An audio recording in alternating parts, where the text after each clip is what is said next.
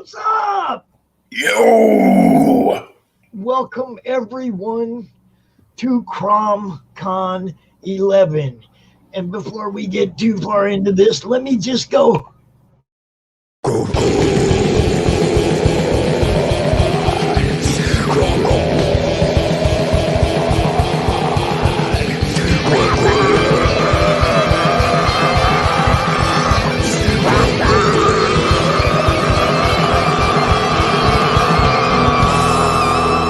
Come get some.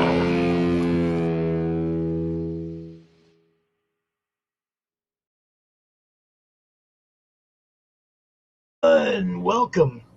Well, that was a little intense. Man, I'm just like trying to get fired up. As I was explaining to my friend William Pace here from the Creators Outlet, my stand-in backup co-host, because I think Bill's asleep, y'all. I was. But yeah, we're here. It's a rough start to the morning for me for sure. Rough start for Will for sure. First thing I did was take a big old gulp of hot coffee, thinking it was a Pepsi. Ooh, that wasn't no good because I drink out of these same cups, right? One has Pepsi in it, one has coffee in it, right? Oops, picked up the wrong one. Took a big old gulp. Yeah, face feels it. Okay, so then like a few minutes, not very long after that, I'm coming down the stairs and one of the dogs thought it was time to go outside and hit me in the back of the knee, and I landed on the bottom of the stairs on my knees, and one of my knees ain't good in the first place. So as you can imagine right now, I'm sitting here with my leg up and I got my ankle wrapped up and got my knee wrapped up and feel like I already been through a war and we ain't even started yet. Jesus. Oh, I'm trying to move my leg now so I can get a little bit more comfortable here. Okay. Oh, then I got to reach way out to this thing. Okay, what's up? Hello. I do not know who you are, but hello. What's happening? Yeah, I'm telling you, dude, it's like it was a rough start to CRoM Con 11. But then I had some cool things happen too. My daughter-in-law made me this little background sign right here, CRoM Con 11. Little rustic, homegrown stuff. That's the way this has always been, right? It's a homegrown, from the ground up operation. We're just now starting to get all the bells and whistles and fun stuff. And everybody that is coming up, Facebook user, if you haven't been on StreamYard before, if you just back out and you hit the little blue link at the very top of the post, wherever you're watching us, you have to give Facebook and StreamYard and YouTube permissions to share your little face and your name with us, so we know who is saying hello, what's up. So we know who's talking. Exactly. Boom! We got CRoM Con and popcorn. You bet. Because later on, you will see me eating popcorn. There's no doubt about that. It could happen. It could happen at any time. You never know. Mm-hmm. So we got a great show today, though, man. There's no doubt. We got a ton of new people that are coming out. What's up, Meredith? I was on her show last night with the ladies. That was so much fun. Nice. Raging, y'all. Raging on YouTube. RAGIN apostrophe. Go subscribe. Meredith's and Nita funny as hell, y'all. Just go watch. It's better than anything on network TV. I guarantee you that. Got Genuine Comics. TV? What's up, Genuine Comics? How you doing? I don't know who that one is, but hello. What's up? All right. So like I said, man, we definitely do have a huge lineup for today, without a doubt. Jeez. Well, I mean, we're starting out with Mike. He's in the comments right now. He'll be our first guest coming out here. And that one's gonna take off, you guys. It started out a little slow, but he's got over the hump. I think it's like real close to funded, and he's got some new stretch goals set up. We're gonna talk about, you know. Oh, Mike the Bruin? Yes, De Bruin. And I'm a fan of De Bruin. Oh, wrong De Bruin. Sorry. Yes, and we got, you know, this first segment, we got Frank James Bailey. We got Rich Perotta in Tantesi, and you know that guy is excited as you can be about the support that he's getting for his book. Man, he's out here drawing and doing stuff all the time. Real good dude. Joseph JC Clements going to be here at 2:00. And then I heard through the grapevine that we have well, not really through the grapevine. I heard it from her herself. We are going to have a Krysta Grant exclusive. She's going to show us the cover for her new book, Lore, live right here for the first time. I love CRoM Con exclusives. And we got Simon Pothier, Sim. The Sim Man's coming out. The Natburst. We're going to be out here talking to him. My boy from over there on Twitter. The total excellent one. We got Shinobi Sean Dean going to be out here. He's going to be talking about the thing that he's got going on. Lindon Garner. I haven't talked to him in a few months. I don't even know what's up with dude. So that's going to be, you know, all new for me. And Maxx Weston is still having internet issues. So Warren Brown's going to pick up that spot for him. And probably be talking about Sig and Joe and who knows what else. If you're not familiar with Sig and Joe, tune in on Friday nights. Right, William? Yep. 2 weeks ago on Friday night, we debuted Sig and Joe. We had a little launch party for him, and we did a dramatical reading. And this coming Friday is Creators Outlet 100th Anniversary Edition. That's right. That's going to be 100 episodes of Creators Outlet. And Warren we're going to do the bi-weekly dramatic reading for Warren, and there's a whole bunch of guests lined up. My friends from YouTube channel Lost in Comics will be popping in, and a whole bunch of other people. Pops will be there. It sounds like he just smoked a 6-pack of smokes. And hey, hello, Mr. Glenn B. Fleming. Mr. Fleming, has anyone seen Steve? Oh my! Oh. I think I landed on him at the bottom of the stairs. I don't know. Oh, geez. Hey, Mike, looking forward to being on the show tomorrow. You know, have a laugh like that. Oh, yeah, it's always a good time, Glenn. You know that. You got, man, the dude has so many stories and so much life experience that I could probably do a 4-hour show just with him.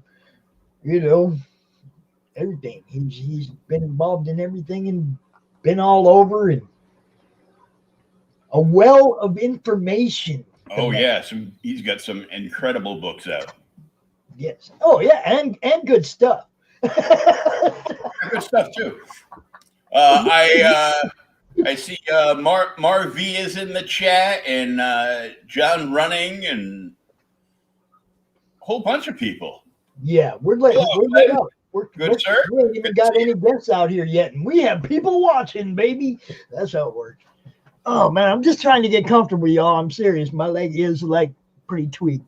I don't think anything broke, but, man, you know, the tendons on the outside of your heel, it's like it felt like it detached right there. Like it felt like it, it popped a little bit, but not, I don't know. I could still put weight on it if my knee didn't get whacked at the same time.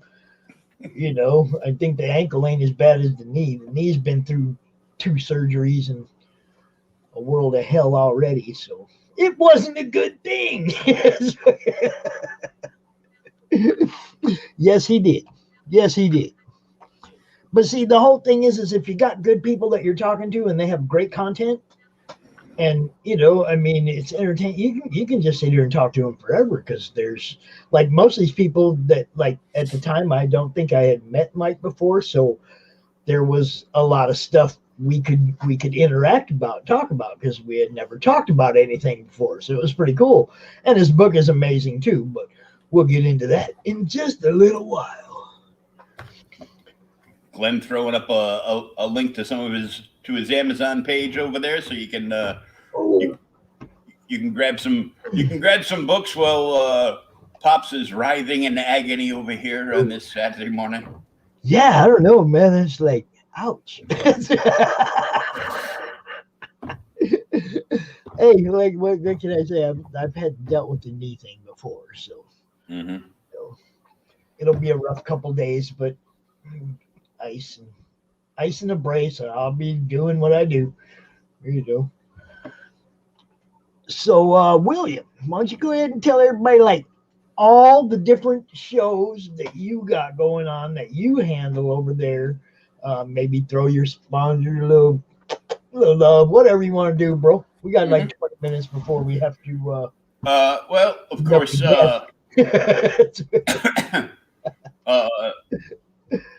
My current sponsor is Inked Marketing. Inked Marketing. Let's see. Do I got anything about them? I don't know. Do I? I think you might. Oh, Inked Marketing. Those guys? Yeah. The Kickstarter guys, 100% turnaround rate, all that good stuff. And we've been having people on the NSC Roadshow tour. I'm part of 80 plus podcasts around the world that people on Kickstarter go to through NSC Live, and that's always fun because, hey, it's less work for me. Hey, I got it. Send me their info, and I'll definitely be down with getting you up there. So, right there. There you go. Good thing. That's the thing right there. Yep. Yes, I'm also part of the NSC Live Roadshow. It's a good thing for all the podcasters, man. It makes us all easy to find, and makes it easy for the creatives to find us doing what we do. So. Yep. And my schedule is the only time I work weekends is CRoM Con. So I'm going to be dragging ass all week now because just saying.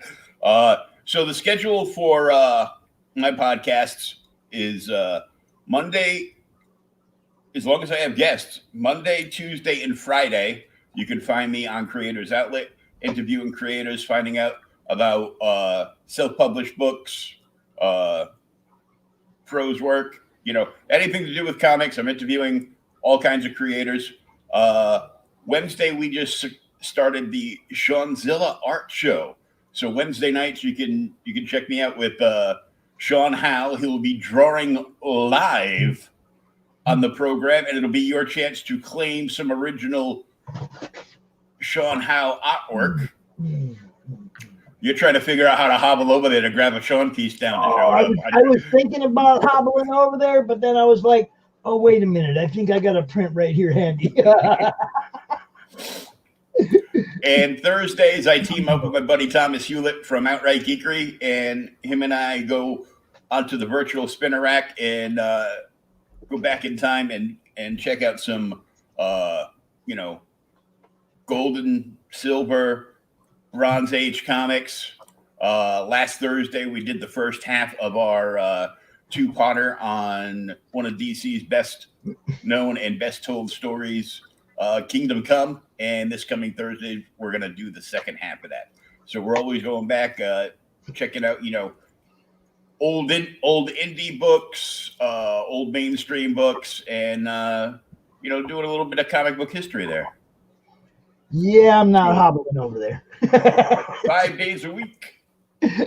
Yeah, you're doing. I mean, for me, it's like this weekend. This is my, the one weekend of the month where I run it for days. I do Thursday and Friday and Saturday and Sunday, and then Monday madness, and it's like just whatever pops up. I've been having a lot of fun though now that I'm doing like the launch parties and the countdowns and stuff, the unboxings. It's like, just the things you just go out there for spontaneously. I like the special editions more than the scheduled stuff. Mm-hmm. It's all. And I will definitely check that out, Glenn. I will have to share that Godzilla article with I got stuff with a buddy of mine who's hunting down his entire Steve is on Mars right now. You have to do this, but you have to do this with the Lucifer voice. Has anyone seen Steve? It's like you got to get in there with it deeply with that British accent, because that's what makes that pop. And Glenn said hi. And yes, Glenn, we know you can do a 4-hour show with anybody, bro. Mm-hmm. With anybody. You can do a 4-hour show without anybody. You can just go out there and talk. That's what I do. Yeah. We have a good time. We always do. How long's the podcast? I go, I don't know, about 45 minutes plus. And sometimes, that plus ends up being about 4 hours or so.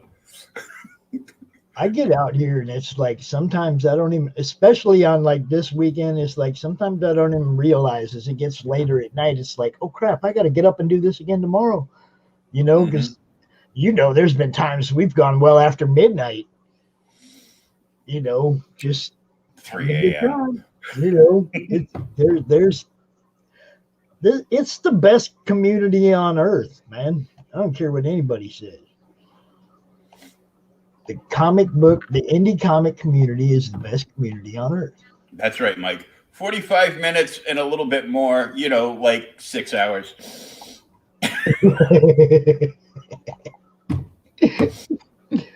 So yeah, man, it's like you got the creators outlet on YouTube. Keep moving. It's gonna be a rough day. Man, the first thing you should have done before we went live was download that gif of Peter Griffin grabbing his knee and going.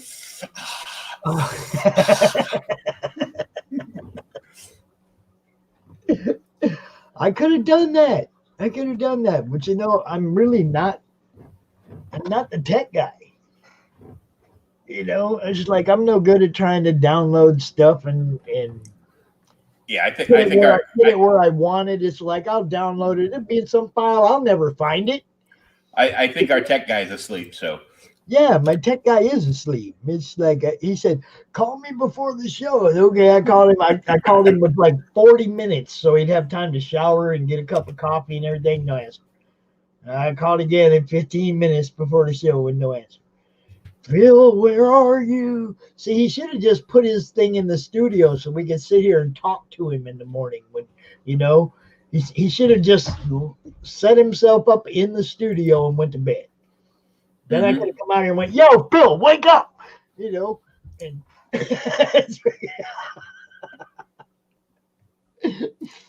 as it is, it's us.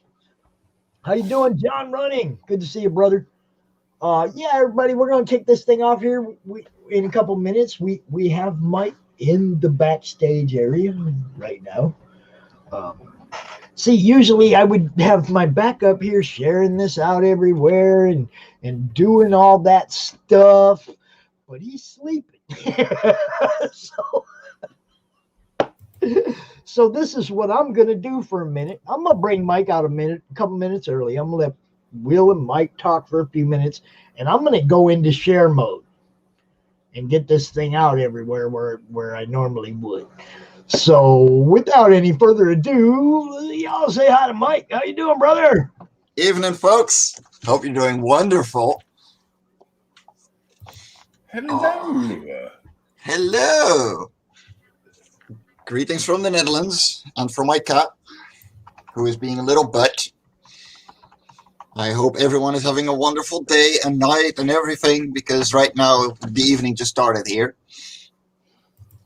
And I am Mike Jimmy. I make Life on Korra, Infinite Guardian, and my company Varian is starting to expand and do even more. So yeah, I'll go share my screen in a second. We can go have a look at Life on Korra if you want, because it's running on Indiegogo right now.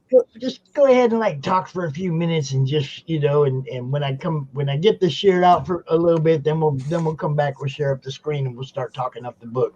I just want to get this out, get as many people to see it as possible. Yeah, of course. Except on Twitter, because Pop's banned. Except on Twitter, where I'm pretty sure his army of CRoM Con visitors has already been sharing it all over the place. I did. I am hoping that, for sure. No, I did. I mean, I've seen plenty come by. I've seen Lucifer do it. Like, so many folks. So don't worry. Like, there is an army, like, behind you going, you need to see this. Yeah, we just do what we do, The army of Lil Croms. I mean, I've been bumped off Twitter twice, and both times for 3-word comments with no context. So, I don't really care. Twitter's what it is, Yeah, Twitter is. I mean, it's Twitter's always weird. been a cesspool. We all know that, but they turned it into even worse than that. It's like, but I don't care. I'm just rocking this thing, man. We did this without Twitter for a year. So it's not like it's that big of a deal. If I do set up a new account over there at some point, it'll be Pops Van Band. What can I say? No. Pops with the band. Pops with the band. Yeah, Pops with the band because he's carrying the equipment in. Yeah, exactly. You guys know what I'm saying, though. It's like, yeah. We're just trying to get the word out, man. There ain't nothing else any more to it than that, Chromania, I like that one. I am kind of wondering if we're up. Okay. We are up on YouTube. That's good. Yeah. Yes. And we are up on Outright Geekery on Facebook as well. Oh, cool. And there it is. Okay. I was just trying to find it in the group so I could share it out the group. Now we're good. Okay. Go ahead, gentlemen. And we have a bunch of Facebook users that haven't clicked the link. Somebody asking, do you have time to talk about ink marketing? Do we have time? Well, we always have time. Yeah, we got time. No problem. Yeah. We already enlighten us. I think somebody missed the first 15 minutes of the show, but okay. Go ahead. I must be allergic to myself. So one of the things right off the bat that Inked Marketing does is they help people with their crowdfunding to go from point A to point B and get funded. The best way to do that is from before you launch, not after you launch, because they've got this whole mathematical equation worked out of 35 plus years in marketing, and to me math is hard. So yeah, you can go to the address right there, www.inked.marketing, and you can check all that stuff out, and you can contact Kevin. Off topic. Yes, we're getting off topic here. No, I'll answer that in like 2 minutes. Like, continue your story, Will. How about that? Glenn, give him 2 minutes, please. Poor guy. It's Kevin Gillot. He's in the madness. You can find him there. Inked Marketing. They're helping out a lot of different people. We'll be talking to some of them throughout the weekend, and you'll probably be hearing the name Inked Marketing a lot. So that's the guy you talk to when it comes to Inked Marketing, Kevin Gillot. He's been a huge help to us, got us on the NSC Live TV, on the road show, you know, gave us a channel to work with, you know, pretty much made it so that we can do this with all the bells and whistles. So, you know, shout out to Kevin, to Inked Marketing, to everything that they're doing for everybody. I do want to tell him that this particular graphic with these guys with the glasses over here looking all gangster and shit, I don't know if that's the image we're trying. It's the movie theater. Oh my God! It's an empty one and it's a full one, y'all. This is what he's trying to say. It's like you got an empty theater, you got a full theater. Yeah, except for the fact that they look like they're asleep. Oh, go talk to Kevin and Inked Marketing. That's what you do. My writer wants to join as well from Cora, if that's okay with you, Pops. That's fine, man. Hell yeah. You bring anybody out here you want, man. This your time, dude. Yeah, no, I mean, I wasn't sure if he was going to join because he was working for Lego. He's working for Lego right now, doing scripts. So, let me get the fucking PC to work. I like that. Come join the NSC Roadshows. See, it's about finding the one that has the right stuff in the right place and putting that behind what you're doing. You know, it's like, I like, come join the NSC Roadshow. Check it out, people. There we go. Send him the link. And now I hope he's actually going to join, because that would be the first time I'm seeing the guy too. So far, we've only been talking. Like, yeah? No, like so far I've only seen him, well, we've only been talking through text, so. Right. So you've never met your writer face to face? No, I've never met my idea machine. Another CRoM Con exclusive. There you go. You're welcome, Pops. It happens every time. Something happens that nobody either we see some art nobody's ever seen before, or you know, something always happens, man. You know, a collaboration between some people.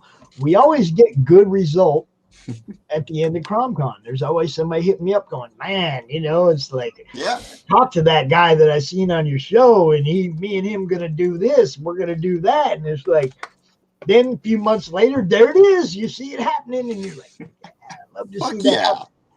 Love to see that happen, you know. Please, everybody, smash that share button. Smash it. Yes, do it. You know, get this out there, get it seen. That's the main thing, right? I mean, exposure is king, man. Smash that like and share the stream, because that's really what we're trying to do here. Is we're trying to. I'm not out here trying to promote me, or you know, my shows. My shows are about promoting these guys, okay, and what they do, okay. So, by all means, man, smash that share button for the creatives in the group and that are going to be on the show, and for all the other creatives out there that may not be aware of what we do here, and might want to be part of it, because you never know. Thank you to Lee Reese for the art, and Dale Rube for the early enough. Dale Rob, yeah, love, CRoM Con, baby. Yes. It's my buddy. The Q Continuum has arrived. Quit, Willie White. The Q Continuum. What's up, brother? Hell yeah. Oh yeah, and we're getting joined from the Yotam. I see you, brother. How you doing?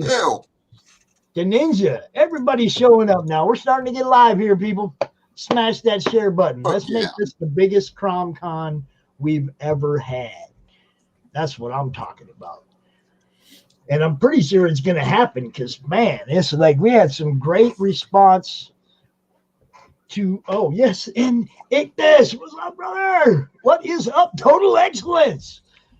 Yes, that's what I'm talking about, man. It's like we had started building a Twitter following, and it was like when they killed me, it was like a whole bunch of them people went, no, can't do that. No. You know, we're going to make sure this gets out anyway. And it's like having a great time.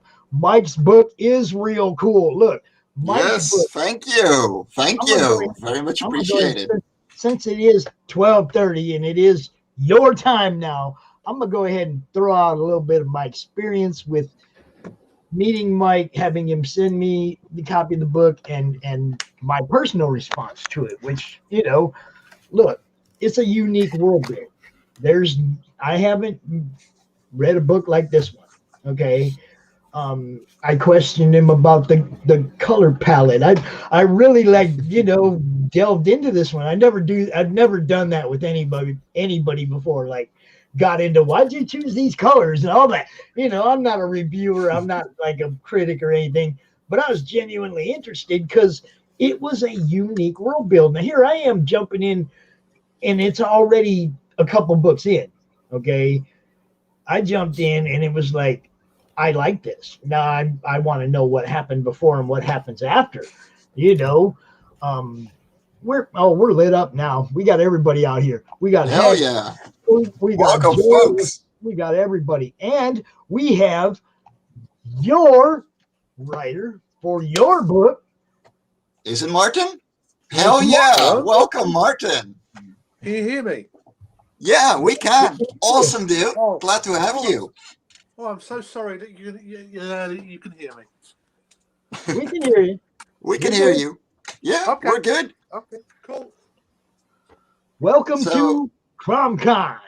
Hell yeah. So people have seen me quite a lot already, but Martin, this is your first time I'm seeing you. I'm hearing you even. So tell a little bit about yourself first. How about that? Okay, well, I'm in the UK, so I'm in the big mass lockdown at the moment, and it's a ton of fun. And currently, the thing I'm doing mostly is writing and doing free magazines for Lego, i.e. Star Wars, Batman, and Jurassic World. Okay, can I ask you a quick question? Did you know that we did CRoM Con Europe last month? No, I didn't. I sent the link in my Discord server. I think you've come around at some point, but yeah. Yeah. That's where I met Mike. Okay, because we set up a con that was just for you guys over in the UK. I had no idea. I didn't know. It was CRoM Con Europe. It is on the same YouTube channel that we're broadcasting this on, and you can go back and watch it and see some of the people from where y'all are at. There's some great people. Yeah. And some of them are actually in the chat right now. You got Glenn B. Fleming and Mario Marvy. There's some just great talent out of your definitely. There's great people over there, man. And we're actually talking about doing one of these for Australia too. Ooh. Yeah. You guys are insane. Yeah, go ahead, Martin. I didn't want to interrupt you, but I was just like, we do think about you guys over there, brother. Well, I'm quite eager to come back to America when it's possible. So I want that to happen as soon as we're allowed. Well, we want you. We'd love to have you back over here too. Because what can I tell you, man? There's places here where there's still freedom, and there's places here where it's like where you're at. It's crazy, Yeah, it's insane here. Well, it's going to be good to see something different than the UK for a change when it's allowed. Yeah. Yes. Well, same for the Netherlands. I mean, it's flat all the way. Like, I want mountains. So go ahead. Tell us a little bit about anything else. I know you already told us some stuff, but if there's anything else, by all means, man. No, I mean, introduce you. Get everybody to know you because you're going to be back. Well, I think. I will be back. There's not really much else to tell. I'm just working at home these days, just doing a day job and doing all that writing stuff as well. So it's trying to balance the two out and, not get too stressed out by what's going on and plan some holidays and just enjoy it for what it's worth because there's nothing else you can do at the moment. Well, That's a good way to live life. I just want to say, Martin, just the writing stuff, that's not how this goes. I mean, Pops has read Life on Korra 3. Like, you're a fucking writing beast. How can I keep up with you? I got like 5 fucking scripts ready. Dude. I wish I had an answer for you. Just no need. I love it. Keep drawing faster. I'm trying. Believe me, Life of Korra 4 is ready here. Try like harder. I'm working hard on it. Work harder. I try, dude. But you're not the one paying Aristine. I have to take the side job to pay her. Well, maybe now's not the best time to tell you that other side project we were doing, I finished the final outline for it. So it's all planned out. Yeah. I know. I figured. Yeah, Varian is going to start on a new project next month called The Radiant Sight by Martin and a different artist, which is going to have more of a manga style. And it's going to be about a girl who finds an old dress that turns her into the most beautiful thing ever, like irresistibly beautiful. So she gets into all the high places with that dress, and weird things happen because of it, of course.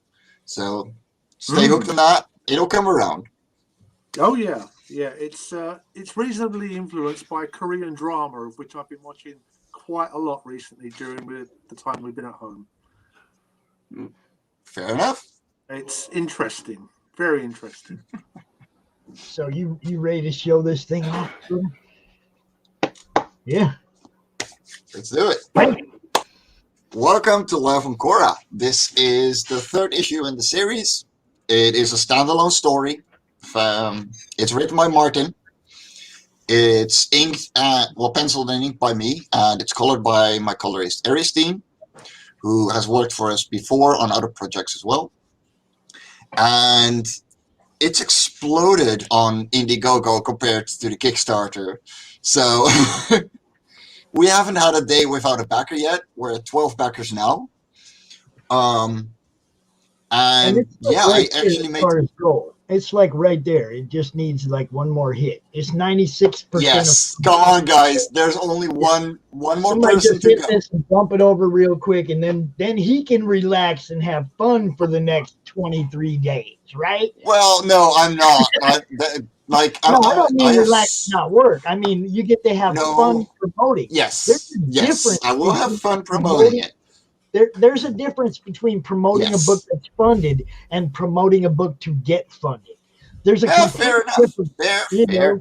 I mean, you get to go out there once it's funded. You get to go out here with that off your shoulders. That weight is off your shoulders, and now it's all fun. Now it's all, come on, all your buddy, man. Look what I'm offering here, or look what I'm doing there, or look what you're getting. It becomes fun when you're trying to get funded. It's like you can't even get out to the stretch goals yet. You know what I mean? It's like it's a whole different way of marketing, and it's always better to be ahead of the game and have fun. Oh yes. It's always fun, no matter what. It's always Man, I've seen the heartbreak of somebody who got right there and then didn't fund. Oh yeah. And it's like and that person like went, hell with it, I'm gonna do it anyway, and he emailed everybody that backed and said, hey, if you still want the book, we'll make this happen. And he made it happen. He's making it happen. Yeah, because it was that close. I'm doing the same. Like it completely flopped on Kickstarter, and right now it's a flexible goal on Indiegogo, so it's just pre-orders. If I don't get even, I'm fine. Like, this comic is coming, guys, no doubt about it. That's what I'm talking about. Whether we're not going to get stuck on those 12 backers because screw that. But every 25 backers, someone is going home with an original page for free in their reward kit. So, you lucky people. Yes. Well, don't worry, Martin. You're probably going to get one as well. Just don't. You'll hear me, unless they sell out on the Indiegogo. I So- need It won't. I need a Brian, second, guys. Go ahead and talk for a second. I have to relay a message here in the house. Hold on. Yeah. No biggie. So even digital backers can receive that original page, and it's going to be every 25 backers. So it's a very unique comic. It's a standalone story. It's a very unique world, what you're literally looking at right now. You got the core in the center. You got all kinds of continents floating around it. There's something going on in my living room, and I don't know what. Oh, there's a cat playing. Yeah, there's a cat playing, and I just didn't like it. Weird noises. And there's a single cloud giving all these continents their water. And because the core is only giving off blue light, the whole comic is only in purples, greens, grays, and blues. There's no yellow, there's no red. Which And gives you that was scenes one like of the things this. that I was asked. That was why Yeah. I delved into the questions of the colors. I was like, "What's up, man? What Yeah, how do why? It's I part of know. the world. It is. it's part of the world, Bill. You guys, you just got to check this out. It's amazing. It really is. Then since today we have stretch goals, like only a couple of hours ago, at 800 euros, so roughly $950. Everyone is going to get a free bookmark. This is the back of it. It's actually going to be a different image, a special original art piece on the other side. Then at 1200, you're going to get an A4 print with every physical order. So my personal favorite page, and the one that blew me away by my colorist, is going to be in everyone's back, high quality print poster paper, not the flimsy weird stuff. Fuck that noise. Yeah. Yeah, I mean, come on. Let's be honest here. No wet Then- noodles in this project. No, exactly. Like, we want some quality, guys, and we're going to send out some quality. And then at 1,700 euros, or about $2,000 US, we're going to get 4 extra pages with extra concept art, little world building extras, and all kinds of background work that I do for for the fun of this comic, that normally you don't see in the series, because this comic is 1 page of exposition with just a couple of lines, and you're straight into the comic itself. Like, you don't have to know everything about the world. There's no J.R.R. Tolkien going 3 pages on how a tree looks, No. This is what it looks like. This is how it works. Good luck, have fun. And now we're going to look at Hive Mind Rock people. So I just got the word from a family member that there's a indoor swap meet in Paw Paw, and they sent me pictures of a whole bunch of boxes of comic books, and I can't go. Uh-oh. Uh-oh. Well, aren't you fucked? I'm like, really? It's always, that's the way the timing always works. Yeah. It's never when I have Buy them all and extra bring money. them back here. Yes. Because your favorite dog crippled me this morning. Oh no, I said family member. I didn't say my son. Still, though. Ah, It might be a No. family member's favorite dog at your house, huh? I told We my don't son about it if he wants to go check it out, but I think they already had plans for today. It was Yeah. Thursday was her birthday, so I think they're gonna go have them a little weekend, So every time you hear the dogs howling, you know that they came home for a minute. Fair. It happens. Yeah, you guys have heard it. I know, our dogs are like just loud when mom and dad. It's crazy. Trust me, I have a cat that can't shut up either. So You so then we got. No, go ahead. Go ahead. I'm just like meow meow. I could probably okay, Yeah. but this is like 3 howlers in, Oh God. and they Dear don't Lord, harmonize no. well.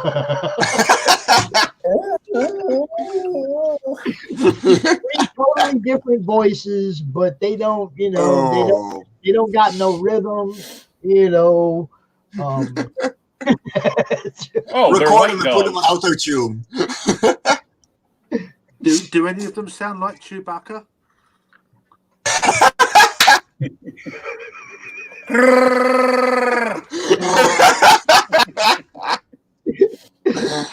Well then, welcome to CRoM Con. My writer just made your day. You're welcome. I did used to I have a sound like dog. Chewbacca every morning when I gargle. Hold up. Now you made me do it. Now you made me do it. I'm going to have to show it off. Nice. Hold up. Let me get this on the big screen. Oh well. John R. Fine. John R. Smith, Sweet.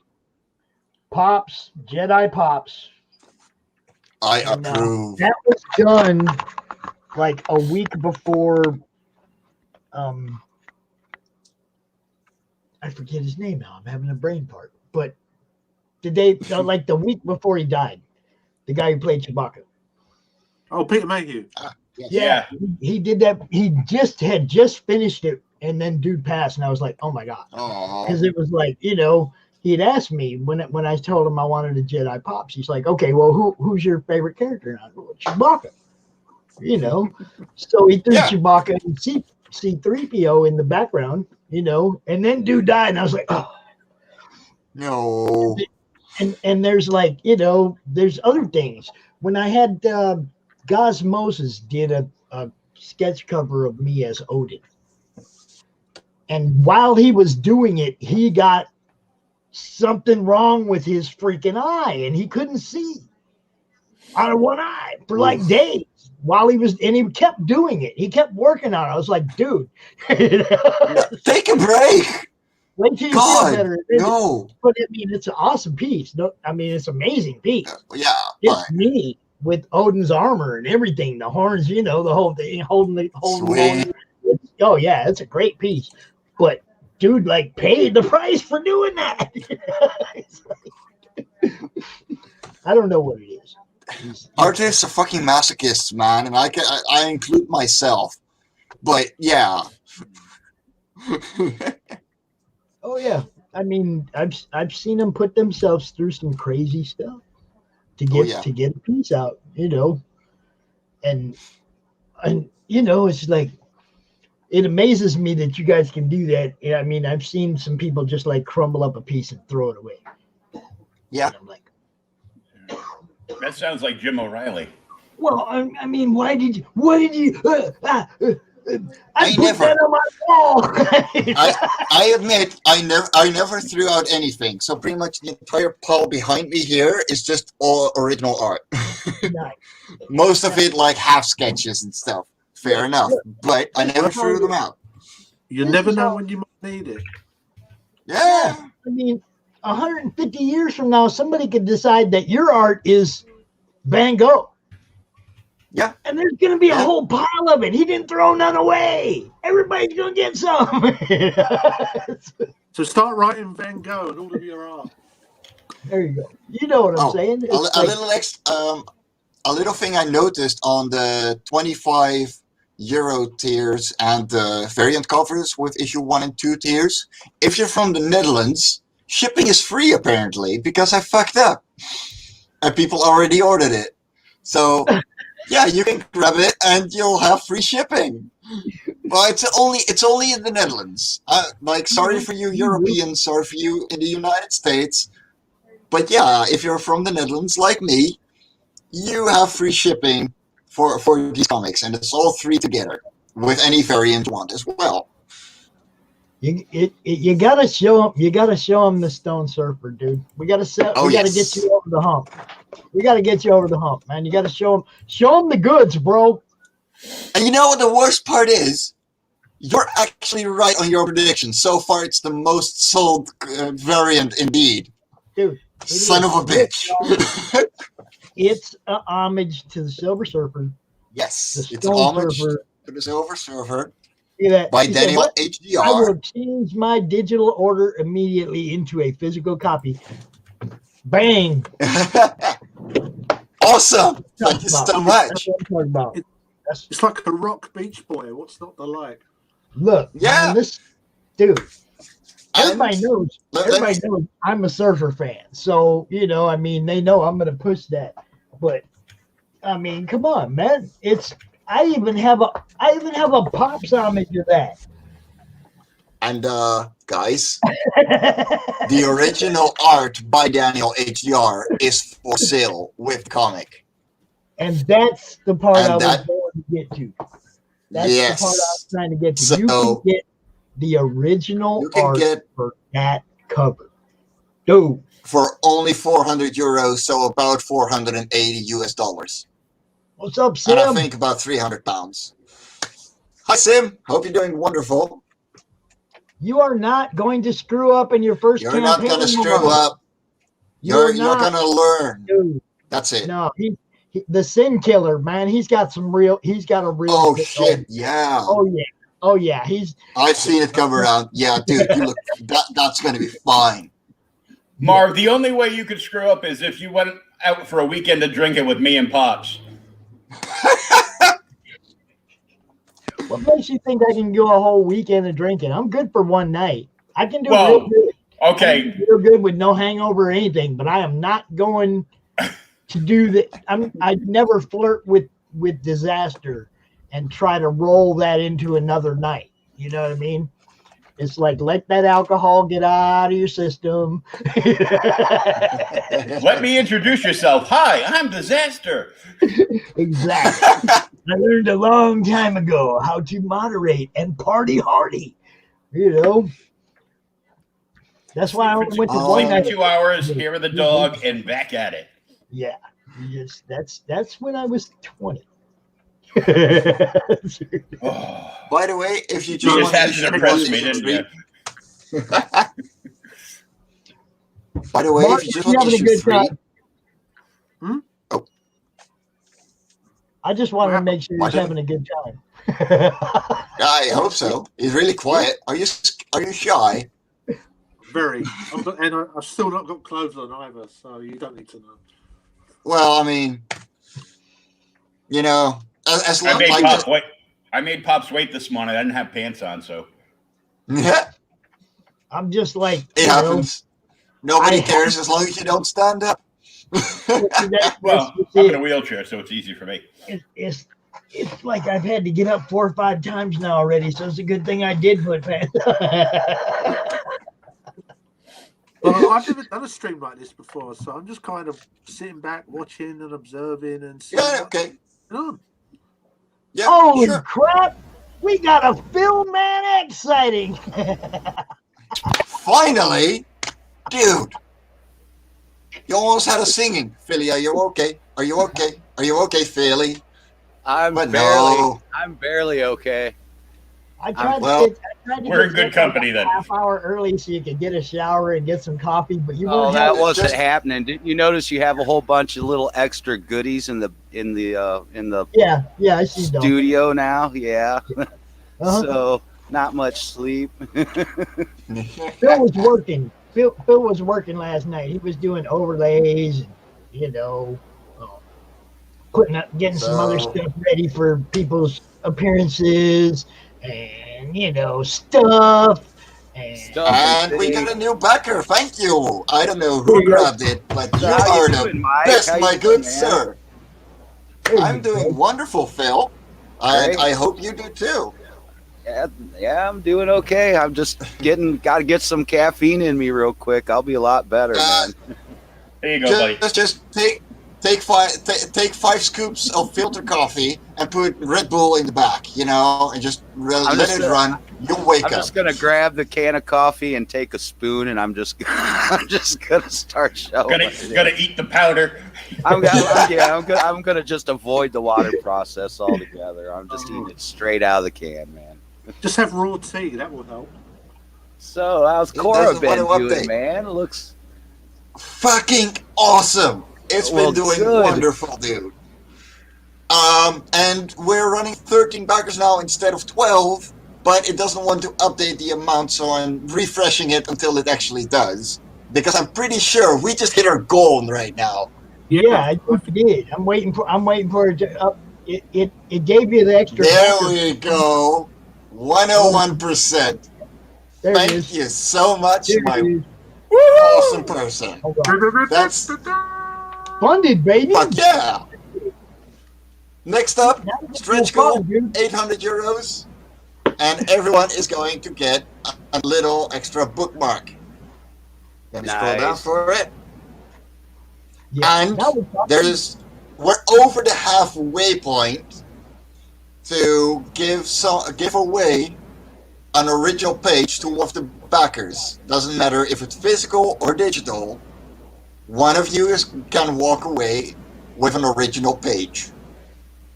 And it's got to be every 25 backers. There you go, guys. So, That's what I'm talking about. Original inks by me. Keep backing. And Back. next up, 800 euros. Thank you so much, guys. Let's keep you them get coming. a bookmark in. You get a bookmark in. You get a bookmark. Yes, exactly. Like everybody, just let them fly. Yeah, man. So So Well, every for the 25 girls. backers, you're giving away an original page of art? Yes, and the Yes. others that I'm not giving away are for sale for 50 euros and 10 euro with 10 euros for an actual for a copy of the comic. What's up, Zay? So Wow. How, with you just saying that, I'm wondering how this thing isn't 500% funded already. No, dude, he's got art. He's like, come on, y'all. like this one is Hold the first one going out. Can you put me up, Pops? This I is the got first page going out.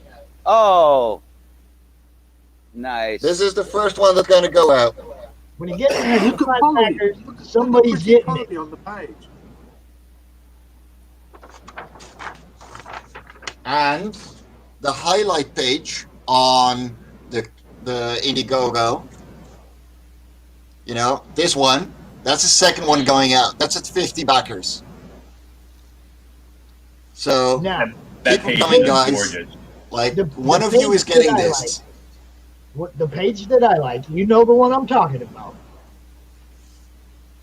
What? Which one? You Now know the I'm confused. No, you know the one. I'm confused. But besides the Going Sun down. server, It's time to surf, baby. hell yeah. Yes. You know Yes, the we page are. I'm Yes. talking about. Yes. I think That's the page I don't I think I will like this. No, but I will. Jump. Yes. That is the Oh page man. I'm telling you. If I was gonna be lucky enough to get one, that's the one I would want. You know. Like when Martin came to me, like, how about rock people that have arm shields that they can use for all kinds of things, like defending themselves and surfing, and I was like, fucking surfing. Yes. Nailed it. And it makes a pretty cool umbrella as well. And that was the, Oh, yes. the segue I wanted to go into when we're talking about the Stone Surfer cover. It's one of Yes. those homage covers, but it actually has something to do with something that goes on in the book. It's not one of those pretty covers. It's actually part of the book. So, you know what I mean? It's like the homage, but it has its own life inside the Yep. story. So It's a pretty cover, but it comes with context. Yes, it does. Definitely does. Well, Mike, So that one you're gonna, is 30 euros. You're going to love the sequel. Uh-oh. Are we talking about a sequel on the Rock People already? Are we talking about the Rock Hole already? Oh, yeah. Oh, fuck yes, dude. Octave. Martin's locked down. He's probably like 10 books ahead of you already. More like No, he is, and that was Like before 20. lockdown. That was before lockdown. But hit me up. Okay, guys. Like, Octaz on the beach and Oxtac at the surf, and then, just Oh, God. Octaz lost at sea, and then he's going to have to use that shield as a canoe to get back home. He's made from rock. He's just going to sink. No, it won't. He's lightweight. He's different when he's attached to it. It's a different planet. Don't worry about it. Everybody floats here, okay? Yeah, and hey, we've not even got as far as. There's a lot of salt in the water, a lot of buoyancy, a lot of salt in the water, Yeah, fair enough. We all float down here. Hold up, it is your Some world. more than others. It is your Yes, world. it is my world, but The gravity underwater and the pressure underwater is entirely up to you. yes, but I've already thought about that. Everything is already canon. So I'm sorry, there's not going to be a floating rock boat. Even though it's technically possible if it's like actually shaped like a boat. All right, there is- But everybody. fuck that. No, All right, Mike, there everybody, is- check it stop out. knowing. It's 1 o'clock and it's time for me to bring on my next guest. But check out Life on Korra #3 right there on Indiegogo. You see the banner Yes, right we there. just got funded. Just we got funded. Just all- got funded. And it's all fun from here on out, y'all. He's got all And there's still- so There is still 17 early bird packs where you get one of the Varian covers for free with the entire pack. So, cool. yeah, Don't be we left got a out. few left. So Frank James Bailey, what do you think about that project, sir? Frank. What's good, man? Hell yeah! Welcome, dude. How you doing? Frank James Bailey, Turkana. Turkana. How you doing? Not too bad, man. Not too bad. You know what we do? We bring you out. You get to say hi to the guy in front of you. How you doing, Mike? Mike, this is How Frank. you doing? Martin, Frank. It's getting so bloody busy in here. What is He, going on? Pops knows I'm the guy full of energy, so Yes. I'm the goofball. You always That's a bring good Frank thing. out early. You bring Frank out early, and he will set the tone. That's the Set best the part. tone. You know, you want that excitement. And Frank, I don't know if it was last month or the month. I think it was a couple of months ago. There was somebody who came after me and said, "I have to follow him." I forget who it was, but it was somebody who said, "I have to follow him." How do I do Don't be that? a good guy. Don't be afraid. so yeah, there you go. Somebody's got my Uh-oh. Okay. Did I miss Yeah. something there? Well, see, Phil, I don't know if Phil heard the story or not, but the dog took my leg out on the way down the stairs earlier. Ow. So I landed at the bottom of the stairs on the landing on my knees, and one of my knees already gone through a whole bunch of crap. So, you know, I'm over here right now, like with ice and a brace, and got the foot up, and I'm moving around a lot because I can't find a comfortable position. Well, you know, it's ironic because last Saturday when it was snowing a lot, my wife took me and the kids out sledding to some reservoir. There was a whole bunch of kids sledding there, and I was like, "Hey, I'm gonna film this," and you know, like a TikTok video or something. And it was fun, but I slid down and I was gonna head toward the car. I was like, "Oh my god, I gotta get off the sled before." So I'm heading down, going pretty fast. I had deliberately tripped it over and then hit my knee. So all day Saturday, all day Sunday, I was literally on a crutch. By Monday, I took off my part-time job just a day. And by Monday, I was feeling better. By Tuesday and Wednesday, I was feeling a lot better. It healed itself. But that first day, my God, man, it really hurt. But it was fun to go sledding. Yeah. I haven't went sledding in a while.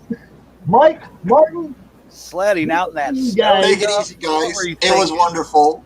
we I'll will see be you guys back in an again. hour on Critical Blast if people still want to see more of Life on Korra. So take it easy, guys. I'm sorry. Yeah, little quick, you know, Make shout out sure- to him make as well. Those I like them people over there too. Make sure you get, Yeah, they're good folks. Yeah. tell them that we give them a little shout out over here because we like them guys. We like everybody. You know how it is. Holy crap! it Somebody's easy, in there that's excited. See that? Thanks, guys. See that? Wow. I do not know who that is because they did not give Facebook. Yeah, Facebook user. It could be anybody. Yeah, just guys, click the StreamYard link, get your name out. Okay, take it easy, guys. It was wonderful.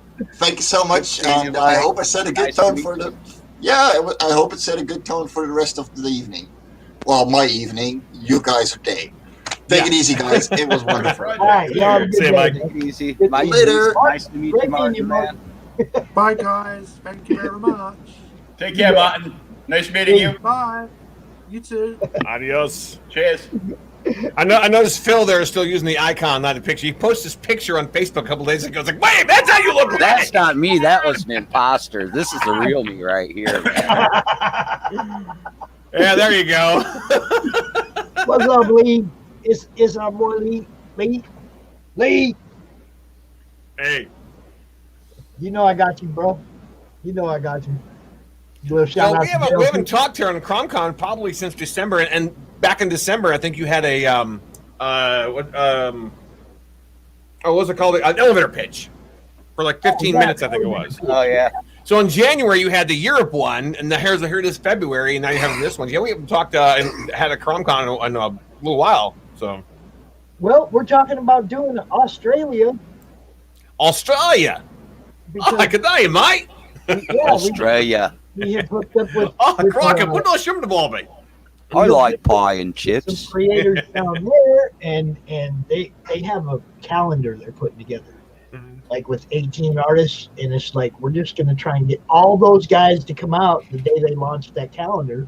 CRoM Con Australia. You know, I'm just trying to think of other ways so it's not just always the same. I want it to be. Oh, true. That's a good idea. So, and then after that, we're working on a big returning guest for our 1 year anniversary in April. So here you go. I'm not positive, but did I come in April or did I know you had one in March, didn't you? No, last year? April was the first one. April was the first one. Okay. So the comic related madness, you started that before you started the CRoM Con. Yeah, because I'm pretty sure I was on in April, because April's when I had my Kickstarter that failed. Right. And you notice he's still here, y'all. Still Who? here. Me? Oh, yeah. You just said my Kickstarter that failed last April. That's He's true. still Yeah, here. you're right. My Kickstarter failed, but I'm still here and I'm still doing it. So Exactly. Friends still standing. Exactly. Don't Or give up. I like to use the quote from Disney, which is "keep moving forward." So Very good. that's one of my favorite quotes: is "keep moving forward." You know, if one thing didn't work, try a different approach. And you So- know, my whole credo for 2020 was, power through it. Adapt. Power through it. That's another good one too. Yeah. Adapt and overcome, power through it, because nobody knew how they were going to do anything over the year last year when they shut all the con and everything down. So we've had a whole bunch of people learn how to come out and do this, and then people like Frank, he's got all radio background. I got all radio background. So it's kind of easier for us to just come out here and talk, because we're used to just coming out here and talking to nobody. Now, At radio, exactly. I used to talk obviously to the microphone and behind a microphone, but now I've gotten so used to talking in front of a camera. I mean, now it's the different part. Now is that you got comments, you got people talking back to you, and you're like, yeah, exactly. you have that Live radio. and in person right now. Pops, Yeah. if you wouldn't have been on the radio, you'd still been talking to yourself. Yeah. Who, me? No, I've always. There were only two things I ever wanted to do ever since high school, which was one, be on the radio, and two, be a writer. And being a voice actor now still is kind of behind a microphone, so it's kind of in that area. And I started off writing novels. My books were novels. Then I turned into comic books, so I'm still generally a writer. So yeah, I'm still doing what I really wanted to do ever since high school. Yeah. Right. Oh, I think somebody's knocking here. Are you? Come on in. My son wants to say hi. Oh, Come on, dude! Come on! Somebody's We're live on the You radio. snuck in. Get in there and say hey. Scared. Come on, dude! I'm scared. He's scared. I don't know why. Oh. But you're really. I have a little heater in the back. That's why I twisted around a second ago. I have a little heater in the back of me. what's up, So dude? now he's letting all the heat out. Now it's kind of cold in the basement here. Fall forward. Yeah, fall forward. There you Okay, go. now at least pop in and say hi. I'm scared. Okay. Well, then I'm going to talk, okay? All right? I don't know why he's scared. He has shown up on our show before, I know. Yes, he has. Yes, he has shown up before. So it's very... Okay, now there he is. Why am I wearing a beanie? For some reason, he likes that beanie hat that some kids wear. So I don't know. That's the thing right now. Let's see. All the kids these days. You know, when we grow up, there were certain things that were like, Them oh, and their that's cool. fancy beanie hats. Like when I grew up, the real thin ties were the cool thing. You know, in the 80s. And then piano ties. Piano The keyboard piano on. ties. Yeah, I had to have one of those. And of course, yeah, here I am in my 50s. My 9-year-old son who has to wear a beanie. Okay, well, whatever. That's what it is. Yeah, he's him and my daughter kind of introduced me to TikTok, and now now I have more followers than my daughter does. Yeah, he has 300 followers. Yeah, I'm What are you over there singing sea shanties? No. I do cartoon reviews, and I do some things on TikTok that are like for Turkana. I don't want to make them all Turkana videos because I think people get sick of that. So I do cartoon reviews, a couple of movie reviews. I do reviews of WandaVision. And the thing I love about TikTok, they're only 60 seconds long. The YouTube videos, if you've seen other YouTube videos, sometimes they can be really long. Hey, there you go. A Turkana sea That's shanty. alive, though. What? Alive is like an hour. Well, yes, live videos can be very, very long. It Exactly. can be like 5 hours. 5 hours, exactly. So the thing I love about TikTok is they're only 60 seconds. That's it. Boom, done. So, and I think that's one of the reasons why I keep making content for TikTok is because it's real simple. And plus, the thing about TikTok is the target audience is between 10 and 19, which is generally the target audience of my Turkana books. But I don't want to keep doing Turkana stuff because people get sick and tired of it. So that's why I do cartoon reviews. I do movie reviews, geeky, nerdy stuff, that kind of thing. So. Oh. And now he's popping in again. And I don't even have a banner for you. What's up? Why don't I have a banner for you? For me, I don't know. Yeah, did I send you all the stuff? Well, it's same as always is Turkana.com. The other one is Facebook.com/Turkana, which is the Facebook page. There's the group. We'll just go with Turkana.com. It's the same as it always is. It's never changed. We'll just keep it easy with Turkana.com. How's that? Okay, there you go. Yeah. Matter of fact, here's what I can, if you let me share, or can I share now? I expect you to share. You know Okay, I'm going to hit share screen. Share screen here. Share screen. Let's go over here. Boom. Oh, all right. There is my website, Turkana.com. What happened? Did I miss something? I got You're messing with me? I got Phil hitting the same button I am. Okay.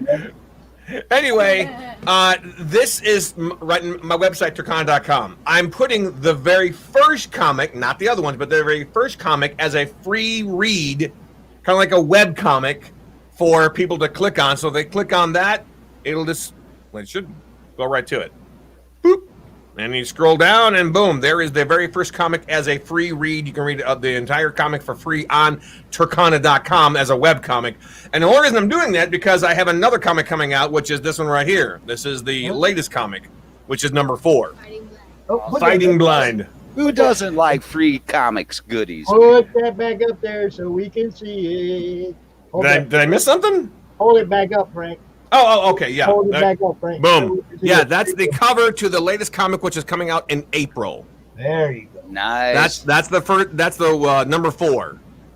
What's going on there? Those kids in the background are scary. Well, because this guy here, he can mind control people, and he's mind controlling all of them. But the reason it's called Fighting Blind is because if he needs to see in your eyes to mind control you, well, she has a blindfold on, and she's kind of immune to it. So she has to put a blindfold on and sort of fight blind. So we got Children of the Damned. Sort of, yeah. Okay. And here's a cool thing. I'm gonna turn the sharing thing off and show you something. Hey, dude, what do you think of this one? I liked it. Approval. Hey. So, my daughter loved this one the best of all my comics so far. So All right. Cool. he thought that was like the best one yet. Is he really a bad guy if he mind controls the kids to clean their rooms? Well, yeah. He's after something, and you don't find out till the end of it. Then there's also a bigger villain other than him. That's part of it. So it's all. And my daughter's like, we'll go up to this one page and like, wait a minute. What does this mean? It's like, you'll find out that in the next comic. It's always got to leave them wanting more for something, Yeah, always. That's the point. We want to see it now. I want to see it now. Sir, can I have more? Yeah. But my comics are not Netflix. My comics are not like those all out in one, a whole bunch of issues out in one bunch. Well, see, now this is what you do in order to get him to understand that. You tell him, look, they're starting production on this show, and then 2 years from now, when they finally show it to him, say, didn't it suck? You had to wait that long. To wait that long, yeah. He's been watching gratification. There is none, really. It just feels like it. You know what I mean? It's a tiny bit similar to the way WandaVision is coming out now. WandaVision comes out every week, like we used to watch TV on network TV. We had to wait for the next episode. I'm glad they started doing that again, like that. Yeah, because if you watch Netflix, it's like they're all right there, which is good in some cases. But man, you binge it, you don't even have a chance to digest the story before you're watching the next one, and everybody binges it in a couple days, and then nobody's talking about it, or they forget about it a week later. Mm-hmm. Yep. We binge it and then cancel our subscription and move on to the next one. I think a lot of people did that after Wonder Woman from HBO Max. I kept mine, but I think I might get rid of it after I watch Justice League, the Snyder Cut. Yeah, once I watch that, I'm thinking, okay, do I need to keep this or not? But I really want to watch that first. I don't know. I've always been really good at just waiting. I'll see it eventually, whatever, Mm-hmm. I don't get that excited for him. I was kind of jacked to go see Venom because I knew ahead of time it wasn't a Spider-Man movie. Yeah. Okay, I knew ahead of time, and I went in loving it. It's San Francisco. It's not New York. It's not Spider-Man. And that was, I think, the last time I spent money to go see a movie. They really have to do something different to excite me.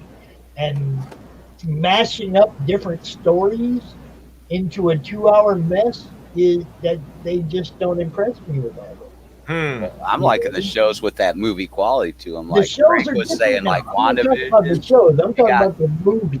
I'm talking about the movies. Okay. Yeah. The movies. The shows, they're going to hit and miss based on weekly. Well, I'm saying you're getting shows that are movie quality these days, so that's always cool too. Like Frank was saying, WandaVision. You got everybody. A lot of people are hyped for Falcon and Winter Soldier. Yeah. I hear it's supposed to be like an hour-long episodes too. Oh yeah, that's right. Sure they are. So it's like I said, I hear that. So 37 minutes with 20 minutes of credits at the end. Yeah, there you go. I'm waiting for one thing. I'm waiting to see what they do with Rogue Squadron. If they screw it up, I'll never watch anything on Lucasfilm again. That was back my now? favorite EU stuff. Okay, Rogue Squadron, Wrath Squadron. 1 second. My favorite EU books, and if they mess them up, it's over. There will be no more Yoda. Yoda, you must be. Okay, here we go. That guy. We ain't gonna have no more. I do WandaVision at first was like, I was kind of like, are they gonna do a different sitcom every week? Is this gonna be, a clown show? But then they, you kind of see where they're going with it now. Yeah, see that impatience we have to want to see it all at once. We got to have it all right now. Yeah. Identification. But they could have led into this story better than doing Dick Van Dyke and Oh, I thought they did it pretty smooth. It was clever. They nailed a lot of that old school stuff along the way. It was the Married with Children episode. Here's an interesting way of looking at it. For people who are kind of into it and a little older, I kind of remember Dick Van Dyke. I kind of remember I Love Lucy because my parents used to watch that. But the younger generation are like, who's that? They're not going to know. That's why I think a lot of the younger generation thought those first 2 episodes were boring. How many of you knew who Agatha Harkness was? I knew from the comics, but I didn't know a lot about her. But I knew she was in the comics and stuff. Yeah. She was Franklin Richards' nanny. Ah, Fantastic what? Four, issue 94. Franklin Richards' nanny. Okay, this is all stuff I read when I was a kid. Okay, when they went to Agatha, I was like, okay, that's kind of cool. But is this going to be what brings the Fantastic Four into the MCU? Are they telegraphing their moves with this? You know, I don't know. I think we're going to see Doom and the Fantastic Four come through WandaVision. So, that's just that's what I see coming.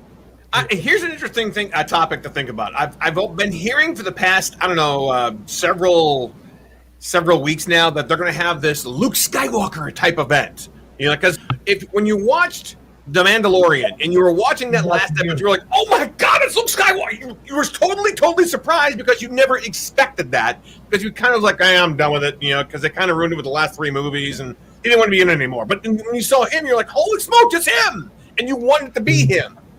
My thing is, well, we kind of think, you know, like the X-Men might come in, the Fantastic Four. So how they're going to give us a Luke Skywalker event when we kind of know it's coming? You know, because they're talking about the Fantastic Four, but Doctor Doom is going to be that event. Okay. You see, he's going to be the one that's like working with Agatha, or Agatha's going to discover he's this. He's going to be the big event, and then they'll follow Fantastic Four probably through a movie. You know, because they're his main adversaries, right? Yeah, you know? exactly. So you know.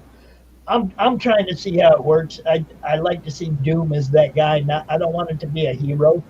I want it to be a villain. And Agatha wasn't a villain. Was she bad? I didn't read a whole lot about her. I didn't know from comics and that kind of stuff. She was just trying to protect the universe from Franklin and protect Franklin from the universe. Gotcha. Okay. You know, I mean, she wasn't evil. You know, they got to have a bad guy here somewhere. Wanda's not the bad guy.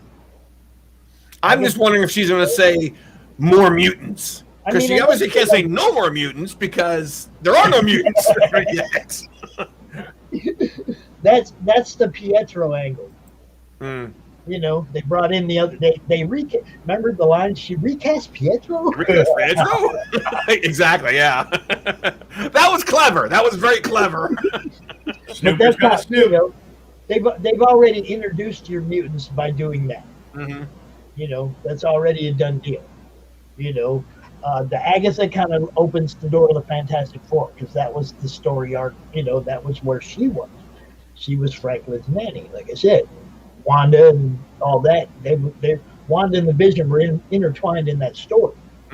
You know, so that's where I'm hoping they go with it. Oh, Quentin says Mr. Nightmare is the bad guy. Mr. Nightmare. Mr. Nightmare? Okay, now what is Mr. Nightmare? It's me. Okay, because I'm a little like, who's Mr. Nightmare? I never heard of him. Isn't that the guy with the glowing eyes on the cover of Turconiform? No. Nightmare. The guy with the golden eyes in my comic books. Good segue though. Hang on, here I go. I'm gonna look through it real quick. It's easier to look through this than it is to basically he is the big guy from comic book number 3. His name is Burmese, and he has that snake around his neck. So he's from comic book number 3. This is comic number 4. So he's still looking for something. He's still working for somebody, and he's still trying to find stuff. But one of my favorite pages in this comic, and I just made a TikTok video today, and I was hoping people would stitch it or at least kind of voice it, because it's kind of fun if you really think about it. Every superhero has that, you know, catchphrase or that call out where they transform into something, right? Like Danny Phantom was like, "I'm going ghost." I think Superman was up and away, or whatever. A lot of superheroes like for the power of Grayskull, and then they transform. Well, Turcana's trying to figure out hers, and her buddy Brian, he's a nerd. He's like, "Hey, try this one." So this is like my favorite page of the whole thing. She goes, "Blue power," and of course there's some banter at the very end of. Whoops, I'm over here. There's some banter at the very end of it where they talk back and forth, and she's like, "No, I'm never saying that again. It's stupid." Blue power. there. Yeah. No, I ain't a fan. So again, she's trying to find her own catchphrase, but that ain't it. So I put that on TikTok to try to show people, hey, this is a page. That's my funniest page of the whole comic, even though it's just one little part of it. It has nothing to do with the story. It's just her finally transforming from her alter ego into the superhero. And I saw a clever way of doing that. Hello? Oh yeah, we're here. Okay. I just all of a sudden everyone like quiet. Like, what's We're going just on? listening to you tell you. Okay. It's your time, bro. It's your time. Yeah. I just found a clever way of having her transform into one, and I want to put some clever banter at the end of it, which is why he says, "Oh yeah, you have a cool catchphrase," and she's like, that's dumb. I'm never saying that again." But I put that on TikTok. Hopefully, people will stitch it and try and voice it. It'd be kind of funny to see how people do that. So, right. So. Yeah, before I know we only got like 5 minutes here, but before I do, I want to remind people if they want, they can go to Turkana.com right now. They can actually read the first comic number 1, which is called Who's the Abe Month. They can read that for free. The whole comic is on the website. It's a free read, like a web comic. And the biggest reason I'm doing that because I want people to get sucked into the story. I want people to like the story. I want people to say, hey, that's cool. But obviously, I can't sign a web comic. So if you want a signature of one, you have to buy the comic and then I can send it to you, signature and that kind of thing. And the biggest reason I'm putting that up for free is because I got a new one, which is this one. So, and that comes out in April. And of course, there's also the original 3 books on the website. There's also the posters or prints. Those are available on the website as well. Special covers for comics 1, 2, and 3. I didn't make a special cover for this one, because I haven't sold a whole lot of the first special covers yet. But then again, maybe somewhere down the road, I'll make a special cover for this one. But right now, there's only special covers for 1, 2, and 3. And there's only 50 of them available. I've sold like about 5 or 6 of each. They're a little more expensive because I only have 50 of them. That's it. So variant covers, and that's all I had printed off. So if you want a variant cover, they're available on Turkana.com. So they're real that simple. Of course, not got to be. Okay. Limited editions, man, for those collectors out there, man. Mm-hmm. Oh, See, yeah. that's why I like having Frank come out early, because Frank's lit up every time. Frank comes out, he's animated, he gets people, get the juices flowing. Frank gets his idea caffeine going before he goes on screen, and away he goes. And the funny thing is, speaking of caffeine, I only had 1 cup of coffee this morning. I tried to only have 1 cup a day. I'm trying to cut back on caffeine and stuff, but 1 cup a day. So this is me naturally. This is how I am. Must be nice. If I only had 1 cup today, Pops and Will would lose me in a few hours, man. And I'd just fall out straight on my face, man. We'd all go off the air if it wasn't I have coffee. one. In order to refill this, I'm going to have to go up the stairs and down the stairs. So I'm nursing this bad. Nursing. Okay, there you go. Yeah. Because we learned this morning how Pops likes to go down the stairs. Oh, man. Hey, Pops, is there anybody else at home where you're at now that can bring you some coffee or something? Not right now, no. They're all up. Just wondered. They try to stay out the way when I'm doing this because, loud kids, stuff. Yeah. They try to give me this weekend to do what I do without too much, It's just when they come home and the dogs all go crazy, then I have to, hit the mirror. Just out of curiosity, not put you pressure on or nothing, but did your kids read Turkana comics yet? No, they have not. I just wondered. and don't worry, they will. I guess I have no pressure. I'm just curious if they read it yet. That's all. Opportunity the other day when Emma was in the hospital, I thought about it, and I was like, some nurse is going to grab these off the bed and throw them on the chair or something, not, realizing that they're signed copies, and they, and I was like, send her some other stuff, because she was in there for overnight. We sent her a little care package of stuff to read, but like I said, I think about that, man, because you never know who's going to handle it. If they're sitting right here, that's different. I don't send them to with their mom or their other dad when they're going other places and stuff. Gotcha. We have a very village family, like different sets of parents all over the place. Yeah. We got a village family. So everybody does their own thing, right? Well, no, I mean, it's like my son has 2 children with the previous Gotcha. Okay. Gotcha. And then he has one with the one that he's with now, and she has one with somebody else. Okay. And we have all 4.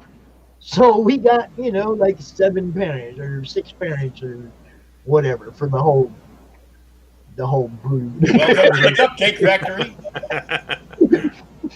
It's great. I love it all. My grandkids, I have a blast, But yeah, we're definitely going to put them in front of Emma here real soon. And as they get up there in age a little bit, then we shuffle them to them. She's only 9. Mm-hmm. They watch all that teenage stuff on Netflix. Drive me crazy. Do they watch animated shows or like live action teen shows? Little girls that sing and all that. It's like, okay. oh my God, how do you watch that stuff? There's so much good stuff. You get them watching Superhero Squad, they'll zone right in on it. Mm-hmm. But you gotta get them to watch it. Yeah. You know what I mean? You gotta get them to watch it. Frank, it's always great. Say hi to Rich. Hello, Rich. Hello. Rich is Hi. like, oh crap. He just threw me out Hello of there, How are Clarice. you? Not too bad. How is it going, Rich? It is a pleasure to meet all of you gentlemen once again. Now look, Rich is trying to he's trying to go. I'm gonna come out here. Yeah, there you go. Oh my God, I'm gonna friggin' die. Oh, I swear to God, I'm gonna hire a fucking publicist. This is just Are you having not. fun, bro? Oh my God. Huh? What? Are you What? having fun? Uh-huh. You know what? If anybody here has seen the video that I posted yesterday, this is what may await me in about less than 3 days. Look, Yes. we're talking about Now, this. are we going Brit bucks or U.S. bucks? Well, On we're that- already past it on U.S. That's bucks, what I'm so saying. I ain't gonna do that shit now. No. Wait, didn't I Yeah, start no, we're this? going Because with that's a pounds. that's retroactive and shit. It's like a retroactive abortion, like in Terminator. That shit don't happen. No. This got to be 300. This got to be 3,000 Great Britain British fucking pounds. No, because then I would have done it already if it was just American dollars. This is what dude's trying to say. If he gets a 300, what is it, 300 euro? 3,000 British pounds. 3,000 British pounds on his campaign, the Incantessi, which, yes, I'm about to throw the banner up there on the bottom. Give me a minute. Hold on. Where's it at? It's right there. Bam. Incantessi. Well, show it. Okay, there you go. No, that's the No. That's the That's Indiegogo. Indiegogo, yeah. Oh, that's awesome. That's the one. There you go. Incantessi. Where is it? It's still. Oh, there it is. Yeah. There's that link. Well, I sent you 2 links in the private chat. Yeah, One go was- to that One other was the thing. Facebook Live. 3,000 pounds. Rich will become 3,000 Professor pounds. X. I will shave all of this incredibly long, luxurious, gorgeous hair. He'll transform into Professor X, man. I will transform into Professor X, Patrick Stewart, Yul Brynner, Telly Savalas, Lex Jason Luthor? Statham. Who else? Who else is bald? Jason Me. Alexander. You just got to remember Kojak. That's Telly Long time Savalas. ago. Yeah, that's Telly Savalas. Yeah. Have you ever shaved your head before? Huh? Have you ever shaved your head before? No. I just wondering, 'cause I did that once back in 2008, I think. Just because I wanted to try it, just wanted to see what it was, and it's like, it's a bald look is not for me. No, That's why I never did it again. It's But I not tried it for me once. either. Because I took a picture of me and I put it in Photoshop, and I Okay. did all the photo altering, and I'm like, oh my fuck. Jesus Christ. No. What have I got myself? Well, it doesn't. I'm not going to be a pessimist, but I don't think it's actually going to happen because I'm just below 2,200 British pounds. So, Okay, and it's like, how am I going to take up 800 in like in less than 60 hours. I don't think that's conceivable, really. Everybody Billy Zane, yes, Billy Zane. Billy Zane also was Everybody bald, watch. but that's Billy Zane. You Yeah, guys- You know, you he was guys always are a handsome prick before this, you know, so it doesn't matter. Bruce Willis. Bruce Willis had Bruce hair back in Willis, the 80s. yes. He's bald now. Yeah, that's true. I That's have true. never was bald shaved for the my longest head. time anyway, man. He had that spray hair and shit. That's, you know, Die Hard 3 or 12 or whatever the Okay, fuck. so this Facebook.com post, this is the video that talks about you doing it, right? Yes, well, it highlights it at the end, but it also showcases everything that I'm actually offering. Right. And I'm not, if I could do that for a minute. Pops has one. Pops has one of the original. You see, I did some dummy copies of everything, which is a smart thing to do because you want to be sure the printer you're working with is reliable. So I got this puppy right over here. This is the soft cover version. Whoops, excuse me. I'll hold this over here. This is a soft cover version of my inaugural Kickstarter campaign and graphic novel, The Incantessi. It's about a young lady named Cassandra who finds out in the most improbable and harmful way that not only is she supposed to be one of the more powerful sorcerers on the planet, but also a keeper of the Wrath.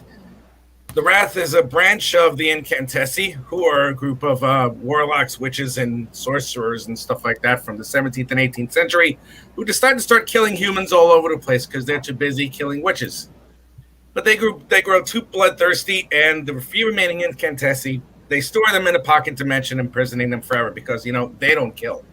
That's why the Joker always shows up. You know, it's just fucking stupid. But anyway, what happens is at the end, it turns out that Cassandra is the one last member of the Incantessi who has to either keep them in prison or embrace them or do something. So it goes in the tagline for her whole thing. It's like, does she embrace her destiny or will she be consumed by it?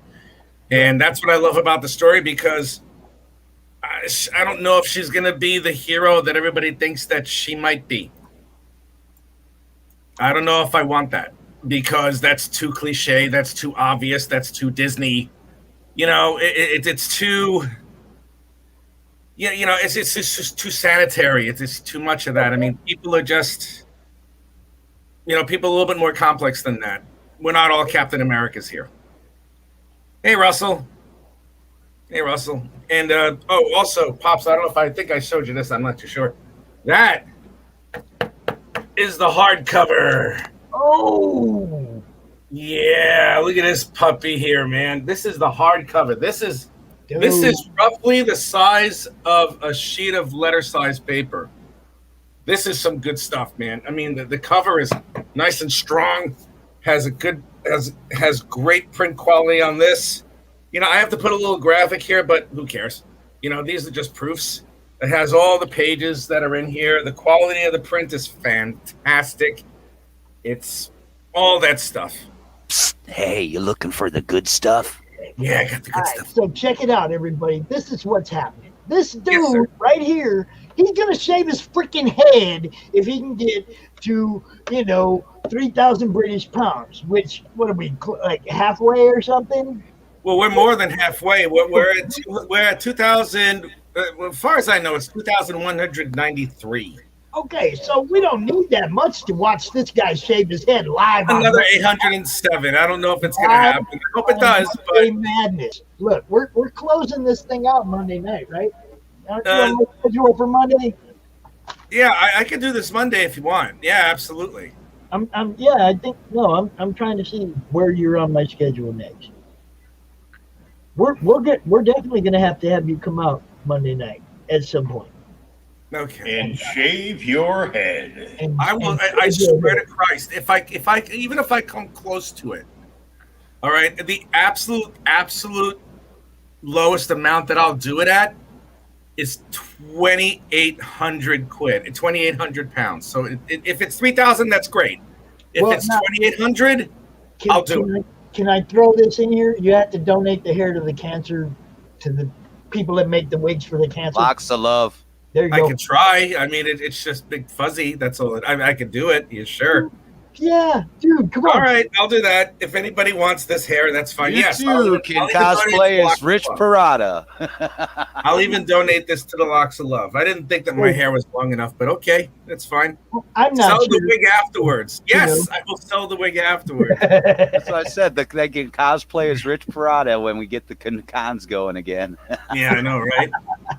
The reason, well, I know it's a little bit of a gimmick, but Rich will shave his head. Rich will shave his head. I will shave my head live. I will shave my head live. On Monday Madness. On Monday Madness, I will shave it live. Shit you not. And the reason why I'm doing it, and I'm not doing it, it's part of a gimmick, I'll admit. But the other reason why I want to do this, another reason why I want to do this, because I'm really hype about this thing that I put together. You know, I mean, Sophia Brocani, my partner in this, she helped me, she inspired me to do this by asking for a commission. And it blossomed into this. But, you know, it's like I put this thing together. You know, I had the story, the art, I did everything there. Include a book in every backer's kit. A lock of it. A lock of your hair. Include a lock of, oh my God. I wonder if anybody wants my genetic material. Oh, goody, goody. Okay. Be kind of like the days when the kiss blood mixed into the ink for the printing. Yes. Holy shit. Oh my God. He just ordered one of your books, dude. Oh my God. People are going to clone Rich, you know. There'll be several Jesus, Riches no, running don't around. do that. No. Yeah, I have to admit, I really believe in this book. I believe in it, and I'm not out to like. I want this book in everybody's hands, and I want them to have the same reaction that everybody has had who has read this book so far. And this guy will, and this gentleman here, Pops, will attest to that among anybody else who I've even given a digital copy or sent an actual. Actually, Pops has the only.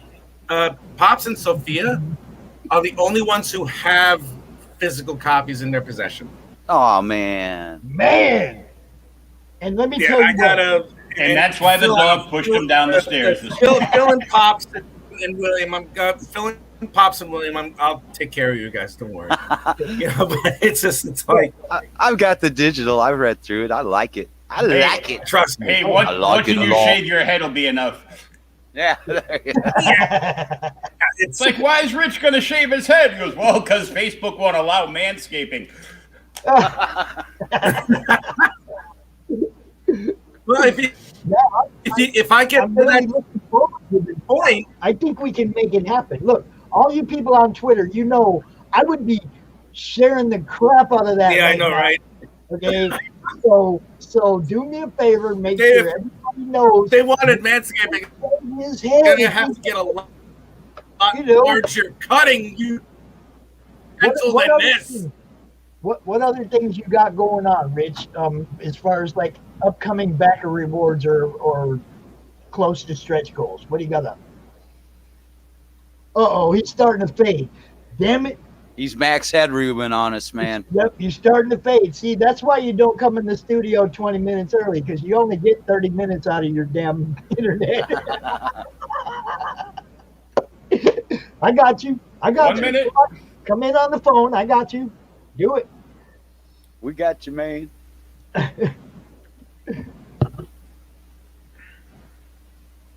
Pops is one step below spamming crowdfunding. I do make sure everybody sees everything that comes across. What's wrong with you, Iron Man? That's what I do. I mean, if I see it on my news feed on Facebook, I pop it up to Twitter. I drop it in my group. I put, if I see somebody put something in my group, I put it on my news feed. I throw it up to Twitter. And sometimes I'll get 3, 4, 5 in a row within 10-minute span. And yeah, bang, bang, bang, bang, bang. There we go. Do that. There we go. That's Rich. See, all right. Had to hook up his phone, right? Yeah, I just put the damn phone on. Anyway, now what I have is for the last 10 or 15 pages of the first issue, I really like the pages, so I wound up penciling them out traditionally. But I did something as simple as take pictures of them and then put them in Sketchbook and then ink them digitally. I was originally going to save a whole bunch of them, but I realized, hey, why don't I just use these for the freaking Kickstarter? So I might as well just do that. I introduced 4 pages initially, and one of them was the cover, and the other one is page 43. Both have been purchased already. One by Russell, and I don't know who purchased page 43.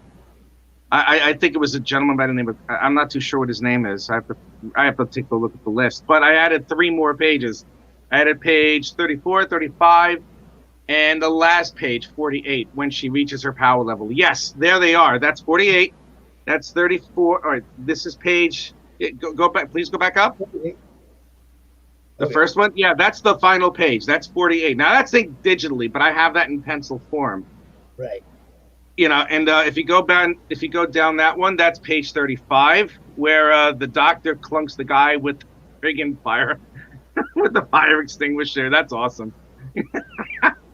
And then you have page 34, where the partner of the cop who turned into the monster has stormtrooper aim. You know, so it's like he dies well, as you can see. And yeah, and here below it is the cover of the Incantessi, which was purchased by my friend Russell. And yeah, that's already gone. That's already done. That page is still available. That's page 39, I believe. Yes, it is. That's page 38. That one's still available. Now look, and that's page 43. That one was just purchased a couple of days ago. So I have that page ready. And what you're looking at right now is one page from the next issue of Incantessi issue 2. And oh, get this! I already have 10 pages done.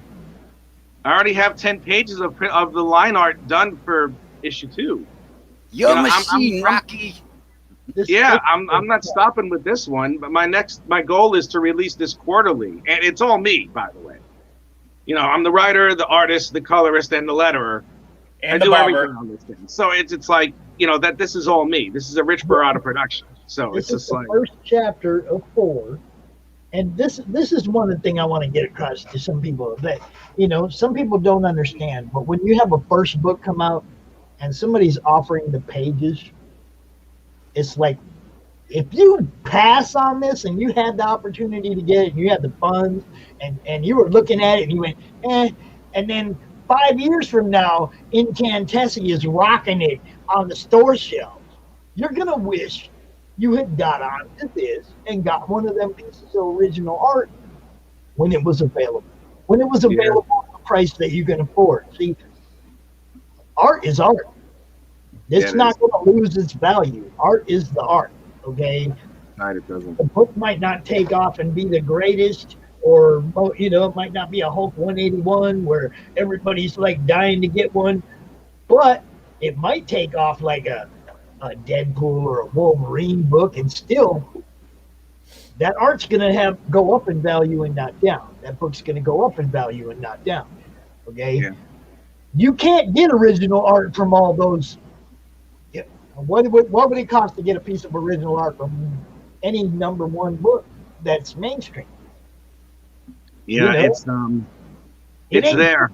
Yeah, I'm hoping that my goal is initially, because of this first issue, my goal is to get as many copies into as many hands as possible. And that's what That's my goal, more than anything else. So if we get to that amount, 2,800 at an absolute minimum, or 3,000 British pounds as a maximum, if we get to that, you know, each copy is either 10 for the soft cover or 15 for the hardcover, plus a little bit of postage. I'm eating most of the postage, by the way, because I live in the United Kingdom, you know, and it's not entirely fair for anyone to have to dole that out. I have to figure out a new pricing strategy when it comes to the second issue, because it's worth it. It's not too expensive, because I've seen more expensive things with smaller books, but like I said, if I want to get this in people's hands, I have to rethink my structure just a little bit, just for a minute of it. But anyone who's read it and anyone who has it in their hands, like Pop would say, will attest to it. It's worth the purchase. And the art is, if anybody, most other people, they usually charge between 100 and 150 for a page of original art or something along those lines for an indie book or for whatever, especially for a Marvel or a DC comic. What I'm offering with that one is that it's 80 British pounds, which is probably about 95 at this point. But you also get a poster print of the cover itself. You get that signed. You also get a copy of the hardcover, and you get the Kickstarter stretch goals that we've already reached. So it's like, I'm just throwing it at you. Here you go. You know, it's like, I want the person to experience and really appreciate what's in their hand and to really love the book. So when the second one comes out, they can't wait for it. You know, and the second one is definitely going to come out in June. I'm already well on the way to doing it. So. You heard it here, folks. Yeah, and not only that, like I said, I'll be here Monday night up until the point where the Kickstarter thing closes up. And to show you just a little bit how serious I am.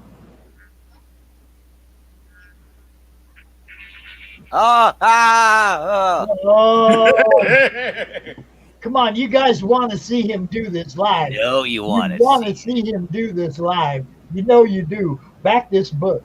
Just, if nothing else, just to be able to save the video and keep it when you show people the book and go, look, man, look what this dude did because we backed this book.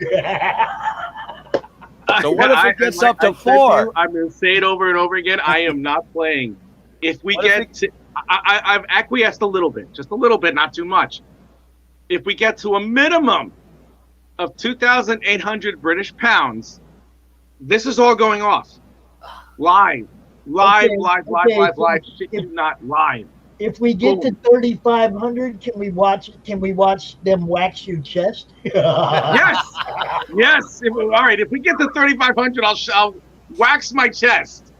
Wax my chest and then tear that shit off. That will be it. I'll do it. I do not care. Go ahead. Kelly Clarkson.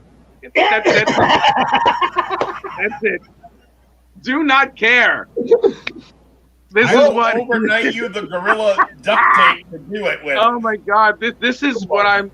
Wow! I must really love this project, or I really have some issues. Oh my God! Oh man! It could be. I'm having a little bit of an adult beverage, before I have dinner. So. Yeah, that's right. You're at dinner time, man. Yeah, it is. It's dinner time. It's almost 7 o'clock here. 7 o'clock there. Yeah. I'm a Yank in back in England and shit.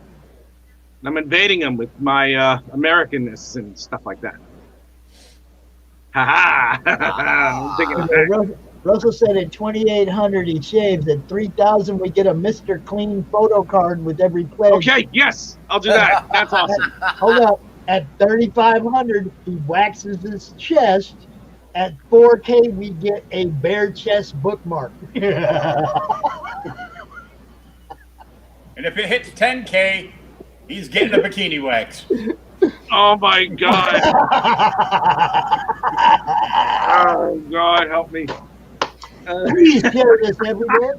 Please share this everywhere. Please share this everywhere. Share it for the shock value of what's about to happen. If everybody watching this tips, everybody watching this just tips his campaign. Yes. Like, if you're in the States, tip him $1. If you're over in the UK, tip him £1, maybe 2, because you want to get to that bikini wax. This. Look, yeah, I just showed you. I just showed you. It's like, this is what I'm willing to do. And just to tease you yet again. Oh, come on, you guys. Everybody back this book. I so want this on my show. There we go. Six quid a strand. I so want him to shave his head on the Monday Madness. That would be madness. In about 5 minutes, the wife's going to come in and slap him because he's shedding. All that's gonna go. I want to do it because it's really messed up, and I'm never gonna forget it. But also again, like I said, you're gonna get done with the stream, and Sally's gonna be like, "I don't like your friends." I'm sorry. Yeah, all right. I'm asking. I'm doing this, just to bring awareness to the thing that I have, and I believe in it that much that I'm willing to truly embarrass myself across everything, and then this will be some sort of meme that's going to go. I don't know if it's going to go on forever, but it'll be around for a little bit. Oh, The truth beyond is that, you're getting a really I good. have no issue with it, man. It'll grow back. It's not like it's not going to grow back or anything. Maybe. Oh, Dave? I'll regret that because there are people out there who will pay a lot of money to see that kind of shit. Good. Good. Dave, you know the people, bro. You gotta share this. You gotta let people Share know. this, please. Share it. If they like graphic novels of really good kick-ass caliber like mine is. It's a great story on top of it, but it would just be classic.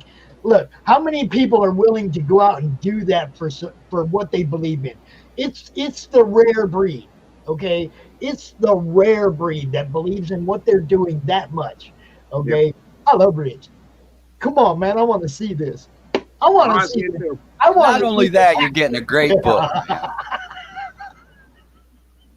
What does your wife think about losing the hair, though? She's like, no, don't do it. Please don't do it. And I'm like, honey, it's gonna grow back. Don't worry. That's what I was saying. You'll get off the stream. I don't want you to do it. You're going to look so strange without no hair on your head. I know you're gonna get off the stream, and she's gonna lie, and we're gonna have you pricing yourself up into totally clean shaved everywhere. And Sally's gonna be like, I don't like your friends anymore. Well, if we somehow, some way raise more than $1,000, and I get to a point where I have to wax my fucking chest.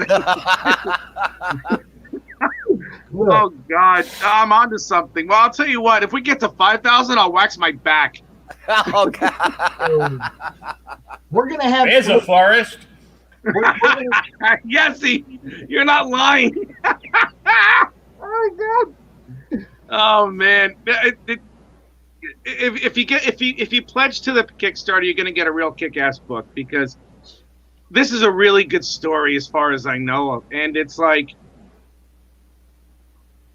when if anybody thinks issue 1 is good, wait until you see issue 2. Oh, issue 3 is gonna be. Issue 3 will be the final development and the final reveal of who our main character really is in a lot of ways. And then issue 4, I am not going to lie, issue 4 is going to be nothing but 48 pages, maybe more, of a rather sick battle royal that almost destroys like half of Europe. He's got some good twists and turns coming up, man. Believe me. Yeah, I've already. Did I send it to you, Phil? Did I send you the plot? I know I sent it to Pops. I don't know if I got the plot, but we had talked about it before. Yeah, Pops, did I send you the plot? Oh yeah. Oh yeah. Yeah. We're not going to reveal anything, but there's going to be some really sick shit that's going to come across. Trust and verify, truly, because I'm not on the ground up on this one, folks. I'm not messing around, and this story is not going to be your typical hero story. It's not. You ain't faking with the funk. You guys, I'm sorry. I'm not gonna lie right now. I'm the most blessed person in indie comics. I get to see so much stuff before everybody else does. You're the man, Pops. You brought awareness to just about You brought awareness to anybody who has been on your show. And I would not be surprised if a lot of Kickstarter campaigns were successful as a result of exposure on your show. Well, that's what we hope for, but I mean, yeah. Well, dude, I had 700 or 800 pounds, thrown my way within an hour after my appearance when I launched the damn thing. Yeah, that launch. That was a good one. It's like it went like this. I didn't expect it at all. Yeah. I didn't expect it to be. It's like I got $1,100. I got 1,100 pounds on the 6th day of the campaign. Yep. And a large part of that is because of you.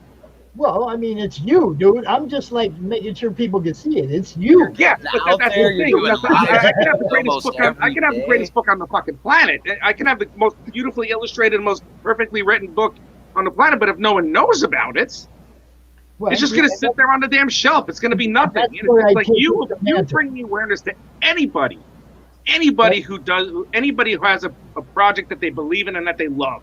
And that's what I love about this show. I will always appear on the show, even if I don't have anything to show. I'm like, fuck this, because it's a great podcast, dude. You're popular for a reason. I'm having fun, man. You guys don't have anything to show, like hair anywhere. Now look, that's what I wanted to say before we move on to our next guest. It's almost that time. But you have to include a copy of the video with the PDF of you shaving the head, so that when they get the PDF, they also get a link to the video of you shaving the head. You know. All right, I'll have to set up a camera with that one, but yeah, that's fine. Well, we'll obviously be recording it when you shave your head. We'll just I'm gonna have to figure out what to do first, but all right, we'll see. Guys, thank you. When do you want to? I guess you'll communicate with me afterwards, right? On when I'll show up on Monday. Oh yeah, we'll get it all figured out. We'll get you to 3,000 first. Yeah. All right. Anyway, thank you. Thank you so much for having me on here again. Look, I hope something happens sometime in my life where I'm so passionate about it that I'm willing to cut my fucking hair off. I ain't lying. I hope something happens to me that makes me feel like that. Because I'll tell you what, people, only one person got this hair ever, and that was the goddamn government when I went in the military. Okay? And there ain't nobody got it since. Nobody. Okay. Good. Good. You know? So I'm telling you, you know, if I ever find something that I'm that passionate about that I'm willing to cut my freaking hair off, you know, you're blessed to have something in your life that you can feel that much about. A mohawk. I want to see Pops with a mohawk. What, a little gray strip? Oh, that's gonna be that will be a stage. That's going to be a stage of all the removal of the hair. Oh yeah, you're going to do sections. I'll put myself into a mohawk first, and then the rest of it comes off. There you go. 2,800 is a mohawk. 3,000 it's the full bald. Yes. Yes. Hey, I started shaving my head because I found out there was a lot she could do with a bald head. Dude, I'm telling you. It's amazing, isn't it?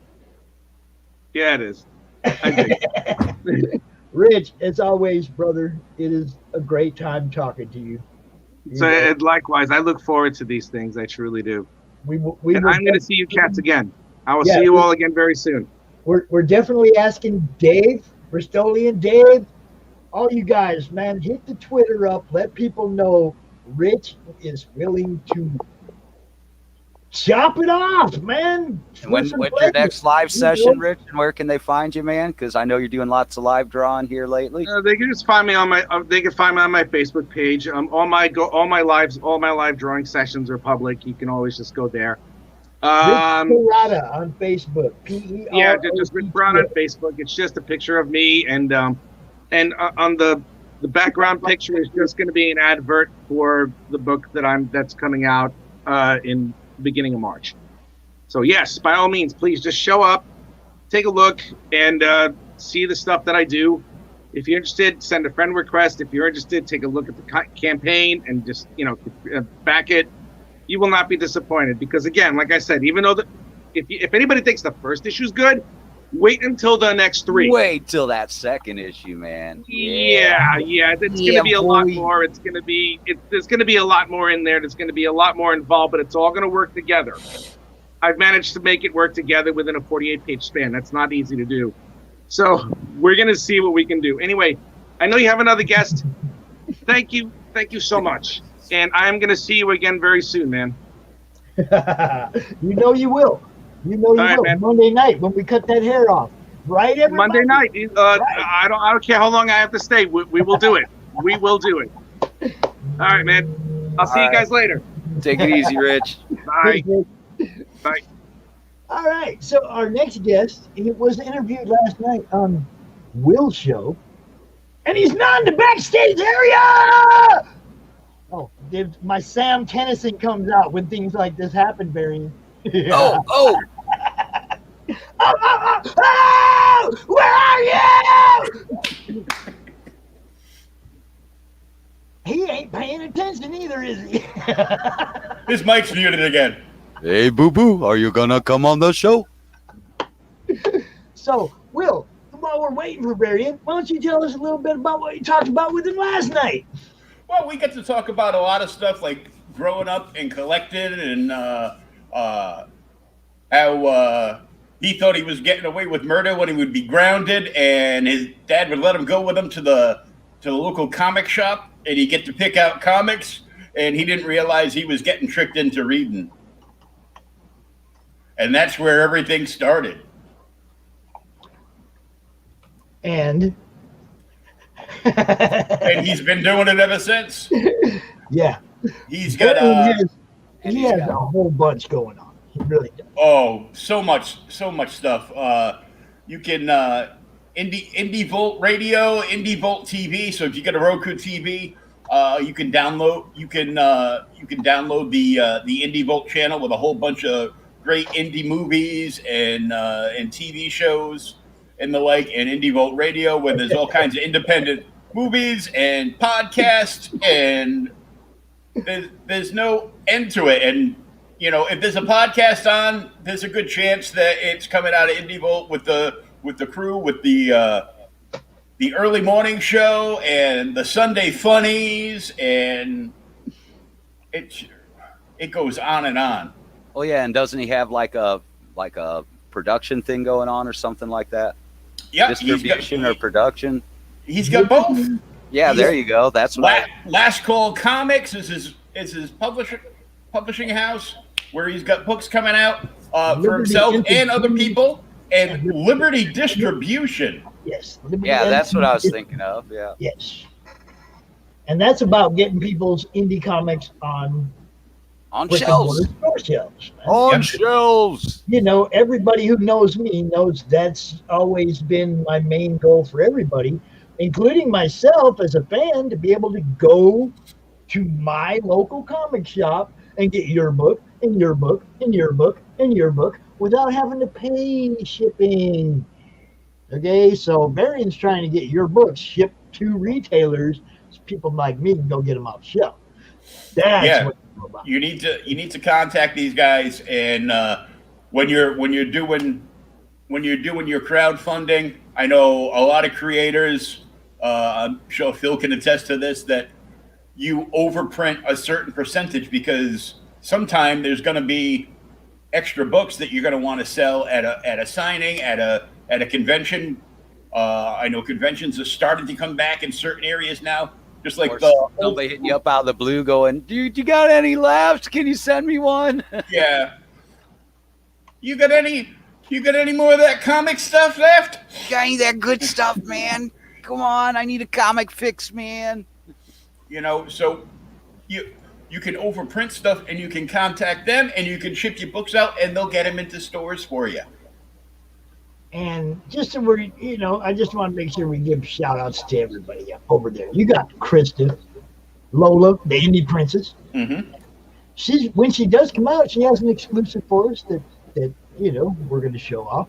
And you got Randy Zimmerman that does the Sundays Funny Show, and Daphne Lage. You know, it's like you got, everybody's over there doing stuff. It's awesome.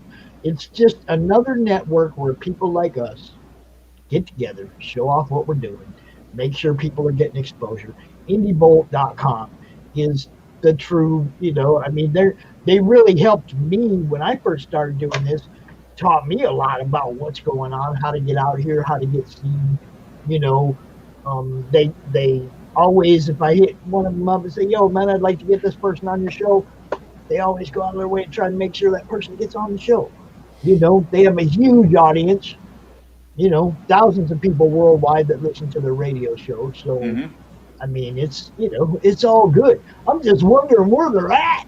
They must have been like running late on the way home because they both. I just thought of it, Pops. Here's your passion goal, man.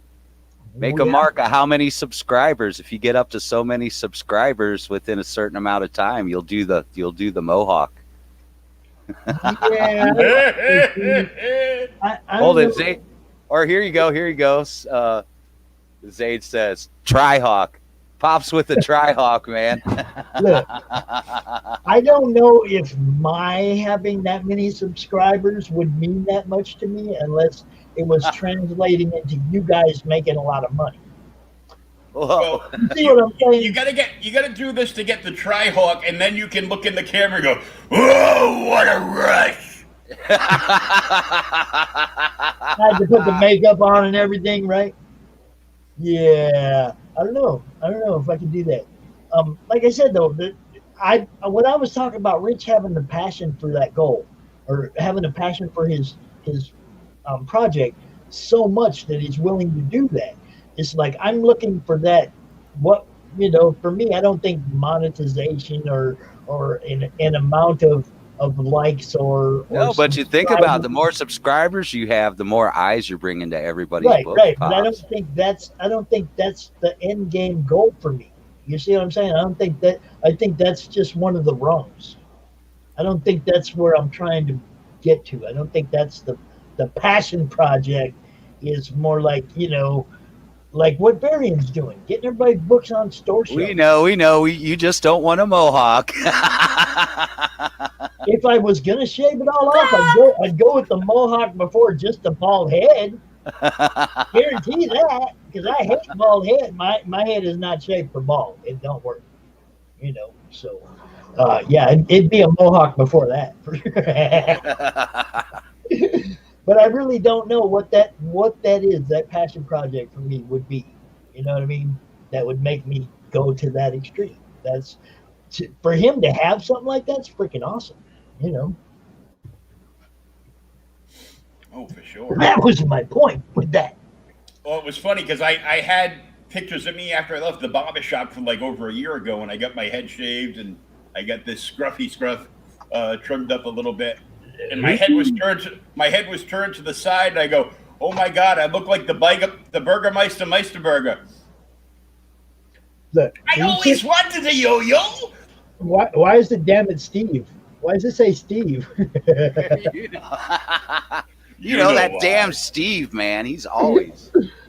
Did you see the video link that I posted earlier in the private chat? It was of Peter Griffin falling down the stairs. It's falling down the stairs. You mother. You're just a prick, Will. No, Peter. Well, look, since Varian's not out here, and we pretty much covered Indie Boat, and we're waiting for Krysta, because she's going to show us lure. But Phil, you want to take a minute since you kind of missed out on the opening and tell everybody about yourself, who you are? Me, I'm Phil Leon. I am mainly a colorist, but I do quite a few things, as you guys know, a little bit of editing. Yes, I am, Hex Allen. Do illustration, preprint, a bunch of stuff like that, man. Just a lot of comics goodness. Yeah, that was short. Come on, tell people what you got your fingers in, man. What do I got? I got my fingers in White Devil. There you go. Got White Devil coming up. See, I just woke up, so luckily I had some of this stuff already set aside. But yeah, we got White Devil coming up. It's a rebooted imprint from Malibu back in the day, and it's reworked, and basically it's kind of based along the Seven Samurai or the Magnificent Seven. The way that I've heard it best put is it's like post-apocalyptic mix of Red Dead Redemption and Dragon Age. So got that coming up. Okay, so it appears that I'm the one blowing it here.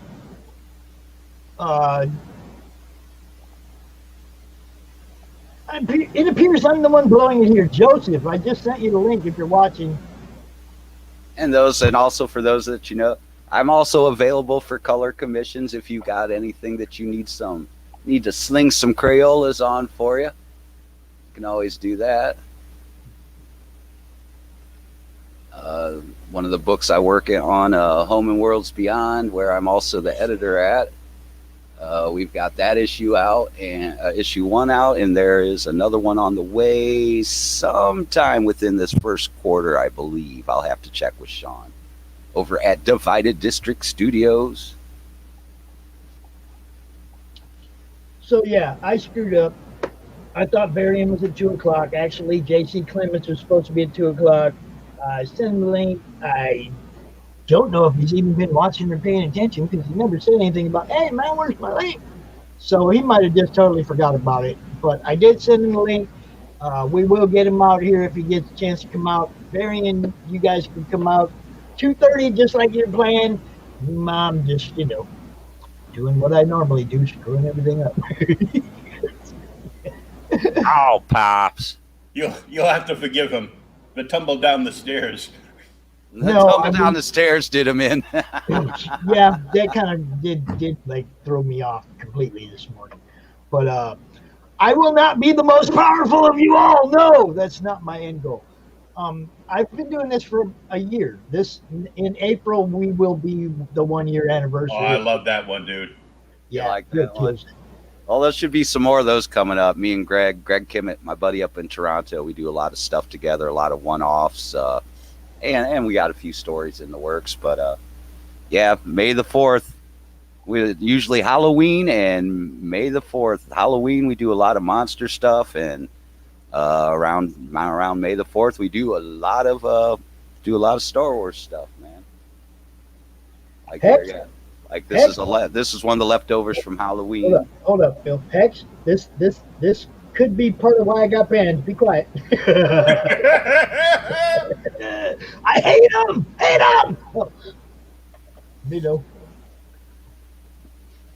So yeah, that's where that is. Oh geez.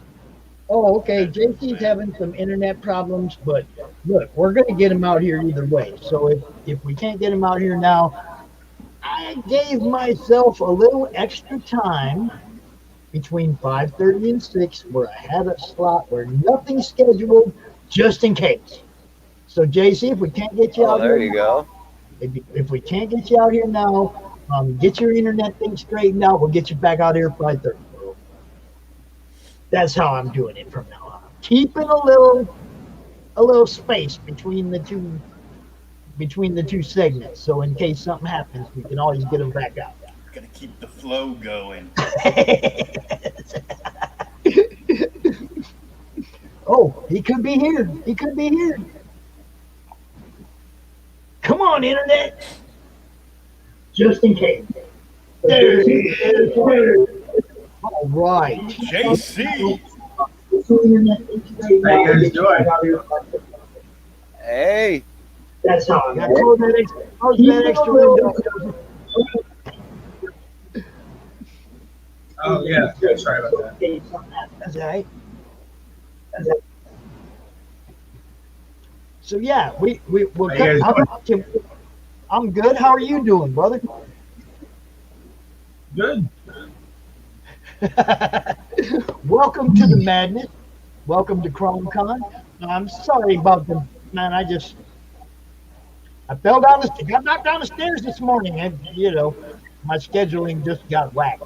Yeah, I've fallen and I can't get up. But yeah, we're gonna get you your time. Let's Senior moment.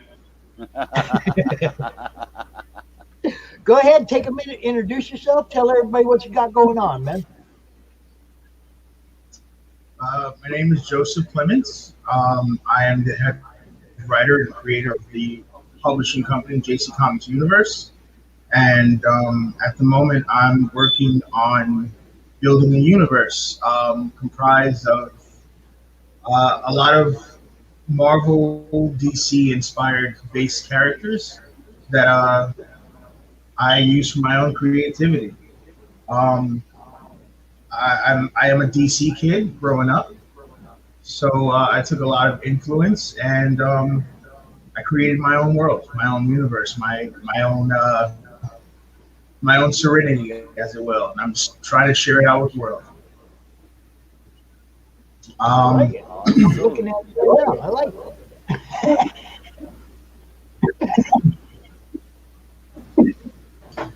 At the moment, I'm working on a series. I'm sorry? Go ahead. I think we At the just had moment, some I'm working echo, on a that's all. series called Vector Squad. Vector Squad is a series about a band of specialists from all across the globe who was kind of brought together from a circumstantial basis, and that's pretty much forced to form a team. Pretty much the series is comprised of a military vet as on the cover, a genius, a psychopath, a sociopath, a war criminal, and a former mafia affiliate. The only thing that all six of them have in common is the fact that they all have military history. They all have egos, and they all have their own right to. They only have their own right to form for leadership, and pretty much they battle out each other, and they get to a point where they. I'm sorry, the echo is really throwing me off. They battle out with each other, and oftentimes have issues with forming their team. As the series go on, the series introduces various other characters from another series that I'm working on called World's Greatest. Hold up, let me get that up. And World's Greatest is composed of these demi-human beings by the name of outlaws who were born with special abilities. For most human beings, these actually you can find it on comics. Yeah, World's Greatest was composed of various characters from around the world, some human, some outlaws, and according to the American government, they're considered as a threat. So they formed the Vector Squad to eventually battle up against all outlaw creatures and to suppress any outlaws who have an issue with being a part of their military. So is that whole PDF up there, or is it the preview? What is all this? This is the first book. Okay, the whole book. All right. So you can see the whole book. Yes, you can see the whole book. Read the first and second book just to get into it. If it's your cup of tea, great. If it's not, then that's totally cool. JC Comics Universe is all about diversity. So there's going to be various stories, but they're all connected. Nice. And this is your art, your story. Who was it for? It's my story. I am the creator and writer, and I do a lot of the concept designer. I hired various people. Scarlett Leigh for the cover for the first Vector Squad issue, as well as Paul Anka, who did the art for issues 1 and 2, and I also hired Varian for the art for the second issue of Vector Squad. Nice. So, Bill, what do you got? I know you got questions. He's a colorist, so he's got to have questions. Oh, he's muted. What do you got, Phil? Anything? Are you working, dude? Okay, Phil's working, so we'll just we'll show off some more of this. I'm intrigued by the character, the big beefy lady. What's up? Who is she? She is a decorated 10-year vet, and she pretty much dedicated her life to joining the American Marines. She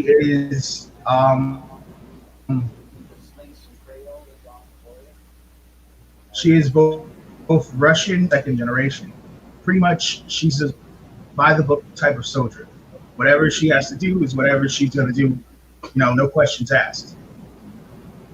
Later on in the 5th issue of Vector Squad, I'm going to introduce her counterpart by the name of Marlene Castier, who happens to be a bit of a sociopath, who is also a military vet, but she's pretty much the complete opposite of Yuka.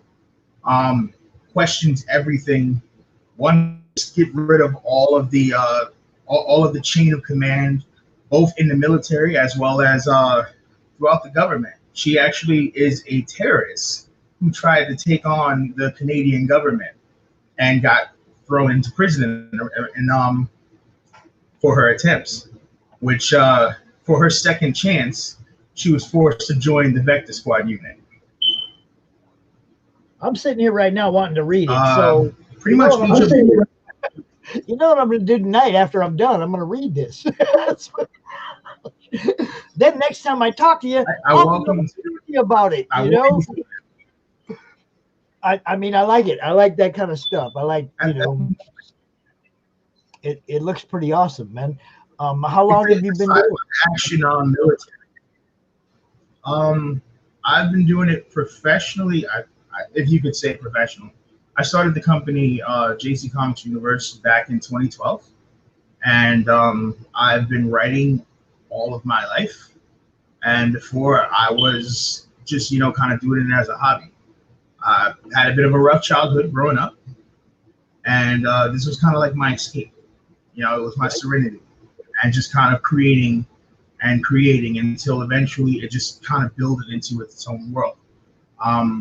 The model of JC Comics Universe is the world that never stays the same. And the reason for it is because similar to the Marvel, DC, you know, Archie and so forth, the universe is just that, a universe. Every story is connected in some way, shape, or form, whether it's a sense of time or, you know, distance, or just even in the same time zone and just in a different country or a different city or whatever.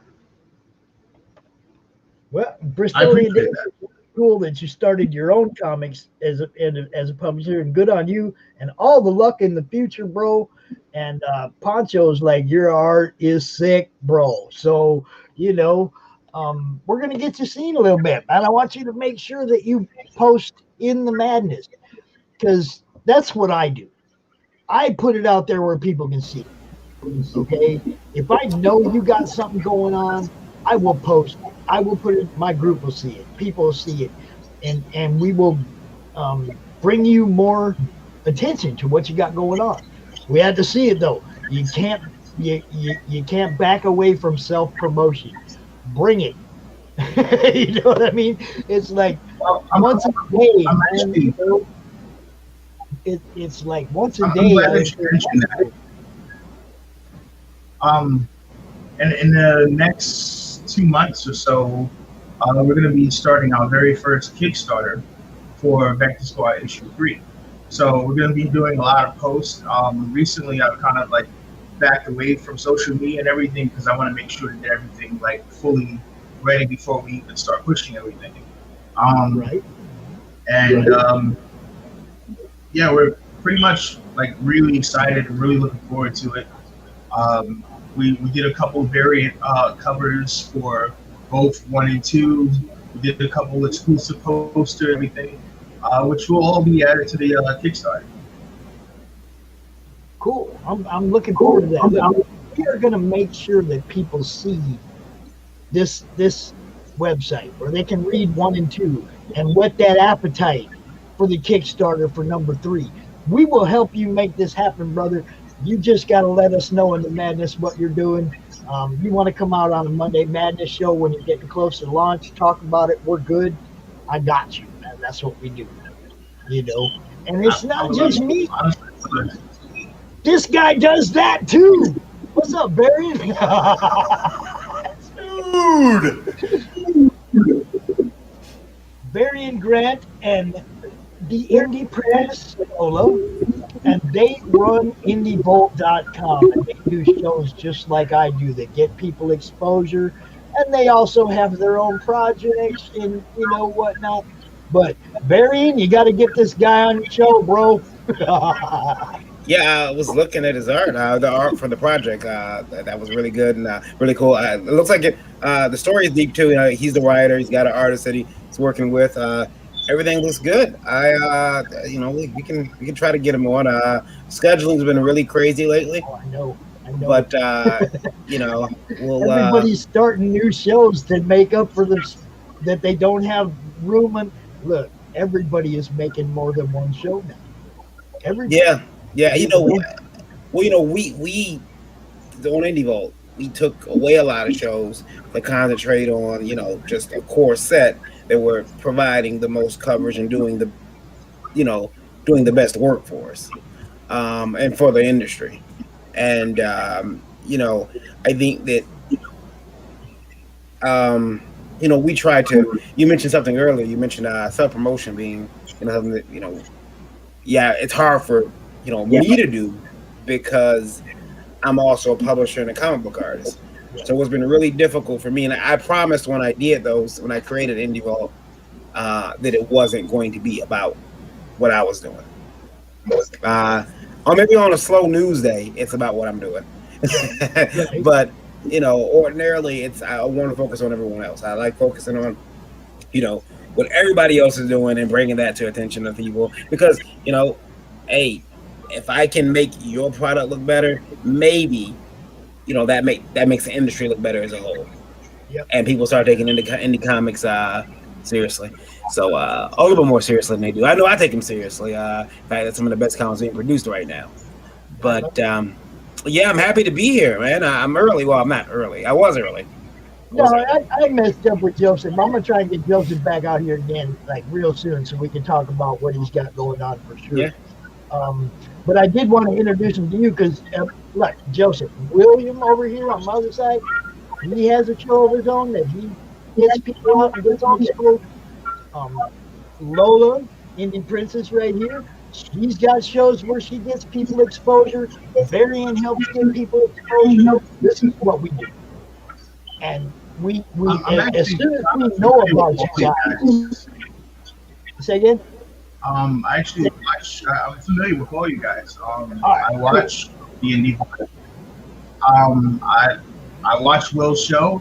I watch Meredith. I watch Heather. Like, I'm familiar with all you guys.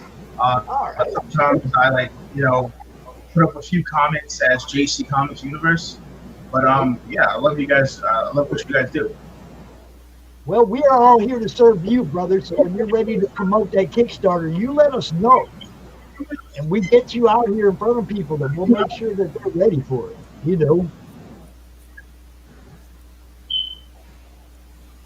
Yeah, I would be happy to. Cool. All right, man. So everybody, check it out. JCComicsUniverse.com, the Vector. You can go read book 1 and book 2 right now. And be ready for Kickstarter for book number 3 because it's coming. Joseph, it's great seeing you, brother. I will get you out again. We'll make up this 15 minutes, I promise you. Thank you for having me, guys. Hey, you bet. You have a good day, man. Yep. You too. Take care. All right. Indie Vault, you're back on CRoM Con. I love it. Yeah, it took a while to get back out here, but we're here. I said I'd be back, and here we are. Dude, it's good to see you. Hello, Lola. How are you today? Oh, Hello, after getting knocked down the stairs, I'm feeling wonderful. How you doing?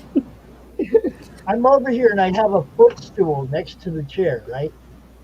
And every now and then, I got to lean back, put the leg up, and just sit back for a minute, because having it on the floor is just killing my ankle. So, it's but I can't sit here like this very long, and I have to move. I'm not real good with stationary, if you know what I mean. It's I move. You guys know I'm always I'm hurting right now. I cannot stand being stuck in one spot like this. Yeah, we gotta be careful with ankle. Yeah, falling down the steps is scary too because you're not planning on it. I'm just walking down the steps, and the dog decided I must be heading down to open the door and let her out. So she beeline down the stairs. Well, she weighs about 70 pounds low. Okay, she's a little pit mix, and she's low center of gravity, and she hits you right at the back of your knee when you're going down the stairs. Bam! I landed on the bottom of the stairs. Yeah, I'm glad you're okay. Could have been worse. Oh, dude. I mean, all I could think about was like, yeah, that's all I need, a stretcher right before CRoM Con. You know? It's like, I got up, put some weight on it. I was like, all right, nothing's broken. Carry on. Yeah, we could have been we could have been running the hospital footage of you, live. I'd have to make the 3-hour drive up there, stand behind the ambulance with the microphone. Yes, hello, I'm here. Pops is being taken away in that ambulance there.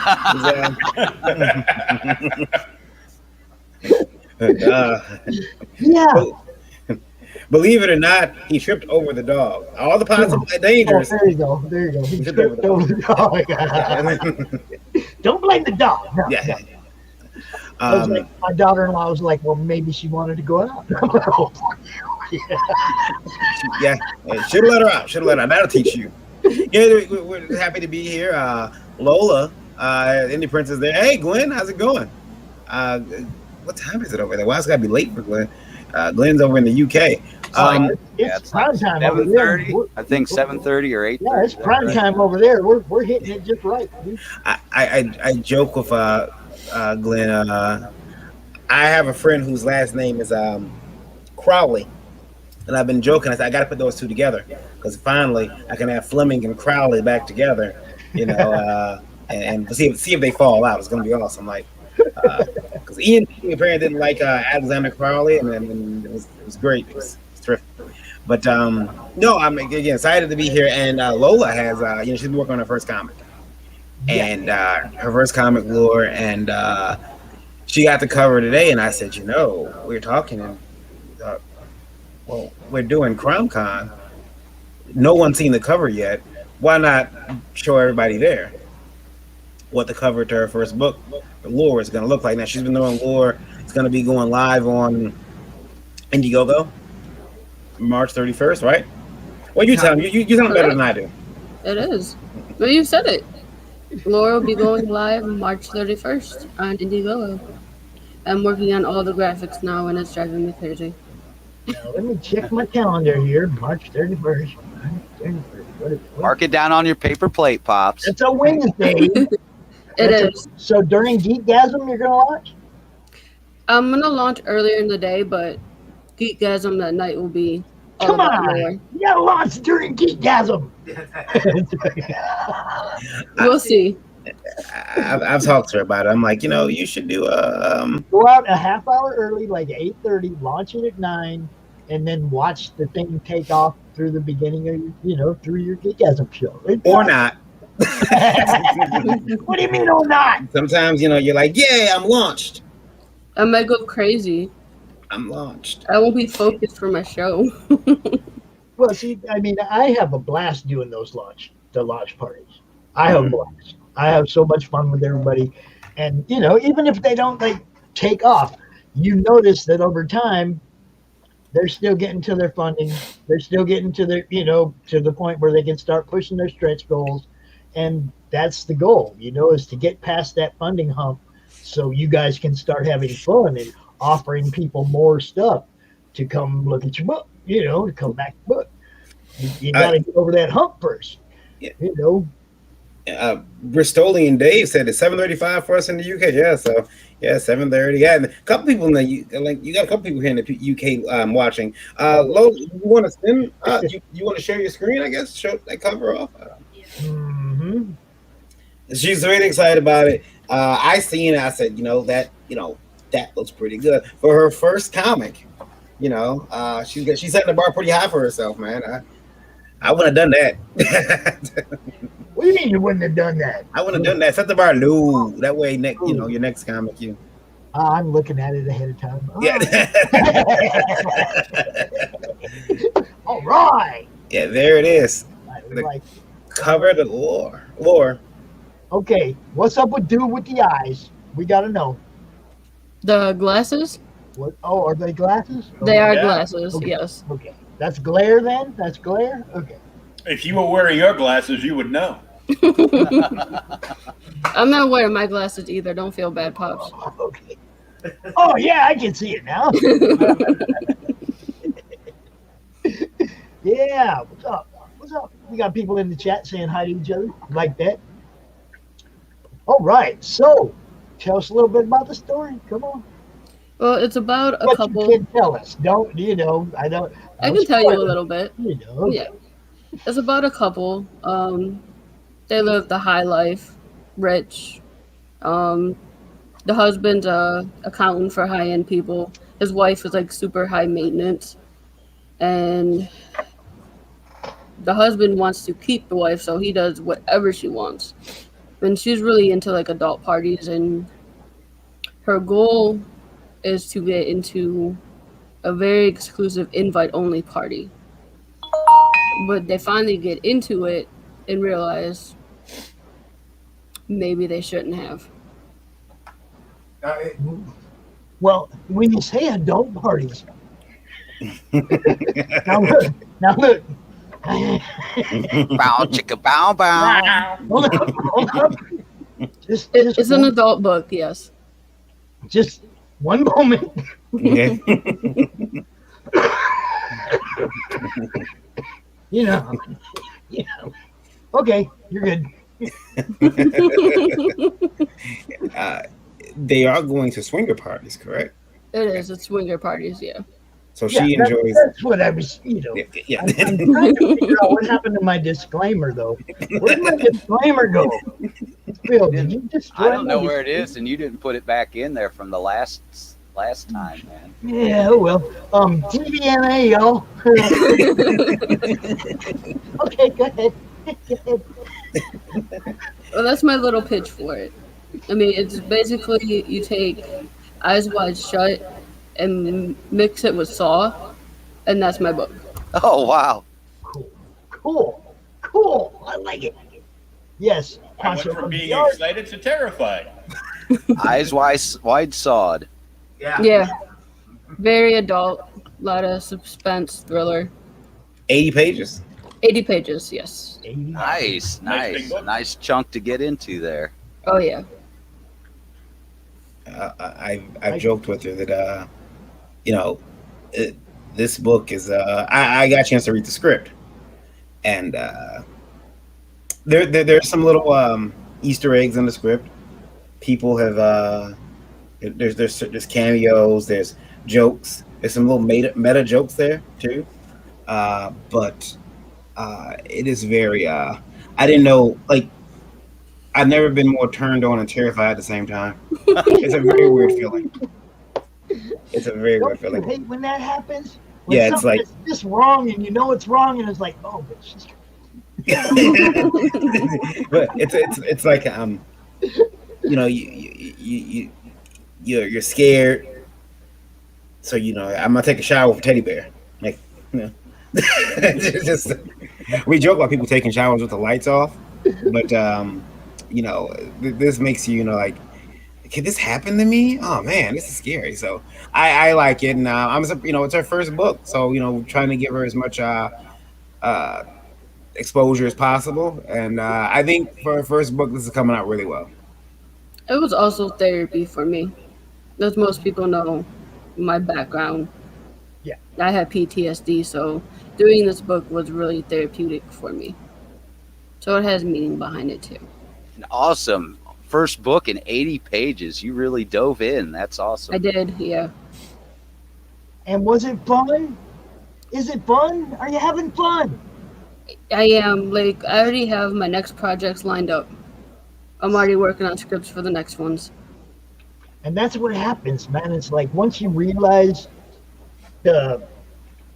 like for me, it's like I get the rush out of being able to tell people, oh, that book funded. I get my rush, and you guys get the rush from putting that book out in the first place. But it's like everybody has their spot in it. You got the artist, the writer, and everybody, when they get their part done and they've added their part to it, it's like, yes, For me, I get to push these books from beginning to end. From before they get launched, I get to talk about them until they're being fulfilled.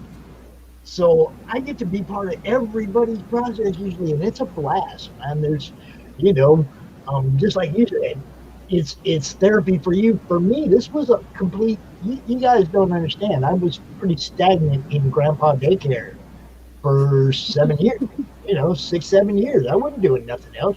Buying some comics, collecting comics, but this was a whole new life direction for me, and it's because of you guys. So what your passion is giving me purpose. If that makes sense. I could understand that, which is why, I think,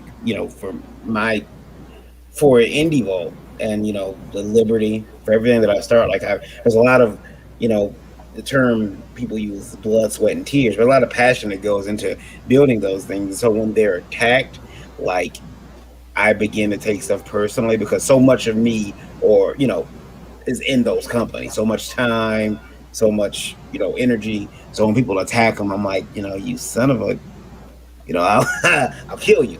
But for her, watching her put this book together was pretty cool, because she wrote it out on a notepad first, I think. Was it a notepad? And she would, send me drafts. Check this out. I was setting up for the Indie Vault show, and it was like, come on. And,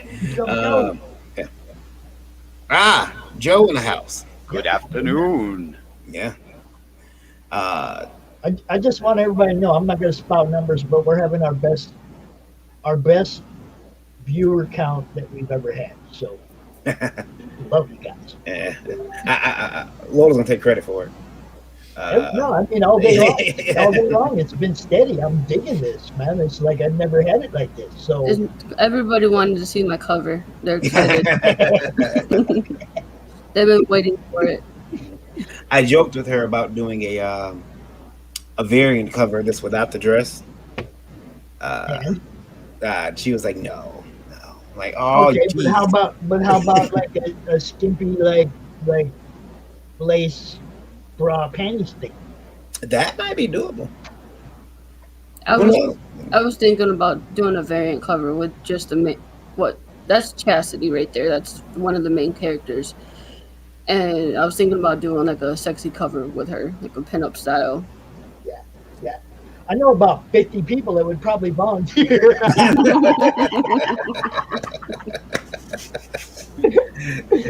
What can I say? It's madness. Yeah. I mean, I joke about this cover all the time, but yeah, it's a real nice cover, and what? Mike and Trish in the house. Yeah. But yeah, it's so excited for her doing this. We'll see how it goes. She's getting ready to launch March 31st. It will be her first campaign. I can offer her no advice. I keep telling her that. Like, I've never crowdfunded anything. I support crowdfunds, but I always go in my own pocket to make my own books. That's why I don't have to give anybody any transparency. I can do all kind of BS behind the scenes and then release the book, and then yeah. Well, I'm like obviously going to be following the progress of this. Yeah. The pre-launch page is up right now on Indiegogo, so you can go over there. Just lore, or is there more to it? Just lore. Okay. Yep. I have to go get that right now. Sign up, do all that stuff, because I do it live. I don't care. And share the link in the chat. And there's some other art on the sign-up page that you can see. Yeah, I'll stop sharing the cover now. Indiegogo has more fishing lures than comic book lures. Okay. Can you give me the link, please? Because Google doesn't want to. Sure, give me 1 second. Okay. It will be a success. I'll put it in the private chat. See that? There you go. Because, like I said, first off, I have to go check it out myself. Then I could probably drop it. You gotta make sure there's no pornography up there. That's what you gotta. There isn't. It's clean. There you go. It's in the comments. Check it out. Ponchos, it is difficult to do is it difficult to do a more adult comic? His friend at Rainbart on Instagram does an erotic comic, and she is constantly being effed with by Instagram. Instagram's strict on that type of stuff. If her profile is public, she's gonna get messed with more. If it's private, you won't have as much trouble, but you still can't like show nipples or anything like that. It has to be censored. Just make sure it's private though. Well, I signed up for the pre-launch too. I think I want me a bottle opener key. I appreciate it. Thank you. Okay. That's just a sneak peek at some of them. Not all of them. I don't want to give them all away. Well, I always do this live when I get these. I always go out here and do it while I'm on and sign up for the stuff that I find out about. So there, I have just signed up as well. I appreciate it. You bet. You know what we do. Joe says, I'm like Varian. I fund my own production, only treat crowdfunding as a pre-sale, and only ask for printing costs. Yeah. And when I eventually, I know my mic was muted. Sorry. When I eventually do crowdfund a project of my own, it's probably going to be more like that. Like the book is going to be done, and everything else that I add on will be just for the stretch goals that I've made this amount of money here. Take this and right. Take that. Which I got a lot of cool ideas. We always had extra things, and we always have extra things at Last Call Comics. For instance, we got beer flash drives. It's like a mug, but you take the pop off and it's a beer. And you just it's a mug of beer. And you plug it into your whatever it is, your computer. I remember the scariest thing that happened. It's not unlike this. I don't think I have one sitting out here, but it's not unlike this little mug. This isn't one of them, but it's a lot like that. But it's and the thing is, I took one to my accountant with my tax information on it, and she looks at me and says, "Oh my God, this is so cute! I need one of these. I'm such a drunk." And to hear your accountant say that she's a drunk is one of the most bone-chilling things ever. That has to be a bit disturbing and troubling and worrisome, and all kinds of adjectives come to mind. Oh my God! I was concerned. I was watching the mailbox very closely. Words like audit start to come to mind. But we always do extras. So when I think about extras, I'm like, my mind is like really excited about that. I'm like, oh man, I could do this, and I can add this, and I've got little things that I test out, see if I can, can we get this made? We've got Last Call Comics gift cards. They're reloadable gift cards from Last Call Comics that we were giving out for a while. Every time it was someone's birthday. The first year we started the company, we would mail them a card and then we mailed them a birthday card, and we had this little gift card in there, preloadable $5. I gotta be honest though, none of those cards ever came back. Thank God. I've been out of $5 every time they came back. But it was I don't even know what those are. I'll have to like send you one, Pops, so you can show it off on. Yes. I'd probably load some money on it, see if it works. Too. Yeah. We had to load money on it. You could do it at one point. You could do it through the website. So if you were going to a con and you found us, because we had this big ridiculous receiver we had to use. It was card slider, and it was set to our account, so it would read those cards. It was through the bank. Okay, and so will I be able to buy lure with it? No. Lure. She was smart. I'm starting my own publishing company. Yeah, she's separated. She's like, nope, I'm not putting lure out on Last Call. I know how you do. I'm doing a adult only publishing company. Adult only publishing company. Does it have possible names yet? Oh yeah, she got a logo. I got a logo too. Okay. No one's seen it. It's a great day for exclusives, baby. Well, give me a minute and I'll try to find it in my computer. You must hurry. We're almost over a lot of time. Well, I didn't have that one ready. You're good. Oh, Should also mention. We just bring Sim out now, and we won't worry about it. How's that? All right. What's up? Yeah, hey, Sim, how's it going? What's up, Sim? How's it going? Hey, no rush. I'm a patient guy. This is why I love this group. Most of y'all know each other anyway, so it's like if it's over each other's time, nobody really cares. I almost forgot too. You should mention Lola that the artist on Lore is Dave Brown, who's a good friend of ours.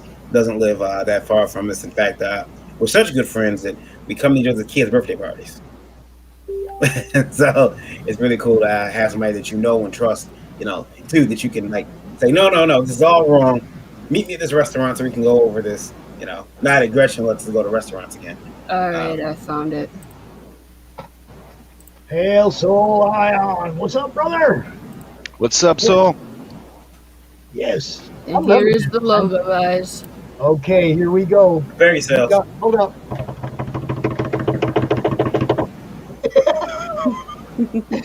And there it is. Shocker Comics. I love it. Shocker. That's rad. Now, I want everybody to notice her hands. She thinks she's slick, but I see two in I keep in mind a female owns this company, so that's okay. It's okay. Well, what's up? Everybody, look, the gang is all here now. Everybody's here yelling. They're all yelling. We love it. Yep. We love it. Yeah, Shocker Comics is hers, and it will be under Last Call Comics, but Indie Volt is hers, and what do you got? What do you got left, man? He's got Indie Volt. I'm just the EIC of IndieVolt.com. So I handle the website part of Indie Volt now. I still have and the Liberty. Radio. I still have Liberty. Yeah, that's a division under Last Call Comics, so it still is part of Last Call Comics, but it's just the adult part of it. Yes, Liberty Distribution, Liberty Entertainment Distribution. Yep. Yes. Still got that. No one's taking that from me yet. Now look, the goal of that, which is one of the things that I ain't gonna lie, it's one of the things I love the most about what you guys are doing. The goal of that is to put your indie books on retail comic shelves. That's true. My end game, if I can get everybody's book in my local comic store, I wouldn't have to freaking do this. Yeah, it seems like we were just talking about this last night, Varian. Yeah, we were. And mentioning Pops. Yeah. He just wants all those indie books in his local shop. That's yeah, right. there it is. Liberty Entertainment Distribution. You can go over there, sign up, and then that gets you into the declaration, which is our catalog, online catalog. There is a physical catalog that's being made too, but and those will go out to everybody as well. But yeah, there it is. Yes. And Liberty Distribution. It is a lot of fun. There's some of the companies. That's our mascot Bill. Retailers, vendors, they can all sign up right here, right on the site. You sign up. It's about a 72-hour right now currently wait time to get you all set up, but get in there and start selling today. There's pretty Chloe. It's gorgeous. I'm sorry. I don't care what anybody says. Now let's go to the page and say, Anyway, hi there. Yeah. So really excited about that. Just crossed 60-something stores, which, didn't get every store in the United States. I had planned on having one store in every state. Didn't quite get there yet, but we're at 60 stores, nationwide. So, and they can order, and they've been ordering, and you guys all seen the boxes and how they're all set up. We take, all our books are pre-bagged and boarded. They bubble wrapped. The boxes are all special. We had those boxes made so they can withstand a pounding if someone steps on them. Also, we got the Liberty Pledge, which means that if the book sits on your shelf and you can't sell it, you can send it back to Liberty. If it's covered under Liberty Pledge, we'll get the store owner back their money so we can get that book in a store that will sell. Kelly, over there at BuyMeToys.com. I'm telling you, Chapter Varian, get my books in your stores. Yeah. We got a lot of people. We got indie books. They're going to be putting it in there, and we got some other stuff happening at Liberty. Very exciting stuff we'll be announcing in a couple months. So we're excited about that. As always, Varian, it is awesome talking to you guys. Yeah, I have a lot of. I yield the rest of my time to the man from Canada. Hey, it's from Canada. Oh. It's nice to follow my brothers from Indie Vault. Yeah. Sim, you've been doing great work. I've been looking at that cover you just posted. That's amazing. I love it. The painted over? Yeah. Yeah. Yeah, that's Dude. Inkspot nailed it. And here we have my other colorist on the book. All right. Scotsman. What's up, guys? Yep. Hello. So I'm going to get out of here, guys. But thanks for having me. You guys have a great show. It's been great being here on CRoM Con. Thank you, guys. I Go appreciate sign up it. for Lore. Go Awesome. sign up for, Later, guys. for Lore. Yeah, go check All out hanging Lord. with you all. Yep. All right, you guys have a great show. We'll see you soon. Peace. Bye, guys. Later. Great seeing you again. Later. See ya. So, Love them my guys. turn. Love them guys. Those guys are really good for the industry. And they do a lot for everybody. And it's good to see them getting in, doing a little bit for themselves too. Yep. Yeah, the Indie Vault crew's great. Like, I also like Zim. Is he on the CRoM? I know he has a project that he's been working on. Who? Zimmerman. He's not on CRoM Con this time, but we talk to Randy all the time. he will definitely get his plugs, and he would definitely, we cover it, buddy. You know. Yeah, he's got something in the works that Varian and I talked about last night. That's very exciting. So. Yeah, he's bringing Arrow back, and he's got a lot going on. He's busy. He also has that show Sunday Bunnies that they do on Sunday mornings. So for everybody here, like we all know each other, but wanted to introduce you to John J. Scotsman. Nice to meet you. Welcome to the madness, my friend. And right now he's coloring live one of the new pages of the Tales from the Netverse. Oh Of yeah. the Nat and Zed story, yeah. That's right. I'm just flatting at the moment, but What do you work in? What software? Oh, Photoshop. Photoshop and tablet. You using a Wacom, a Huion? Yeah, I have a Cintiq 16. Cintiq, nice. Lucky dog, man. Yeah. I'm still using an Intuos Pro 4, so I still got to use my video game hand-eye coordination skills when I'm working. Right. Hey, Pops. Do you mind if we run my video? We never watched it here. Oh, dude. Let's watch the video. Hold on. Let me share Movie it. time. Oh, that beautiful footage. Sam, you should know by now when you're on my show, it's your time, bro. So check this out. This was the video that my bro Red Gaze did for me, and he nailed it. He goes, what do you want? He goes, just think heavy metal. So this is what I got. Get your one-way ticket to midnight. Called it heavy metal.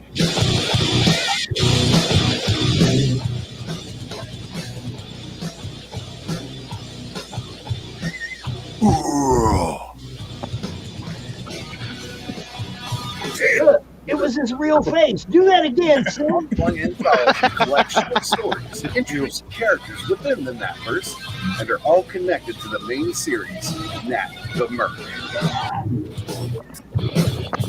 All right.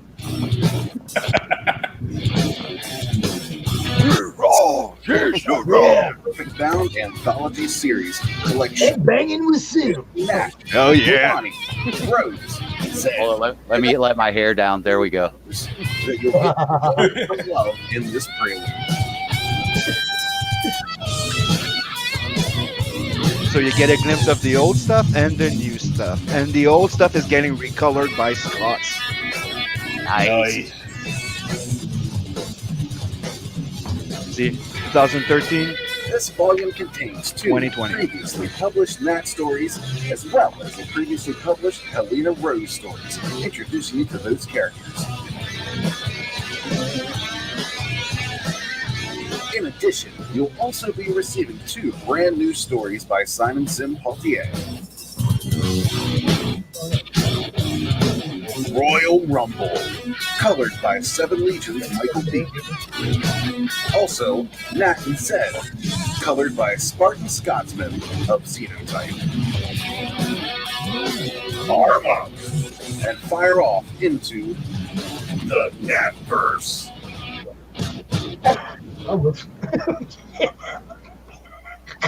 And that's the Nat. Ah! Dun, dun, dun, dun. Dude, that was awesome, but I was being attacked by the wolf while I was playing. So you missed the little animation at the end? Just that, yeah, I missed the end because I had wolf in my face. Okay, hold on. Let's put the volume out. Just show you the end, that little conclusion. That you missed that. That was rocking. I'd watch it all over again. Nice. Dun, dun, Yeah, that end So- animation, it's kind of like, you know, the old AHA video into heavy metal. Mm-hmm. Yep. That's exactly what I wanted to do, and that's that cover that you saw there. Here's fully colored by Scotsman himself. Nice. This is the official cover. The exclusive cover is no longer available right now. It was for the first 2 months, and this is the one that's available right now. And this is the one that everybody was talking about. This is for Tales from the Natverse 2. Because while Scotsman's finishing the coloring, I'm working on number 2. And this is painted over my pencil by Inkspot. That's what Varian was talking about. That is a sweet piece. So we're pulling the heavy metal inspiration all the way. And Oh, yeah. and wait till you find out what we're working on. The next project we have, it's called Ink Slayer Magazine. Ooh, lay it on us. What you got going on with that? Yeah. So that's gonna be a big magazine size book, right? And we're counting to make it between 80 to 100 pages. Like you're gonna have between 4 to 5 full 20-page stories in there, but 5 different IPs. Wow. And we're all working on each other's IPs. That's what happened is we're, penciling, inker, colorist, and we all have our IP. So we all teamed up and we're all working on each other's projects. So it's a nice big fat compilation piece. Yeah, it's like mixing heavy metal magazine. And remember when they used to sell us here's a big super pack. So you'd have 5 issues of DC Comics or Marvel Comics of different things. So that's pretty much what we're doing, and that's what we have in the work while we're working on Tales from the Natverse. Oh, cool. Sim, are you friends with Ichthys? With who? Ichthys? I don't think so. Itchy. Oh, Itchy. Are you friends with him on Twitter? I think so. Why? Well, because he doesn't Facebook, and I just want to make sure he gets the StreamYard link because he's the next guest. Okay, I'll check. So before it's over, just try and shoot him that link. Itchy. ICHTPHY5, I think. Ichthys. I'm not finding him. Let me write it down. So this is one of the latest pages that Scotsman just finished coloring. And he wanted to kill me with the level of details I did in there, but it's freaking amazing. But it looks so good. Look, if you zoom in. Man. Okay, it's a little low res, but there you go. I have the full res. Holy CRoM Con. Oh, so what's that guy? Man. Hold up, what's that guy's name? The other guy up there. The guy. Which with one? The tentacles. Him? The guy with the tentacles. What do you call him? Oh, you'll find out in the story. He doesn't really have a name. He's a. Oh, okay. Yeah, he's a Noctilon. Buy the book. It's a. You'll find out what. Buy the book, like he says. I mean, the cool part about this page is it's a bunch of individual set pieces, just moments in time, almost like a recap of what they just went through. Yeah, so he's there telling him what happened for the last 3 months to somebody type of thing. So that's why, like, it's all laid out like, this is what happened the last time we saw each other. We had to fight some monsters. I was out in space. I had to fight a mech And guy. I some went to a assholes strip came joint. after me, and Saw some titties. When I'm here. You had me at titties. Oh, you want to talk about titties? There you go. Those are the sexy prints. And they will not be censored when you get the sexy prints. So make sure that you buy them on the add-on or you grab one of the tiers that you have them. So you have that sexy tier here. That little SIM pasty is not going to be there. But I'm thinking of making those pasty available in one of my campaigns eventually and doing a promotion. Get your wife or girlfriend to post with it, and I'll send you an original little sketch. Help me, and I'll help you type of thing. And here's the other one. There you go. Get you some pasties, Pops. Ooh. Ooh, it's blue. Booty. I see blue booty. Look, Captain Kirk warned us about this kind of stuff. Hey, people like blue. Captain Kirk wanted us to stay away from them so he could have them all. No. Fuck, you must stay away Kirk from the did blue. not want us to stay away. He went straight after that green. Yeah, he's like, oh, is that your Bisley? Yep, that's my Bisley. That's nice. Bisley's one of my favorites, man. I've made the 11x17 ink wash available in my campaign, but the fun thing is, if we're able to reach 10K before I go to print, and we're planning to go to print by the end of March, mid-April, right? If we can make it to 10K, every physical book backer get a print of this.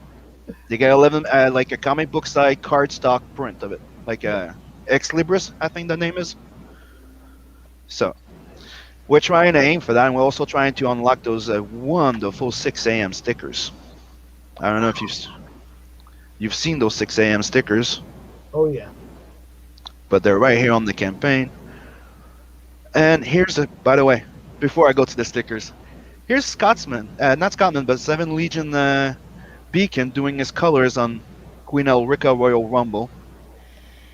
If you haven't seen 7 Legions yet, go get it. It's in demand, and he fulfills the next day. And it's 2 issues in one. Totally worth it. And the guy's going Super Saiyan on my colors. He said, "Oh, dude, it's taking me more time than planned." I'm like, "Take all your time. When you see those colors, I'm like, take your time. Take your time." Check this out. So, I'm looking at it, because I always look at everything on the side. And the little dude with the green goatee and the ear. I need to know who he is. His name is Zed, and he's Nat's best friend in the world. Yep. All right.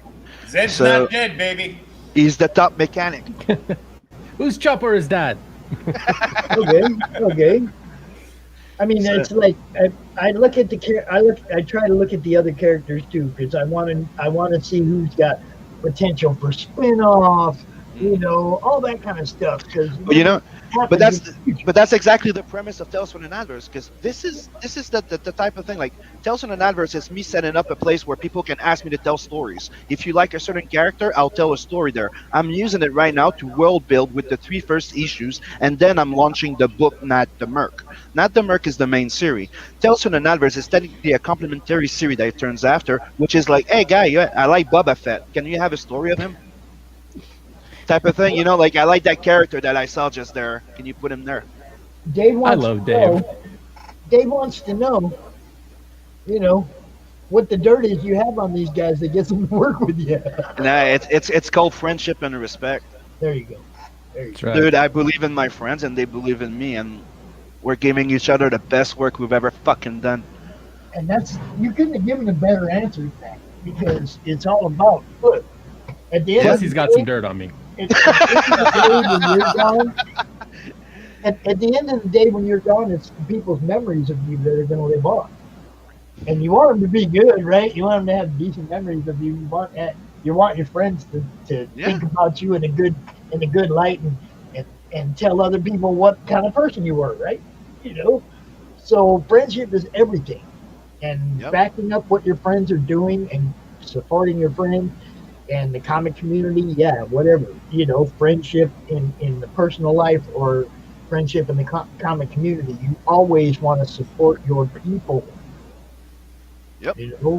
Plus, our mix of styles my colors on Sim feel there's a synergy there because we're both weebs at heart. So I'm taking all these decades because I'm 45. So I'm taking decades of weeb energy and infusing that big dick weeb energy right into And I'm Sim's 44, work. so where we grew up pretty much in the same. So we have the same influence, right? So, like we were discussing one day, it's like it's weird because if you put Inkspot, Beacon, and Scotsman on my art, it makes it look different. Even though like we're not really trying. Why? Because we have different influence. When you get Inkspot, it looks like heavy metal Bisley type of shit. When you put Scotsman, it looks like it's an anime movie. Like it's a straight anime. When you put Beacon, you have more of a European American coloring to it, which is freaking awesome. Dude, Oh, yeah. I've been like following Sim since the first time I seen him. I had to make me a banner to put above the right straight away. I was like, dude, make me a banner. You know, and I don't know if a lot of people don't even realize that I do that. But if you have an IP and you want, to be above the madness, you just send me a banner and I put you above the madness. I think I have another way of saying, the point of Tales on an Adverse is also to be my mailing list type of thing. Like you like the world, right? And let's just say that you want to know something specific about a character. You can request it. Like that's what I want to do with Tales on an Adverse. I want it to be like a more of an interactive type of thing between me and my reader. So I'm introducing new characters, and then like let's just say you meet a bad guy, right? And you liked him so much, but I killed the fucker. Right? And you go, dude, I'd like to see more about that guy. So I'll maybe come in with a backstory, There you go. Anything origin story or something. Yeah, and I'm also trying to have fun with the fact that I'm not telling you anything that's linear in Tales on an Adverse. So one short story that comes in a year might happen before or after. You have to figure it out by, reading the series. That's how I'm playing with it. What's with not unzipping his pants on the page? He's not unzipping, he's zipping up. As you can see, he's gearing up. I guess it just depends if you're reading up or reading down, right? Mm-hmm. And here you see a little wink to the first comic I ever published by myself in 2009 called The Wolf Dragon. Nice. Little Easter egg of your own book. That's cool. Mm-hmm. I like it. I'm a big fan of Easter eggs. Big fan. Here's some Inkspot coloring my stuff. Like I'm telling you, it looks like a Bisley finish with him. Because he's a painter, right? Yep. And everything's updated. Those are going to be updated as soon as the coloring's done. That's the only story that stays in black and white. Because it's, way, way, way in the past. It's a part of Nat's origin. That's why it's called Nat Prelude. This one's also getting recolored. That's the Space Pirate. And here you also have a glimpse of the two of the five pages I've already drawn of Nat the Merc, the book, that I've drawn in 2019. Like, I've been working on this for a while, but I'm setting up everything. And here as the stretch goal, we have at 5K, we unlock the 3/6 AM, the boy stickers. At 7,500, we're unlocking the 3 girls, right? For all the physical book backers. At 10K, we unlock the Simon Bisley and the Joe Ball print.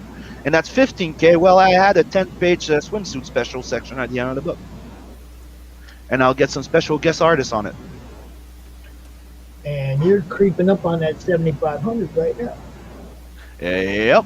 We're getting pretty close. Man, 6850, so that's the next one, and it ain't out of reach by any means.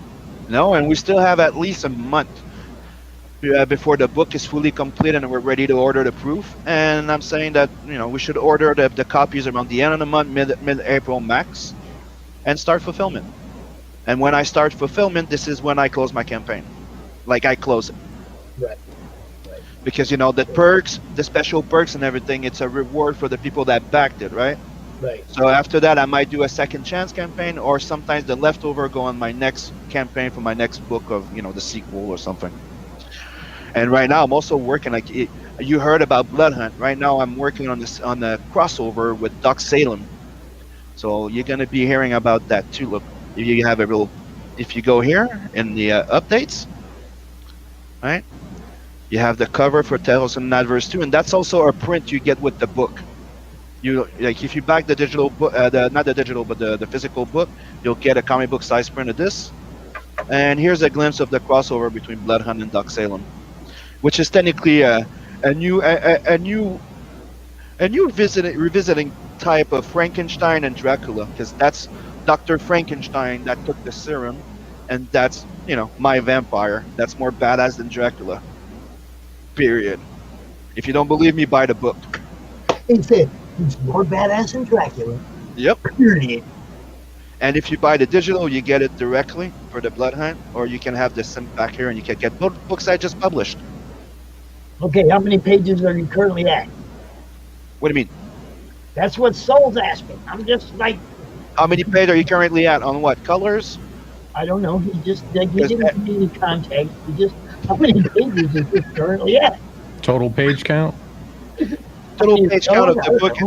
Total page count of the book is 80 page. And how many? Everything's done. We're just waiting on the colors.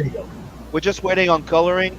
Scotsman is finishing up the Nat and Zed story. Then after that, he's gonna attack the recoloring of the two previous one. That's what I'm saying. We should be going to print by the end of March or mid-April. Don't mind me. I'm just readjusting the braids. No problem. And you know, makes me want to kick a dog down the stairs. Let me show you a little something. So let me throw a question at your colorist over there. He's putting it all on you, dude. Sure. No, I'm not. It always is on me. Okay. I colored Xenotype for a year and a half. It was on me then. It's on me now. James I'm used says, to that. Let's get this book to 15K because he wants the swimsuit special. Yep. There you go. And you know the reason why we're a bit behind is just because I added more pages and we were coloring the old stuff. And I mentioned it. It's not Scotsman's fault. We added more stuff to the book. It was 64. Now it's 80 page for $25. And if you get in on a physical copy of the book at the moment, right? If we don't unlock any other things, you get the book. You get two comic book size print, right? And you get that painting there as one of the them prints. You get a sketch card if you wanted the 200 first physical book backers, and you also get 3 stickers. So that's a lot of stuff for your $25. You also, you know, considering the book is 80 page fully colored. That's nice. I'm you know, I'm actually kind of impressed because we talk about it all the time, but you just seem to be pushing forward and improving and just making it better every time I talk to you. It's like but that's the thing that happened. Yeah, it's I found the original black and white because the thing is, in 2016 I lost all the original of the Nat and the Rose story, so I was running with what I already had in the last print file, right? Until the other day I was looking for something else, and I'm like, what the fuck is this? Click on it, and it's there. I'm pretty sure we were watching Heavy Metal episode 2, movie 2, and you're looking through your your backup drive, and you're like, holy shit, dude. Yeah, I found it. I found it. And I was like, found what? Didn't even know he was looking for anything. Check this shit out. And you start just going through page after page after page. Yeah, this is a preview of Tales from the Adverse 2, one of the Loani story. So you have this one, this page is done. You have this here, where you see the police escorting like a witness, and they get attacked. And then you see an invisible threat coming in, starting decloaking and killing everybody.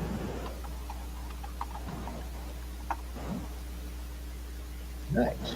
Then you see the witness running to the running away, running to a cab, and then you realize, you know, it's a flying cab, drives off.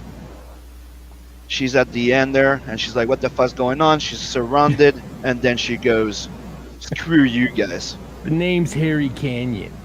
Like, screw you guys. I drive a cab. And that's where you're going to like this, Pops. Look what happens. She dives down, right? Whoa! Opens the glider, and she kicks Chris off the fucking flying bike from the Morning Roast. Bye-bye, Chris. Chris, like young me? Yeah, young you, Chris. Yeah. Sugar Chris, remember? We Yeah, rebranded. Sugar Chris. There you go.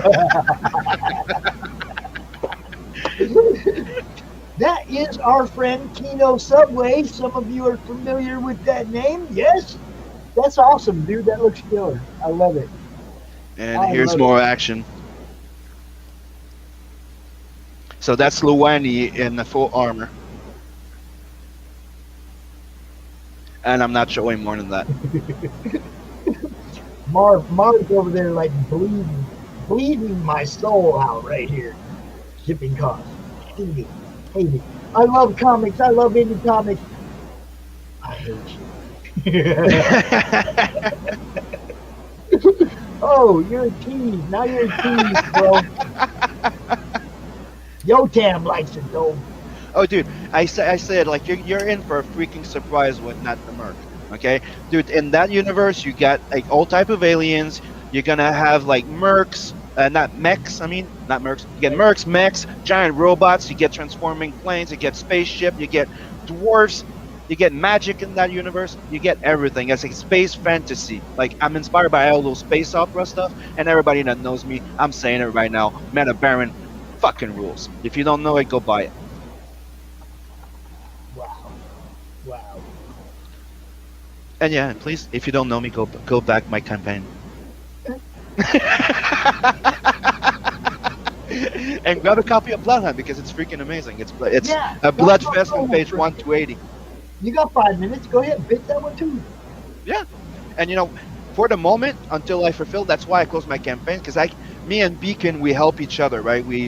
I send him a bulk shipment, he fulfills for me over there and stuff like that, so I can ship for you guys 1 book or 2 book for $15, right?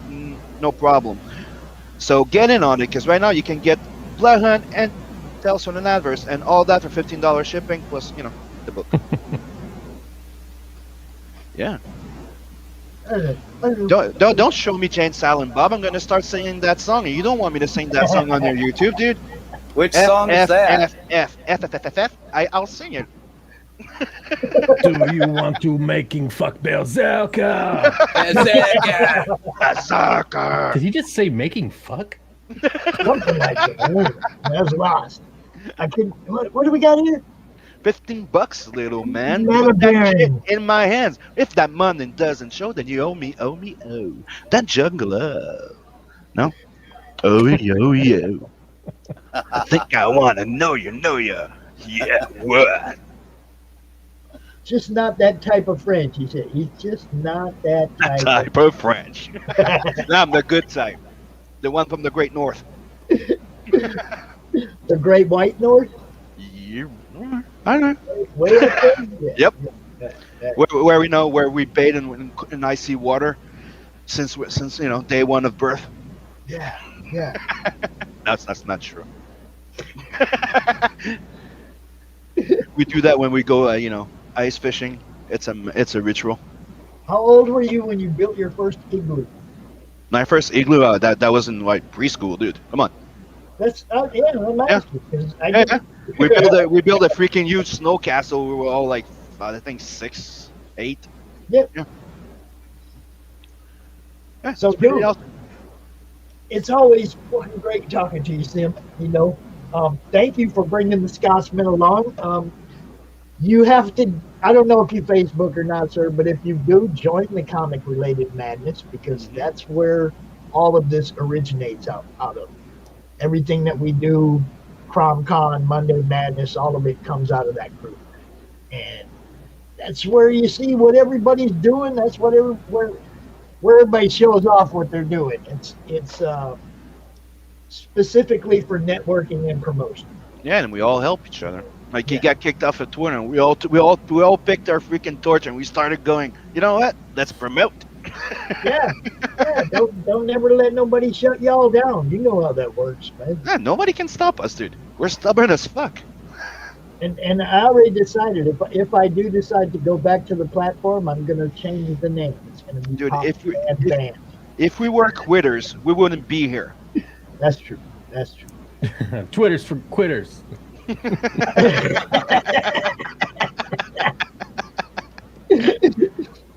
Yes, and Soul says He likes how the Scotsman has red hair going downwards, and behind him is Nat with red hair going upward. Yeah, I got the power gingers because hey, even Beacon is a ginger. And Only, me, I'm only part Beacon's ginger. got a fro. Yeah, Beacon has a ginger fro. Yeah, He has a glorious ginger fro. So I used to be a ginger. me, I'm the Auburn one, so I'm like a part brown, part ginger. Mm-hmm. Like my son Logan, his hair is like Auburn brown, right? But the beard is like Scott's. It's weird. Like he really has like the brownish, like darkish hair, but the reddish freaking beard, and he loves it. He wears it proud.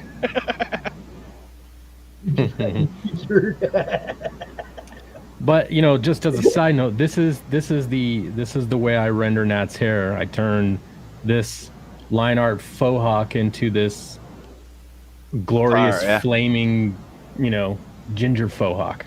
So Look at all that extra texture in there, man. that's right. He's not a regular ginger. He's a power ginger. Individual lassos. Power ginger. Go Power power gingers. You know what I tell Nat is the most badass intergalactic man of action. Period. And you don't want to miss this book. Yes. And yeah. Be there. Check it He's out. stylish. Tales from the Natverse by Sim, featuring the Scotsman and Ink Michael Spot. Beacon, Ink Spot. You bet. Go And check it out. Now, because you said you did not know the Total Excellence, I'm going to introduce you to the Total Excellence. What's up? Sim? What is up, Total Excellence? There you go, brother. Look, you guys are all on Twitter. You guys can all be friends. Did I hear you got suspended Suspended. on Twitter? Detention, suspended, any of those good things? I don't know. I've heard someone got suspended. Well, And- I did. But Oh yeah, no, but I haven't. I didn't get suspended. I don't know how because I just mostly retweet, and the only time I ever tweeted now is that I'm going on live with you, Pops. right. So Well, somebody sent me a message and said they were trying to send you the link and that they couldn't. no, I after I did like the coloring stream for Sunchild for Nick and Right. Paul. Like we were talking till like 3 a.m. after the stream was over, and he he told me gave it he to you? DM'd me. He DM'd me your link and everything. So everything's good, brother. Yeah, see, that's what I'm saying. All you Twitter brothers, y'all looked out for me. You helped me keep connected to the people that aren't on Facebook, so I can still get them out here for the show. I appreciate all you guys. And you man. do the same. You do the same thing for us because we're not much on Facebook. We're mostly on Twitter. And that's what I'm saying. It's like when they cut me down, I'm like, how am I going to get a hold of all these people? It was like, fuck it, go live, tell everybody what's up, and get everybody working together. Because fuck it, do it. We're going live. Yeah. We're going live. Yep. I'll do it live. Do it live. The show must go on. What is up, Itchy? How's it going? Good. And you, Phil? How are you doing, bud? Doing good, man. Good to see you. I caught one of your coloring shows just the other night, man. Good stuff. Thanks, dude. Yeah, no, it's wild, man. It's like this, out of all the coloring streams, this was like the longest watch time ever, and everyone jumped on from the Kickstarter, wanting to know and getting to know like what Sunchild was. So if you guys want to know who Sunchild is, it's like pretty much this character. Paul chose a tier. Actually, let me show you guys because How about you introduce who Paul is? Tell everybody what you're talking about. So Yeah. you know. Let me actually show you the illustration that I colored last Hey, night's man, you stream. got the stuff? I got the stuff, dudes. I got the stuff. It's me, man. Dave, let me in. Fix. I got the stuff, man. Dave's not here, man. Dave's not here, man. Yeah, that one. That's what I remember seeing, man. Yeah, so I won't say this is the final, colorization because I'm gonna go wild on this, but so far, pretty much Sunchild is created by Paul.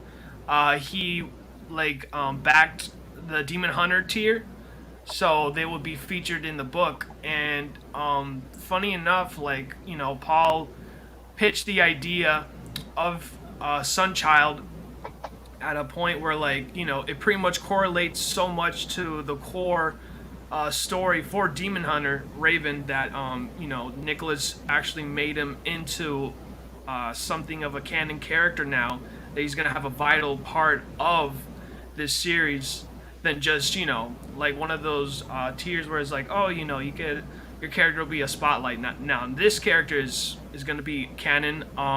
He's gonna have his first debut on Demon Hunter Raven on Kickstarter. If you choose the deluxe edition, it's 6 pages. So it's going to be a first appearance of this character, and pretty much he's going to have a vital part of this series. So I'm pretty excited for it. I'm so blessed and happy that I get to be part of it. Just having my foot in the door, just being part of this awesome project. I mean, this Demon Hunter Raven has gone over $4,000 of its backing, and That's it's Mr. even Nicholas Mueller. If you don't know, that's Mr. Nicholas Mueller. Yeah, man, Nick is awesome, dude. Like he man, he's such an inspiration. Like every time he jumps into other live streams, you see him draw while he's like talking on these live streams, man. He's like, he's hustling. He got 5 kids to feed, guys. 5 kids to feed. 5 kids to feed, man. 5 kids. That's. Oh man. It's a hustle. It's a hustle. Indeed, it is. No, that looks cool, though. Yeah, man. After like COVID, dude, like he's doing this full time, guys. So he is full time for Demon Hunter Raven. So we talk about Nicholas a lot in the group because I mean, everybody in the group's been paying attention to what he's had going on for quite a while. You personally have your own IP that I don't know if people are aware of. Oh. Is how I came to find out who you were, basically. So, you drop a little knowledge. Come on. All right. Don't worry, I have everything prepped up. So now, so pretty much, this is JRPG. I'll even like multiply it. I'll actually duplicate the layer and then multiply so you guys have a better seeing of it.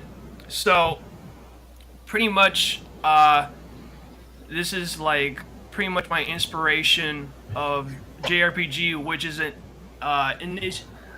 initials saying Juvenile Radioactive Pro Wrestling Gators, and this is pretty much the inspiration of me living in South Florida my entire life and my love to professional wrestling.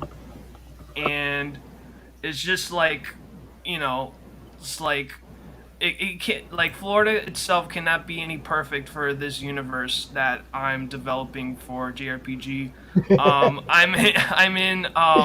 I'm still developing. I'm developing this art style that I am aiming for, which is this. And pretty much, dudes, this is pretty much like, how can I say?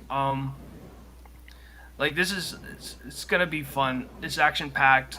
If you guys like anthropomorphic reptiles that just know professional wrestling, this is your book. I mean, I freaking love it. So pretty much like these 4 main characters, I'll introduce each and one of them. On the top left corner, you got Todd. Funny enough, since he's the tallest, he's the baby brother of the whole group. So pretty much Todd here, he's pretty much, he has a close grip on being the leader of the group, but due to his poor tantrums, he's not really much of the leader of the group. He still wants the best for his brothers, but due to his temper, like, it does really tamper his ability to make decision making, especially in a critical point or decisions or moments within the situations. But he's very close to his brothers. He has a hard way of associating some of his brothers, but he knows how to work with them in his own way. And then pretty much I got a question now. Yeah. They're wrestling gators. They're pro wrestlers, right? Yeah, these are professional wrestling gators, and so you are creating a whole thing where you're going to have heels and faces and a wrestling, like a WWE or whatever you want to call it, a wrestling empire, okay? You have to create all of this, not just these guys, okay? These are your guys, but you have to create the whole thing, the whole, what's the name of your wrestling alliance? The Wrestling Alliance? What, for this stable here? For your guys. Well, I mean, you know, who do they work for? What company do they work for as wrestling? Well, pretty much, you know, as pretty much the one who are pretty much the reason who trained the Gators and, you know, even learned professional wrestling is Sandy, the Florida man, Ravage, and he was at a point where he was going to be the main eventer of this big corporate pro wrestling show, but due to a career-ending injury, he was forced to, you know, retire. And because of that, like, he just lost his ways of, like, you know, of, like, what he wanted to do in his life. So he had a best friend. He had to fly back to his hometown, which is Miami, Florida. And he met up with pretty much a childhood friend of his. So he moved up to the Florida Everglades. And, you know, he has his own, like, gator farm and stuff to attract people and stuff and do gator, funny enough, like gator wrestling. So since he was still hot within his name, you might as well just still, like, you know, bring people over since his business is starting to slow down. So it's a one-on-one thing. I don't want to go too deep in depth. That would be within spoiler territory, but you know, this is where the Sandy will meet the Gators and how the Gators became who they are and because of the Gators pretty much brought back Sandy his passion for professional wrestling again. Because once his career ended, his passion for wrestling ended with it. Right. Okay, so you have, like I said, So I have to say, Itchy, that sounds interesting. Yeah, but you have to create the whole thing now. You have to put a name on the wrestling corporation, you know, so that The rivals. You have a whole build to make now. You got to make your heels. You got to come up with your announcer. Who's gonna let it go? It's time to rumble. You know, it's like all that. You have to create this whole production within your production. Yeah. There's a question for you, man. We call it the NML. Do they have to face Florida Man at some point? No, they're being Or trained. Animal. That would work, right? The NML Wrestling Federation. Mm-hmm. So do they have to face Florida Man at some point? A Florida Man, yeah. A They're Florida being Man. trained by a Florida man, so they'll probably have to face one. Yeah, right. I mean, you know, it's a general question. They didn't specify who. You know, we're basically a meme at this point, but I'm pretty much proud to be a Florida man. I haven't hit the news yet. We'll get you there, brother. We'll get you there. Hold on. And by the way, Pops, Will, I'm gonna have to go. I'm gonna leave the floor for Itchy. Itchy, great idea, but I agree with Pops that you need to work that as a big, like, wrestling federation. Get those announcers, and those announcers are freaking important because remember, in wrestling, that's what makes it, right? Mm-hmm. It's the announcer. Yeah. He plays the referee between those two, like, overly, expressive and aggressive. Right. You got to have your Shivani, your JR. Yeah. You got to have them guys on the side. You got to have that what was that dude's name? Michael what? That did the let's get ready to rumble. So get ready to rumble. And Phil, thank you too. It was fun being here, and hey, no problem. Have a good one, everyone. Good Later. talking to you as always. Nice meeting you. Nice meeting you as well. Yeah, and nice to and just meet as you, a man. side note, I also color live on my YouTube channel, Scotsman TV. Mhm. If you want to learn how to color, you want to watch Nat the Merc being colored or any of the projects I'm working on, check out Scotsman TV on YouTube. Yeah, and you can ask him any question. He gives out tips.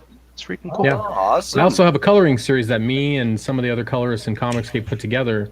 Colorist Gavin collab. There's like 10 episodes. So starting from what resolution to set your page up at, all the way through all the different rendering techniques, flatting, everything, all the way to final renders and saving out to send to very press. important, specs. There's so many people, especially traditional, that they're still learning specs when it comes to digital and how to get it to us colorists in a proper format, man. Right. Mm-hmm. Exactly. So later, everyone. Appreciate it. All right. Have a good stream. Thanks, Gossman. Y'all Thanks, be boys. cool. So what does JRPG stand for there, man? Juvenile Radioactive Pro Wrestling Gators, dudes. Now, is it turn-based? No, it's not. It's real time.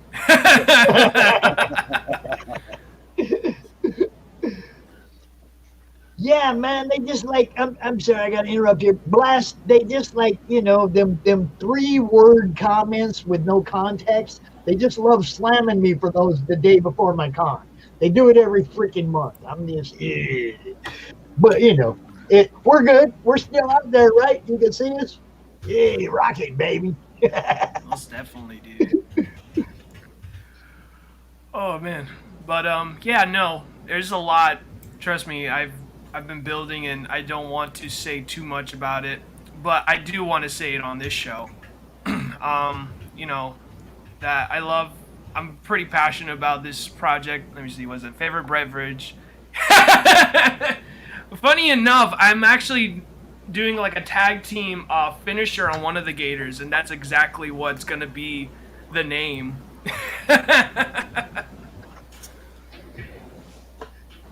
And like I said, so it's a build now.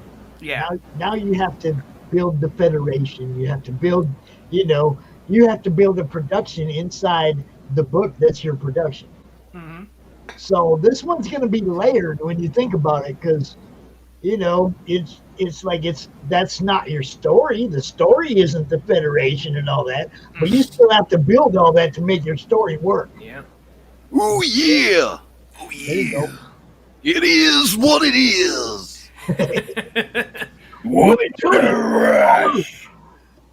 You'll get there. It's all good, man. I'm really looking forward to seeing where this goes, because you definitely. Man, come on, look at all the different bits they've used in wrestling over the years, and you get to grab any of them you want, twist them around to fit the alligator wrestling mold.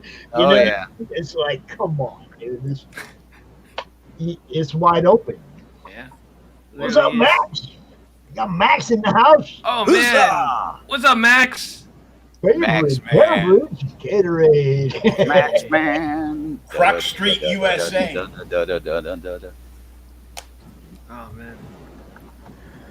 Oh, but yeah, dudes, I'm just so happy. Thank you again, Pops, for inviting me to your show. I love being on CRoM Con and just hanging out with you and everyone in the panel and getting to see these awesome projects, dude. We do, you know, we have fun doing this, man. The cool thing is, I mean, like you and Phil are both colorists. We just had Scotsman out here with colors. We had 3 colorists out here in the show at the same time, and it's like, and colors represent for a change. Yeah, real, dude. None of you really like bounce knowledge off each other at all. Y'all just kind of like, it's all cool. We're having fun at CRoM Con. So I know for a fact I'm going to go watch Scotsman's stream now. I'm going to go subscribe over there and check that out, because I watch you, you know, and that's just, I love it when you guys come out and I get something else. You get a stream and you get a stream and you get a stream. My last break, I went and gave a stream. Critical Blast. Yes, sir. I know. See, this was somebody I was trying to get on the show, and then when he went to get back to me, I had been suspended on Twitter. So look, check me out, dude. Tomorrow at 5:30, if you want to come out at 5:30 p.m. Eastern for a half hour, Critical Blast. I got you. Let me know. Randolph. That's your name, right, Randolph? Yeah. If you want to come out tomorrow, 5:30 p.m. Eastern, let me know. We'll make that happen. Yeah, That's how we do that. Yeah. No, I'm just so excited since I'm such an up and comer, like I'm getting so many projects, both coloring and doing even cover pinups. I'm doing another cover pinup for the back for Paul Tucker, who's the same guy who created Sunchild, which is this character. I'm going to be doing a back cover for Bump Back, and I'm pretty excited. I also talked with Peter A. DeLuca. He's another guy who has another campaign on Indiegogo. I believe he's going to relaunch it. It's called Trial by Fire, and he also hit me up saying like, oh, if you want, dude, like, you can do a issue 2 cover for Uzi Susie, which you guys can pre-order on SD Store. So keep on the lookout for that one. As well as, God, there was so many. I have so many projects, dude, that I'm just trying to remember them all. I hear you. I know what you mean. And also now there's another project that is live on Kickstarter called the Flock Comic, and there is a tier where you get to have my variant cover for the Flock Comic issue 1. The Flock with Scott Wilson. Yeah, Yep. man. It was That's a lot. another one we've been pushing heavy into madness. We've been seeing a lot of. I love it that you guys show it, because then I can spread it. You know, I mean, I just love when people come into madness and say, "Check this out." I get to go show it to everybody. You know, No, dude, it was. Yeah, what the flock? That is the tagline. Like, WTF, what the flock? You got to get the flock, dudes. It's a All right, fun, just all ages quick comic. announcement. Yeah. Quick announcement. Tomorrow at 5:30, Critical Blast will be here. Oh, awesome. All right, 5:30 Eastern. Just updates on the schedule. I love it. There we go. Yeah, no, dudes. It was a lot of fun drawing this character and even coloring it, because this was my first gig ever doing like a cover. So I wanted to do something that I just went all out. And then the colors was literally just the highlight, because Scott was just blown away with the colors I did for this cover, and he gave me like another gig for the Flock comic that is also going to be a poster. Let me see. I'm going to show you guys the colors for the poster. This is pretty much it. You can either, it's either going to be a stretch goal if we have 200 backers for the Flock comic Kickstarter, or it's also part of the tier. I believe it's going to be a more like premium tier where you get maybe either 1 or 2 of the posters for this one. I colored it, and the artist for it is Elliot Rodriguez. He's another up-and-comer that he's starting to get a lot of gigs as well, doing covers and pin-ups and just also posters. So he's another one that you guys should keep an eye on. But keep an eye on me first, because, I'm on this show. Cool, cool. Total excellence. That's how it is. Every time you tune into one of his shows, you got to start it out with, "What is happening? Total excellence!" You got to let him know you're there. Yeah, dude. He draws, man. He be drawing, and it's like he'll look up. He's pretty good at looking up regularly to see what the chat's up and getting caught up on the chat, because people interact with the Ictus. We have fun down there. It's got a good show. Yeah, no, I love. Whenever I do these live streams, man, like I don't want to make it like myself. Like, I want it to be something that you guys are a part of, and I want to be very interactive with you, because I've been on live streams, and I can understand those that are very top, like top heavy hitters of any of these YouTubers or live streamers. It's hard to catch up with the chat, especially if it's scrolling down super fast. But if you're like when you're working on a piece, for sure. Yeah. If you're a no schmo like myself, like you have at least like maybe 10 people or at least 8 people viewing you. I mean, you got to be interactive, and you got to keep your viewers intact. And that's something and that's something that I really want to take be very attentive on that. like I want it not just only about myself. I want you guys to be part of it. I want to respond to anything that you guys write on the chat. Hopefully is appropriate. That won't get me in trouble. But yeah, no, it's like I have a lot of fun interacting with the chat, and I know that they're having fun, and just hearing the feedback that they enjoy watching it, like yourself, you guys just enjoy it, like it means the world to me. And that's why I just keep working hard as I am, trying to improve myself as a colorist, as an artist, and just keep moving forward, and hopefully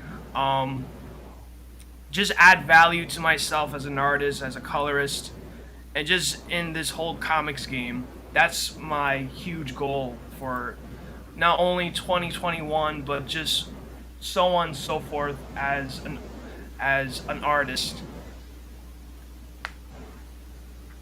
Well, you're my boy. I love watching what you do. You kill it. You're always funny. You're always fun. When I watch your show, I giggle. And, entertainment. Look, to get people to view, to get people to sit and watch you for a while, you got to be entertaining. Yeah. You have to be, or nobody's going to watch, if you're boring. And it's like, you're always entertaining. Even when you're not talking, the work you're putting in is worth watching. That's awesome. It's like you'll work, and then you'll be like, oh yeah, you guys are all here. That's right. You talk to us for a minute, and then you go back to work. And it's a good look. You got a good show there. You need more subscribers, which means you got to self-promote more, brother. I know. Brother. Thank you so much. Yeah, we're you know what we do. Y'all go check him out on YouTube and on Twitter. Check him out. Hook up. You got to watch his YouTube streams because they're always good. That's always good stuff. Gentlemen, my knee is killing me. I'm gonna go get some ice. You got this for a minute? Our next guest is in the backstage. The banners are set up. You got this? I gotta go ice my knee. I'll be gone for about 10 minutes. Can you handle it, Phil? You got me? Who? What? Who's Phil? Phil? Either you guys, you got me for a minute? I gotta go ice this up. Yeah, we got you. Guy set up, man. I'll put my feet out and you push them. Oh. Here, puppy. It hurts. Please, not when I'm taking a drink, huh? That's awesome. I almost spewed on comics. Don't make me do that. I'm doing a lot of that all on the fly. Oh, I know. Hey, well, he's gone. I found a picture of CRoM's dad. Is he?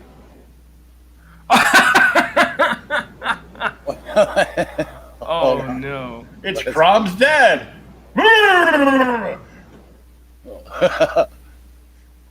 Mr. Laka Comics. That's awesome. Oh man. So what do you got in the works in the future that you got planned for your series and stuff, man? You got any little inside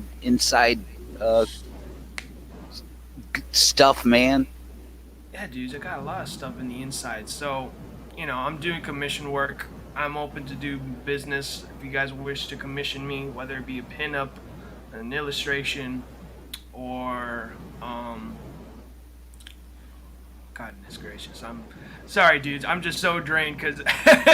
Oh, I hear you. I'm running on like a couple hours sleep right now. I feel you, bro. Mm-hmm. Me yeah, too, brother. Yeah, no, this but week I'm still pumped to be here. So. Yeah, man. Me too, man.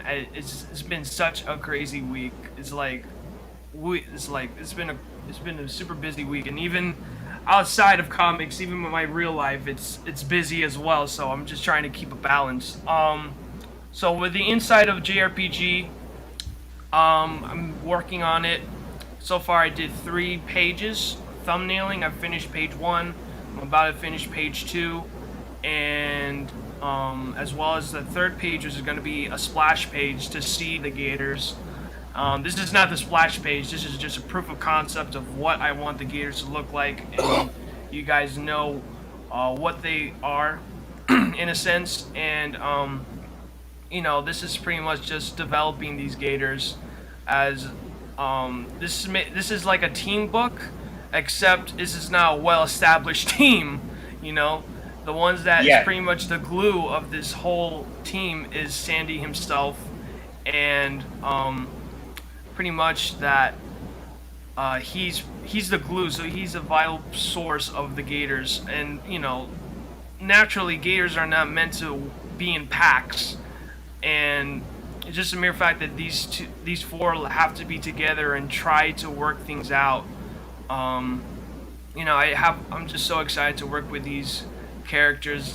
These characters have their own means of how can I say, they have their own means of their own personal goals, just not only just for their brothers, but for themselves deeply, that they have a goal that they see themselves more than just professional wrestling gators. It's something like what's going to be of them later on down the line past this team. And mind you, these are like dinosaurs, so they have years and years and years amongst themselves to even live this long. So yeah, man, it's something I'm very excited to work on as a project, as a proof of concept, and just a one-shot, just to work on this 8-page or 10-page story that I'm the artist, and my writer for this story is Cassidy Blonde. You will know him as Pointman Comics. Pretty much the idea and proof of concept is, again, like, it's just my whole life experience living in Florida, and just my love for gators and professional wrestling, all of its own. And do we have a video game in the future of JRPG? I know you guys like your wrestling games. That would be awesome. That would be a really cool game. I would love that one, man. Yeah, dude, I would most definitely would love that, man. But for now, man, I'm just more focused on just the story and just developing these characters, and just within my growth and what I have for these characters, that I hope that you guys and those that are in the chat would join me in this journey, because it's gonna be a fun and wild ride. I'll tell you that much, guys. Hell yeah. Cannot wait to see what you get cooking, man, for sure. Oh, yeah, it'd be pretty rad to have a tier that you can people can buy the product once it's done, and a kick up tier where they can get a commission from you, where you draw them as a gator. Ooh. Oh, there you go. Dope. Okay. That'll be really cool. Don't make me a gator, because I'll be going around biting some bitch's ass or something. Will gator. Oh man. It'll be like the suntan commercial, that twist that Florida man did with it. Oh yeah, that's great. No. I wish I could have afforded to buy that, get the towel and the lunchbox and all that, because that was just awesome. I go, oh, it's the old Coppertone commercial. Okay. Well, I'm actually paying attention at the time and stuff. Give us a little lowdown, man, where everybody can find you at, Ichthus, man. Yeah, most definitely, dudes. Pretty much, I have a YouTube channel. It's pretty much Ichthus, ICHTHY 5. I do a daily Sunday Funday coloring stream every Sunday. And, I'm slowly expanding. I'm going to be doing spotlight interviews of, creators that I feel deserve to be known, and, the talents and a series that they have in store that I believe is worth for your, bang for your buck. As well as, even jumping to other streams more, and just expanding myself, just not only just my channel, but it's another way for me to grow and just have keep in progress with myself and those that are following me, and that there is there's a future within my progress and just myself as an artist. And I'm just very thankful and blessed that people that have watched me have commissioned me because of my YouTube channel, as well as, you know, spreading word and promoting other projects on my Twitter, because I could talk about myself all day, but I'm just more focused on just, I don't know, just be somewhat of an ambassador for indie creators that deserve to have a bigger voice, that they unfortunately do not know how to promote themselves properly. Yeah, that's definitely good to have. That's good that people are doing that. That's a good thing. Are you doing any art jam sessions with various artists on any of your streams, maybe even?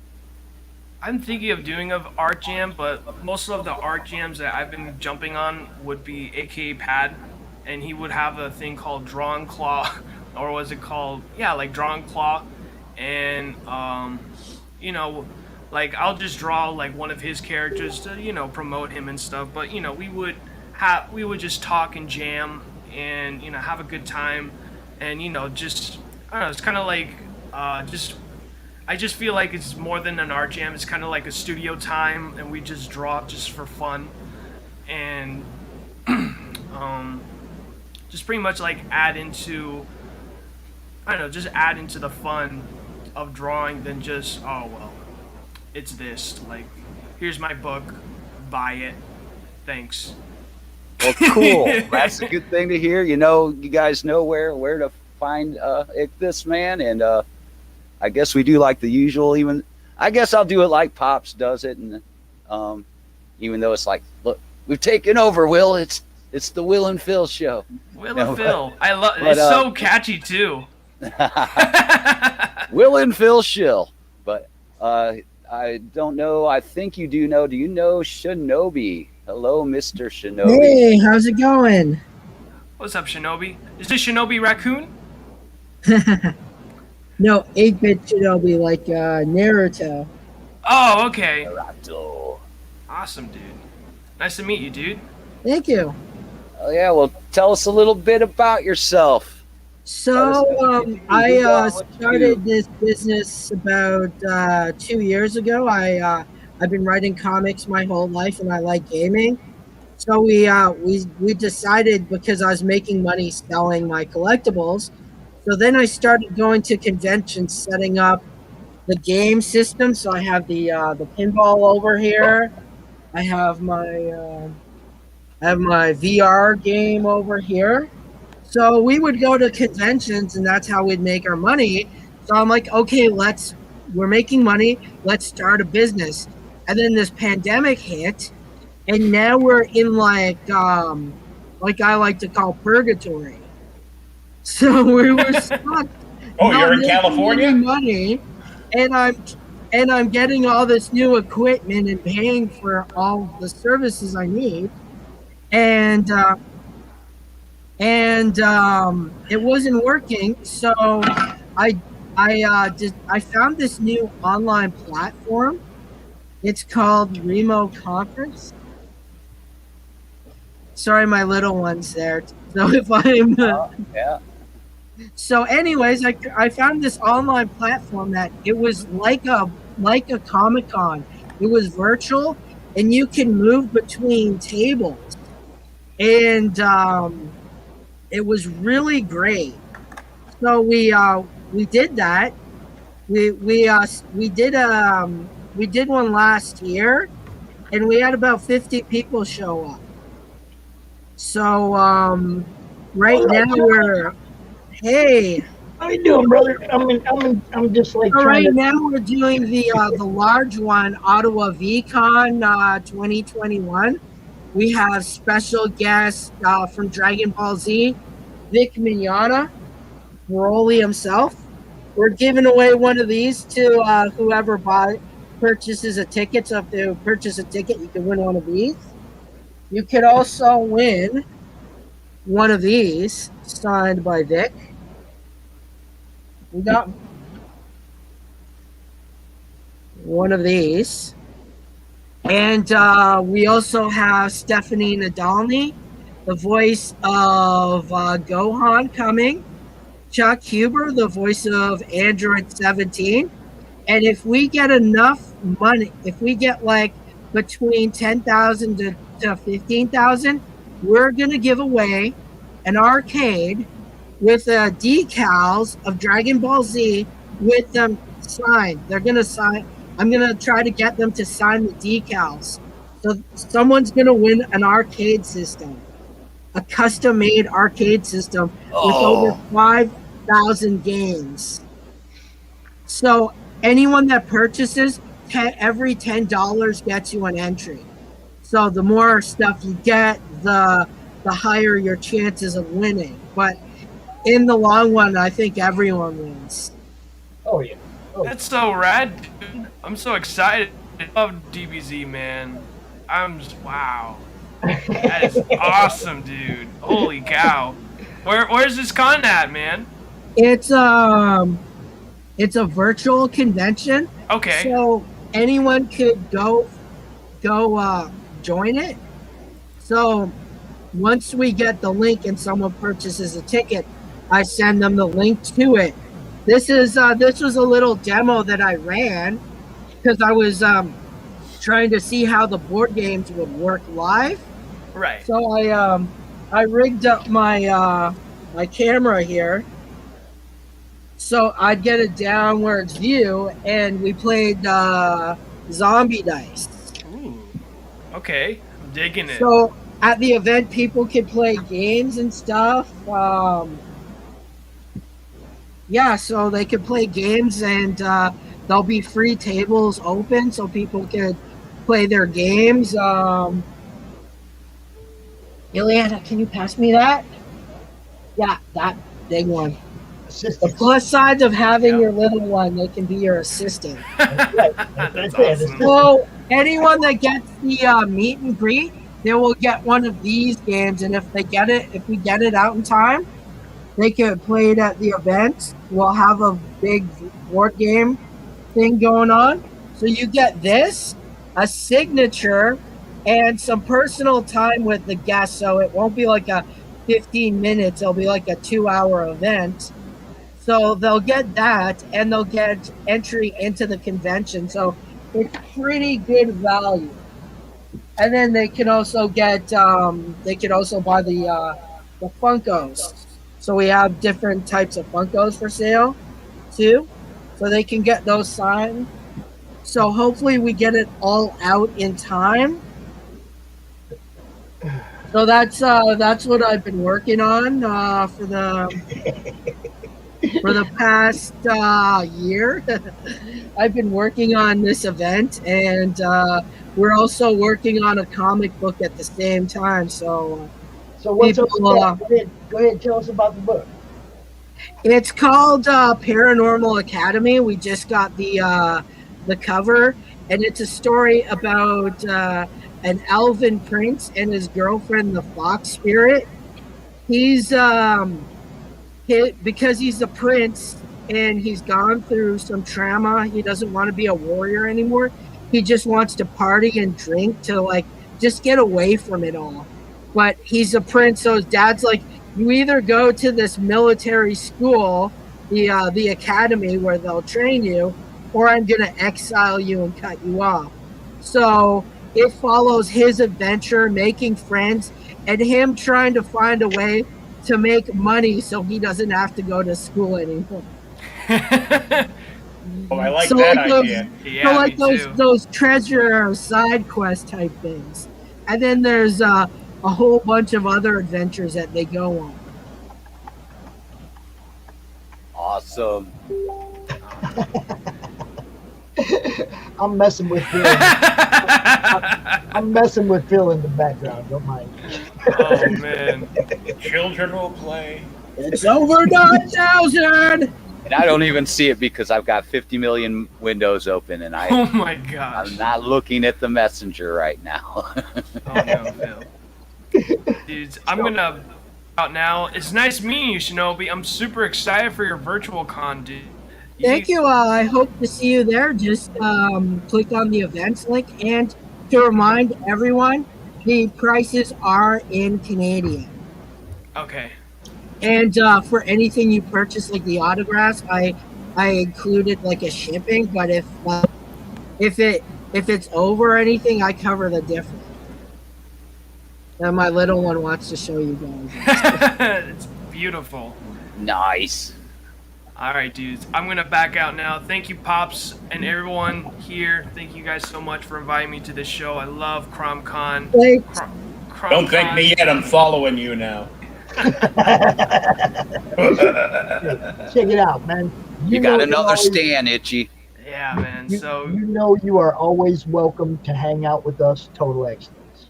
thank you so much, Pops. All right, dudes. As I always say every time I end my show, you all ooze of excellence as always. God bless. Later, dudes.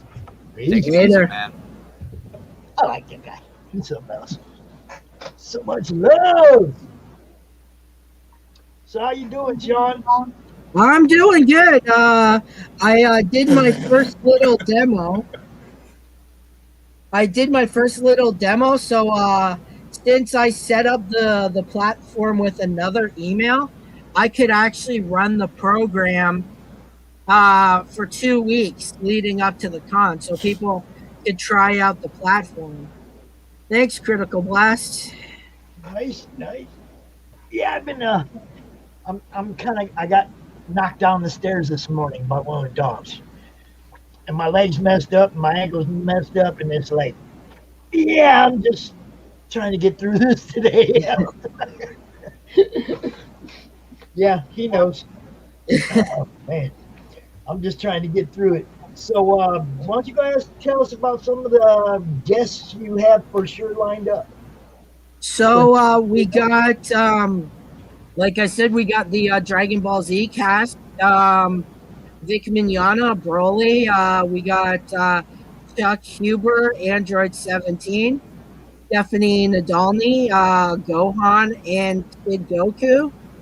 We also got Luke Stone coming. Tim is coming. Who? Luke who? We got where was I? Sim. Sim's coming. He's gonna have a table, so people can get some artwork done while they're there. Will from Heroic Studios is gonna be there. He's got his series Ultima Untold on Webtoons. Ariel Diaz is going to be there, and Nairobi Comics. Larry over there.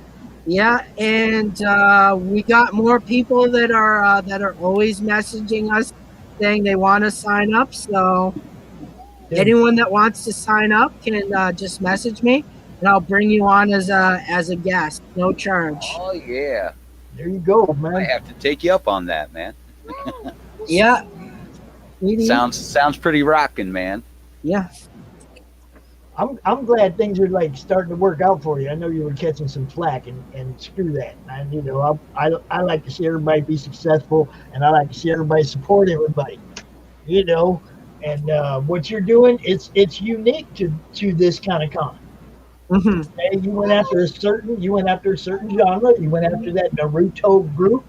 You know, you're coming at them strong, and yeah. And although that might not be like my thing, that's my son's thing. You see what I'm saying? So, you know, you never know. He's gonna come home later and he's going, "Hey man, what's up with that Shinobi dude?" And then I'm gonna have to tell him. You know, and you know, might get a ticket there. You never know. Yeah. Because you know that's one of his things. He has watched every single episode of Naruto, every single. Oh, Vic was also on Naruto as well. He, I believe it was he played Toby.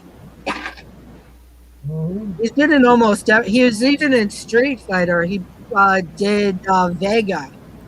Right. The What I mean, it's like it's like what you're doing is kind of covering that whole genre, because the people you're bringing have been involved in all different aspects of it, you know. So it's like it's pretty wide open. I like it. Oh, what do we got here? Oh, there you go. You know who that is?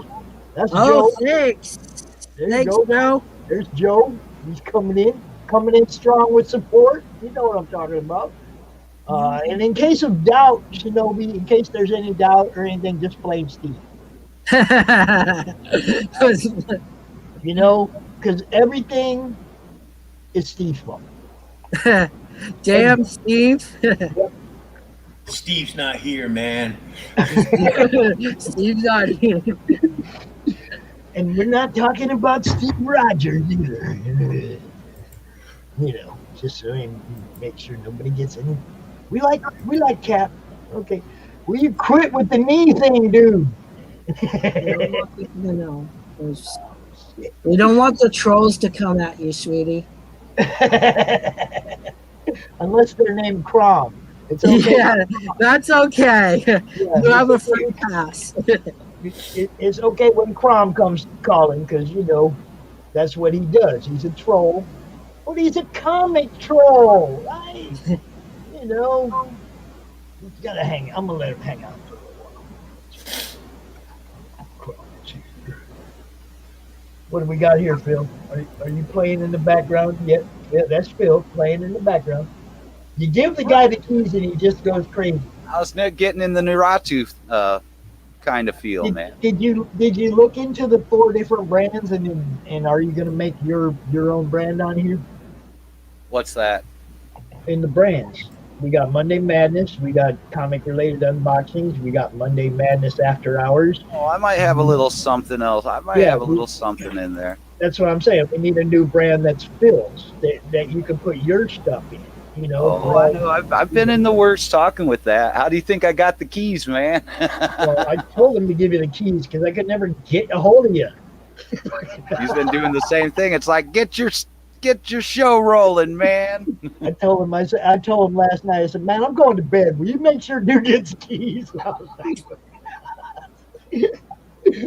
I was tired. It was late. There you go. We got the Phil show. Look, see, now we got the Phil show. Yes, that's what I'm talking about. We definitely need for you to set up your own brand in there. Oh yeah, I only got so many hours in a day, bro. Yeah, but you got a studio now that's yours to play with. That's what I'm saying. Oh yeah. Rock it and make it yours, because Steve is always around, man. He's hiding somewhere, trying to knock you down the damn stairs. Rocking. Dude. Her name is Luna. She's about, 2 foot high, which is, right about knee height. But she's about 70, 80 pounds. So when she's on a run down the stairs and she catches you, you're going down the stairs. I don't care who you are. That's enough weight in the back of the knee to take anybody down. And she's running. It's not just like it fell against your leg. It's like, bam! It hits you in the back of the leg. I landed at the bottom of the stairs. It was fun. Sweep the leg. You have a problem with that, Mr. Lawrence? It was worse than sweep the leg. That's what I mean. The legs didn't even go up in the air. She buckled it down, so I landed on my knees down. Anyone watching Cobra Kai? I'd have much rather landed on my ass. Trust me. Oh yeah, I binged Cobra Kai like 3 times already. I like the part where he made him do the crouching tiger out of the crane kick out of spite. Marv, you never have to apologize for going and handling your business, brother. Tell the fam I said, hey. And save us some dessert. There you go. Is it bye, Marv? Is it later, Marv? Everybody loves Marv. Marv's good dude. Marv is awesome. Marv the man. Yeah. Senator. Man, who's up next? What we got next? I'm having fun today. Even though I'm in pain, I'm having fun today. Lindon Garner. Wow, I haven't talked to him in months. I wonder how he's doing. Well, there's only one way to find out. Yeah, I might have to send him a message, huh? I wonder if he even remembers. Do you remember you're supposed to be here today, sir? Them member berries. Remember Chewbacca? I remember Chewbacca. I remember. It makes no sense. It does to the people who's watched South Park. No, see, it's the Chewbacca defense. Oh, I thought you said it made no sense. I did it. The Chewbacca defense makes no sense. That's South Park. Chewbacca, you must have quit. Yeah, that's South Park. That's the Chewbacca defense. It doesn't make any sense. Chewbacca! Remember? He's a Wookiee!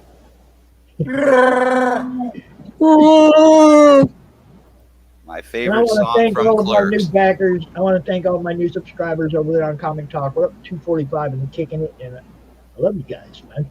It's like it's growing. Everything's growing. The group is taking off. Everything's growing. I love it. Give some credit to NSC Roadshow, NSC TV, man, where we are being hosted. The Twitter bump from getting banned off Twitter was just amazing, though. Everybody's hitting us up off of there, man. I'm getting so many like private messages and just all kinds of stuff, about why'd you get banned? And then they're watching and they're joining the group, and people that weren't on Facebook. You see what I'm saying? People from Twitter, now they're gravitating to the Facebook group because I'm not there. So it's like it kind of helped them boost the numbers. Oh, good. Can leave all that drama over on Twitter, man. The drama with your mama. The drama. I'm trying not to get banned from Twitter this weekend so I can follow everybody that's going to be on.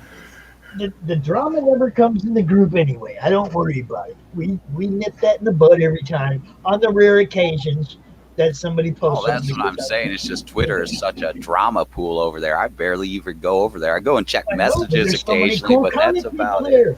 There's still a lot of cool comic people there. I've met a lot of great idiots. I met him on Twitter, dude. Oh, there's other places to meet. I met Ickes outside of Twitter.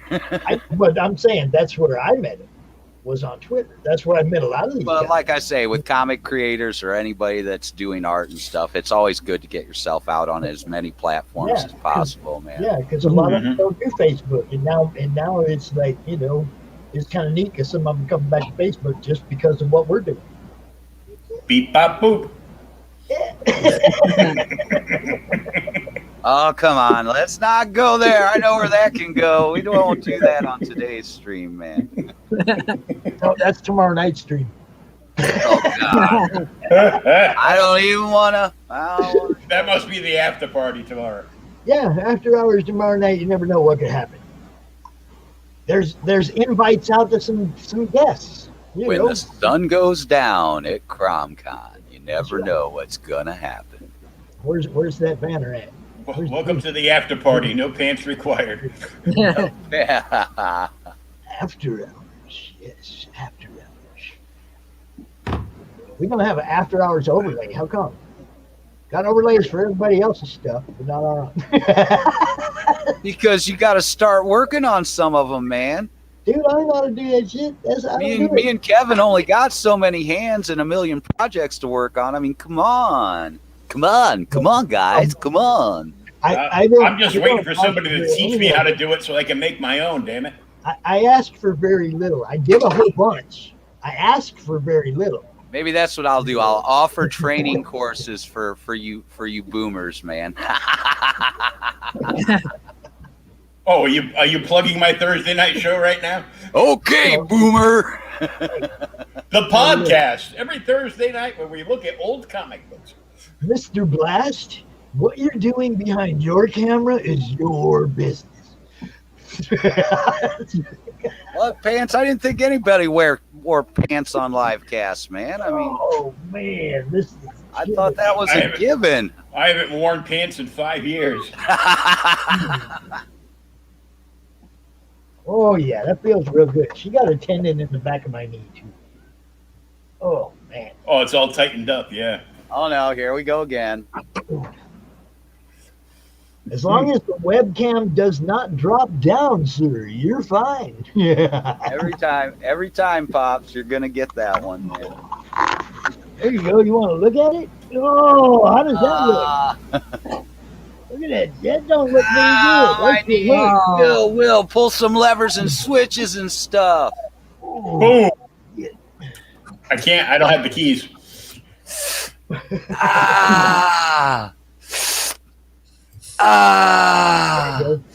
No pants in 5 years.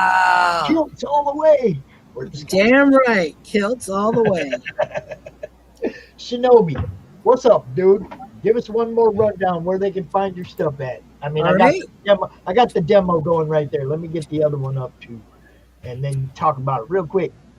Okay, you can find me on Facebook at 8-Bit Shinobi.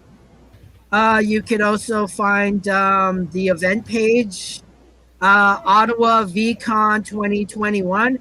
It has all the information.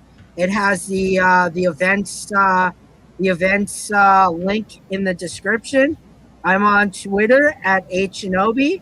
You can also find me on YouTube, 8-Bit Shinobi, where you can see all my interview with Stephanie Nadolny and all my video game plays and other interviews. Cool. We're going to make this convention a huge success. Believe it. Hey, look, this ain't your first one, is it? No, this is actually my second one.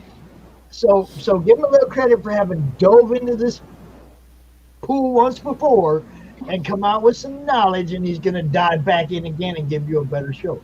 And that's what we do. I mean, that's all you can do is learn and give a better show next time. So, Sean, it's always good to see you, brother. Thank you. Wishing you the best of success for your con, because you always give us the best for ours. Thanks, guys. It was good coming on. Hope you guys have a good weekend. All right, you too, buddy, man. Take care, man. Peace. Bye. So, kicking it up in here, waiting to hear from our next guest, Mr. Lindon Garner. And if we don't hear from him, we're going to have a little just chit chat for a minute, right? Because it's what we do, Yeah, I mean, I don't really have. Let's see, what do we got? We got Warren Brown at 5 o'clock. So, I mean, Bill, you want to send Warren the link? He can come out pretty much any time if Les doesn't show up. But I want Les to show up. But yeah, we have Warren Brown at 5 o'clock. Where are you, Les? We got the, like I said, we got the Warren. Wait, Les Nessman, the winner of the Buckeye News Award? Oh, dude. Don't send took Les the words Nessman right out of my because mouth, man. You will take me right back to, I could have sworn they could fly. WKRP in Cincinnati. No, guys, no. Viewer count, ding, ding, ding, ding. No singing. No singing. No, that was good. I like seeing Sean. I like what he's doing. He's trying to do something different, something a little more geared to a specific on the virtual cons. And whatever you got going on, man, if you get people to fork up some money to go do whatever you're doing, do it. Do it. I mean, you can do it. I mean, it might cost, I don't know, I've never tried to book people like that. It might cost money to get them to come to your show. I mean, so it might, it might not be all about what he's making, but what it's costing him to get them people to come out there and sign autographs, talk to you guys. We don't know. I appreciate the fact that he is trying to do something different. For real. Mike over here ragging on us. CRoM karaoke now with less viewers. You know you love it, Mike. What are you trying to say? Is my witness.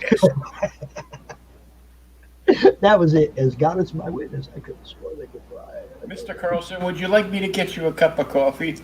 No, we have an agreement. I'm living on the air in Cincinnati. There he goes again. Oh, Phil, you can't get the heavy metal out of Phil. And today, playing the part of Dr. Johnny Fever will be Pops Van Zant. Come on, if you're gonna do it right. WKRP in Cincinnati. Whoa! Right? C is for cookie. It's good enough for me. Yeah. See, Phil, if it's coming from you, it can't be. That's what it reminds that's what that metal reminds me of. I always call that Cookie Monster vocals, man. Yeah. That's exactly what it is. But I don't usually do that heavy because I had to quit gargling with razor blades and hydrochloric acid to get to that point, Well, it's like I feel sorry for the guys that tour and do 2, 3, 4, 5 nights in a row singing like that. Oh, 3 nights is bad enough like Yeah. that. I'll tear up my throat by night 2, Exactly. I mean, I'm thinking back when I was young, and it was like, no. 3 the next day before the third one, man, you're swilling down hot tea and honey, man. No. Blackberry brandy. Blackberry brandy. Okay, Dio. Look. Well, that doesn't work for me because I'm not a drinker, man. And the other stuff don't soothe your throat too well, so Well, the blackberry does. Well, I know, but I said though I'm not a drinker. Occasionally. Well, I'll give take you a that weekend back. with me. You'll be going to AA in the morning. And I guarantee, if that was the case, that I'd make sure that your lungs are hurting too. They will be. Hey, go back to my own premise of, why don't you go to the bars anymore? Well, 1, I'm in a wheelchair, and 2, I want to drink. I want to smoke when I drink. Well, you can go outside and do that. I go, not when I smoke. You can't do bongs outside the bar. What are you, a joker? Or a smoker or a midnight toker? Mm-hmm. All of the above. Yep. Oh, didn't see that coming, did you? Clowns to the left of me, jokers to the right. Here I am. Yeah, somebody posted that the other day. Somebody posted something like that. Something about something to the left and something to the right. And I was like, here I am, stuck in the middle of you. Some people call me the space cowboy. No, they don't. Some people call me Maurice. No, they don't. Some people call me Bill Man. Wink. AA in the morning. Are you that traumatic? Only one way to find out. Let's go drinking. Bring money. Put the brandy out. No. Oh, you know what I tried last night? I was watching Shay's show, and I had some. My son bought some of that. Shay Show, is that an anime? That sounds like an anime. Red Valkyrie. Shay. I know. I'm clowning, man. Anyway, I tried some of that Jack Daniel's honey whiskey last night for the first time, and I was like, that stuff ain't bad. Ain't bad. I can drink that. Ain't good, but it ain't bad. Oh, don't give me stuff I can drink. What's really good is that new peanut butter whiskey. No. Yeah, and you know what happens with that?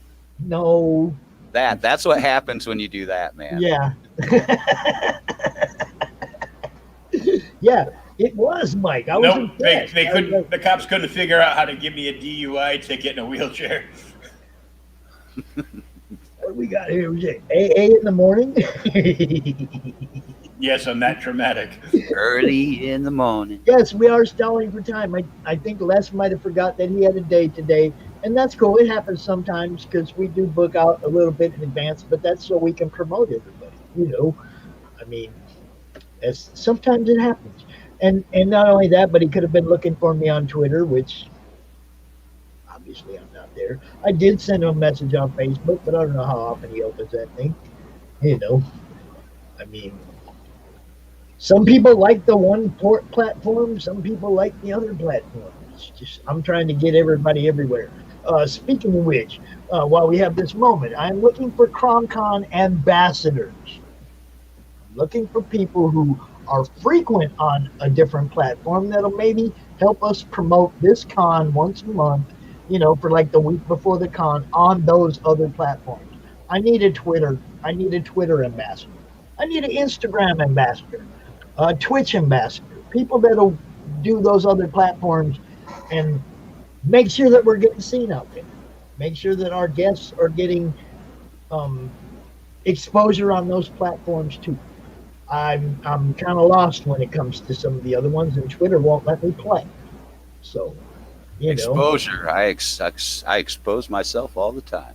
I appreciate that, Ken. We all of us. I mean, these two guys too. We all work hard at it, man. We try to make sure we're bringing you guys a good show and a good platform to show off your stuff. DeviantArt. Okay. Any platform that we're not represented on, I'd love to have somebody just like sort of volunteer to take that on to make sure we're getting seen on those other platforms too. And I don't want somebody swamping themselves saying, I'll do all of it. No. If I can get one person on Twitter, one person on Twitch, and help build our team too. That's the idea, is to spread out the workload a little bit, not have it all piled on. It makes it easier on everybody. I want our team to be bigger. I don't want it to just be us. We got a big thing. It's growing. We're going to need more hours, in the day. There's not enough hours in the day for me to do everything I do. There's not enough hours in the day for Phil to do everything that he does on top of what he does on his own. Will's got 4 or 5 other shows going on. He's throwing out his weekend to come out here and help us out and make sure that, if something freaks up, we got backup. That's what I mean. I'm just trying. I think we deserve a bigger team. What we're trying to do deserves a bigger team and a more solid base than just what I can provide. I'm just the old fucking comic guy. I need people that know what's going on in this business, on these other platforms, how to negotiate them, how to make sure you get seen by most people on Twitch. I don't even have a Twitch account. I can't get you seen on Twitch. Do you see what I'm saying? I need my ambassadors. I Twitch, but I don't go on Twitch. Well, but do you see what I'm saying? I need somebody that's on Twitch, that does videos on Twitch, that has no problem going out there on the week before the con and doing a few videos talking about what we do, what's coming up this weekend. I'm not talking about somebody putting in the whole month like I do, but on that week of promotion before the con, I need ambassadors on them platforms that are getting you guys seen as much as possible. That is the goal. It's always been the goal. The more exposure, the better. So, throwing that out there for anybody watching, anybody that likes what we do, that wants to throw a little time our way the week before the con every month, get with me. I need ambassadors. See that? It's like, yeah, we do want it to be bigger and better all the time. We do. Here, I'll show you some goodies, man. See, I'm usually working, man. I even got stuff up now. Oh, here's one for you. You want to see a cool one? And this is what I'm saying. It's like you have your own thing that you do, and it's like you can't throw just unlimited hours at the con like I can. Here you go. Check this one, man. Oops, let's see. There we go. Machine Gun Mary. She showed up in my inbox last. That is, I didn't realize that when Max had sent it over. Max and Machine Gun Mary, but that is an Ed Bennis. Ed Bennis did the line work on that, man. Wow, that's sweet. So he's got an Ed Bennis piece coming for his next round of Machine Gun Mary stuff.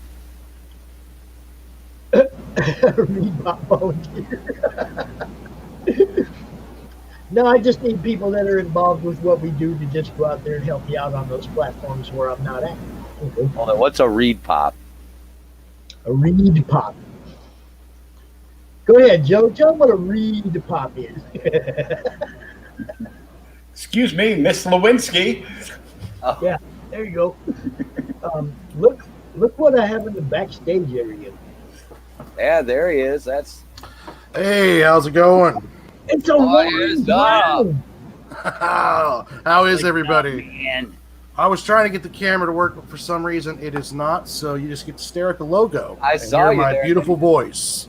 Here we go. You know what? They could even stare at 2 logos. Check this out, Warren. Yeah, they could stare at 2.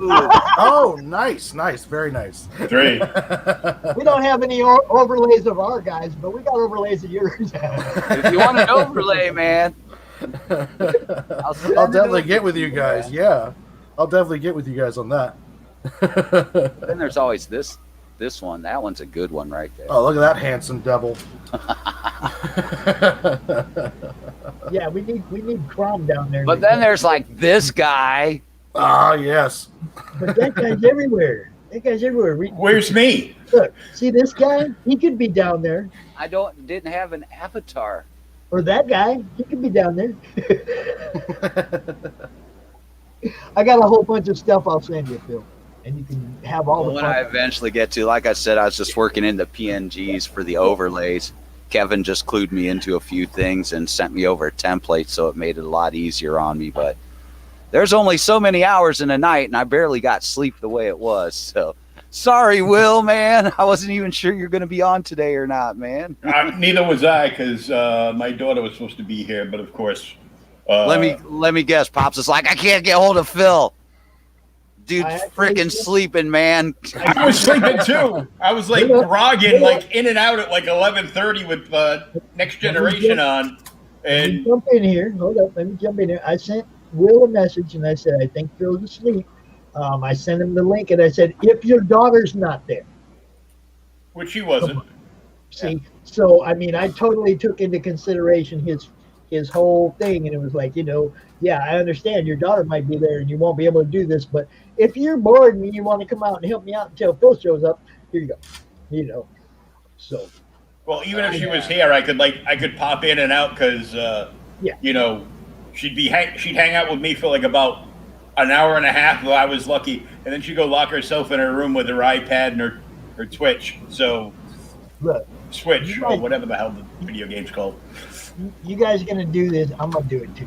Screw it. It's like I can do that. It's like that. Let's just do the logo show. I can do that. Welcome to the logo show. So, Lunchbox Warren, or Mr. Warren Brown, is the creator of the webtoon The Adventures of Sig and Joe. How you doing? How you doing, Warren? Yeah. Yes, we sir. need avatars, Phil. We need avatars for the characters. Oh, for the characters, yeah. We need. Okay, I need a Sig over here. It's like we need avatars for the characters. I'll draw up some stuff and send it over. I did want to talk about though. We got Lunchbox as a whole. We have a lot of projects coming down the pipe for this year, so it's going to be a very, very exciting year. And also too, as a treat, me and Phil talked about rereading Chapter 1 on the show today. But I brought Maxx Weston's Welcome to Blue Water 12-page preview that anyone can download. I'll get you the link for that, Pops. And we can go and do a reading of his 12-page preview on the show today, like we did for Joe and Sig. Oh, nice. So I'm checking something out here, Bill. Yes, sir. I'm checking something out. You guys go ahead and talk. I'm checking something out to pop up here on the screen. Chit-chatting away. But yeah, what you got going on with your show there, Warren, man? Well, right now I'm streaming. Well, I plan to stream 6 days a week, but I haven't even done it yet. I'm already thinking that's probably not going to be the full schedule because that's a lot of streaming. But right now I'm streaming on Twitch and YouTube. I'm doing fan art and fun stuff for my nieces and nephews, and I have some younger fans on YouTube that I'm going to be doing artwork on there for. And then on Twitter, or on Twitch, I've been doing essentially just a workshop stream where I actually just draw the comic, the webtoon, right there, and you get to see the whole process, pencils, and if you feel free to ask questions and along those lines. And as the the webtoon grows, I hope to have start bringing in an audience and start building up the art more, and then hopefully I'll start getting more interactions. But right now it's kind of a slow go, and sometimes I just stream with no one in there, and it's just talking to myself about drawing. What do you think about that after hours overlay right there, Phil? Yeah, I already seen that. Remember, I made that for you, man. No. This after hours overlay. Oh, okay. I see what you're saying underneath. After hours overlay, dude. Hey, your camera. Huh? You like that? CRoM Con after hours. See, we got people in the chat. I want to thank Critical Blast. I want to thank the man. He just made that for us, just like that, and sent it to us. You know, it's like that's the kind of stuff I'm talking about. People in this group, in this community, everybody's freaking awesome, man. You know, Critical Blast with the new overlay for the after hours show. Gotta love it. Nice. Oh no, wrong one. We got Warren on. We got to throw the lunchbox. Oh, I know. I'm just showing off the new stuff. I'm playing with the toys. Besides, his damn half hour don't start for 10 minutes. I can do whatever I want.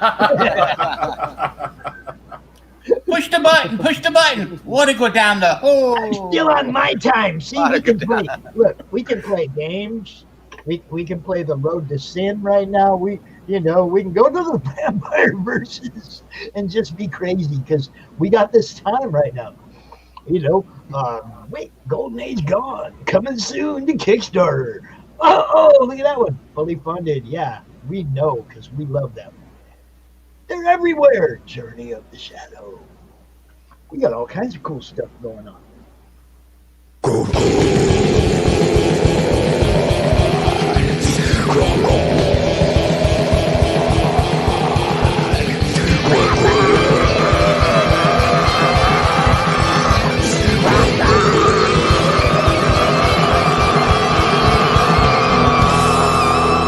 Come get some.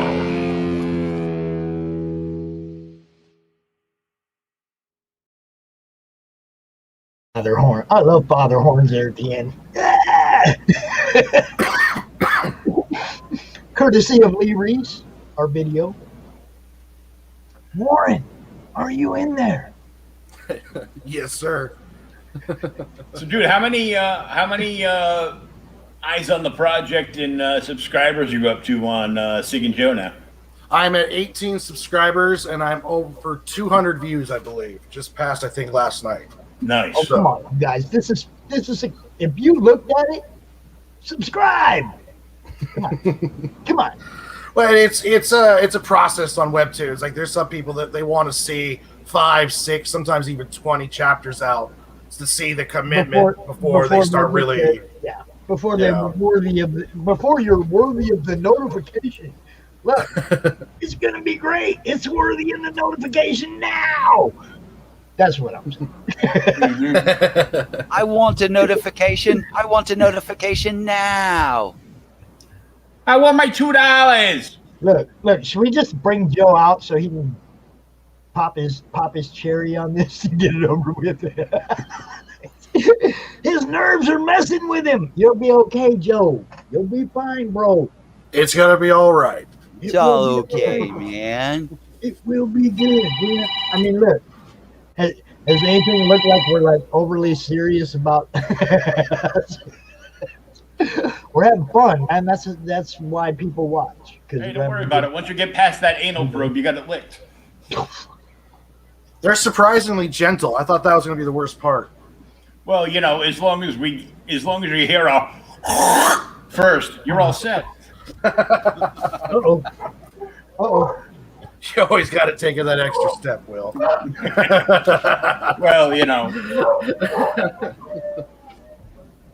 I got to do me because nobody else will. That's like a new life motto right there.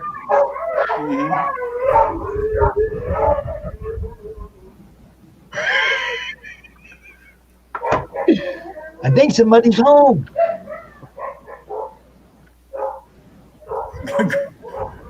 If they peek downstairs, you can get somebody to make you a cup of coffee and bring it down. No, I went and did that when I went. I got more copies. Oh my God. Today on CRoM Con, tryouts for the new Lassie movie. It's a 3-part harmony,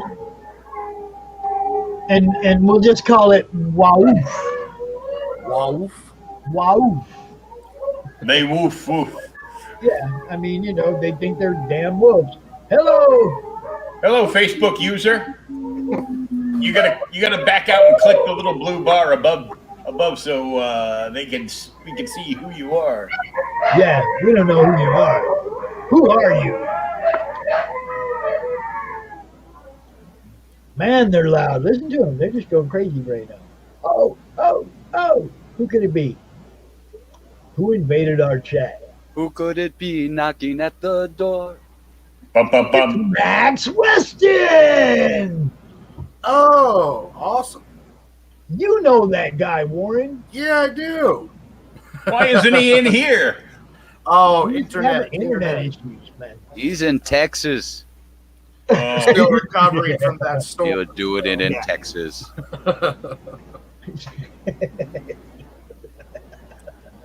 There he is. I didn't fall. I got knocked down the stairs. There's a difference. How y'all do? How you doing, Max? Good to see you, brother. We'll get you out here one of these times again, man. We will.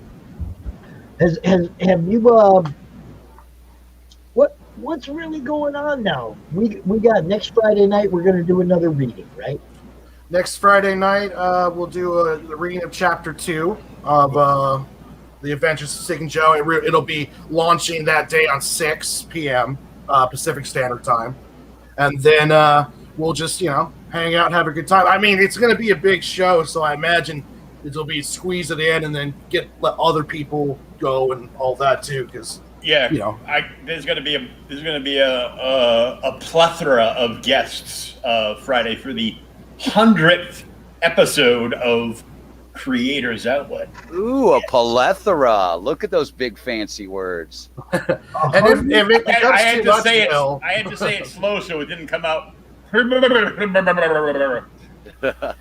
if there's too much going on, we don't have to do the reading right then either, Will, too. So we'll squeeze in if we can. Oh, we're doing We're doing it. We're doing it. We're doing the reading. There's no doubt.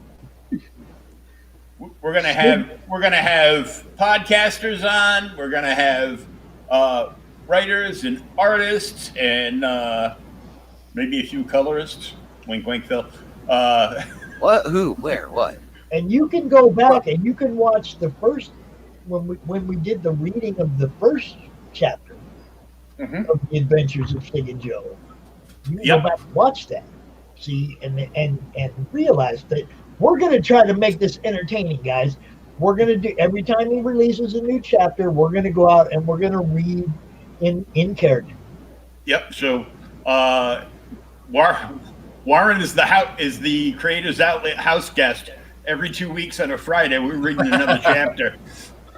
Well, I'm going to be on your show quite a bit because I've got 2 other Kickstarters this year and projects that I'm going to be part of. Cool. And I'll be all over promoting both of those. So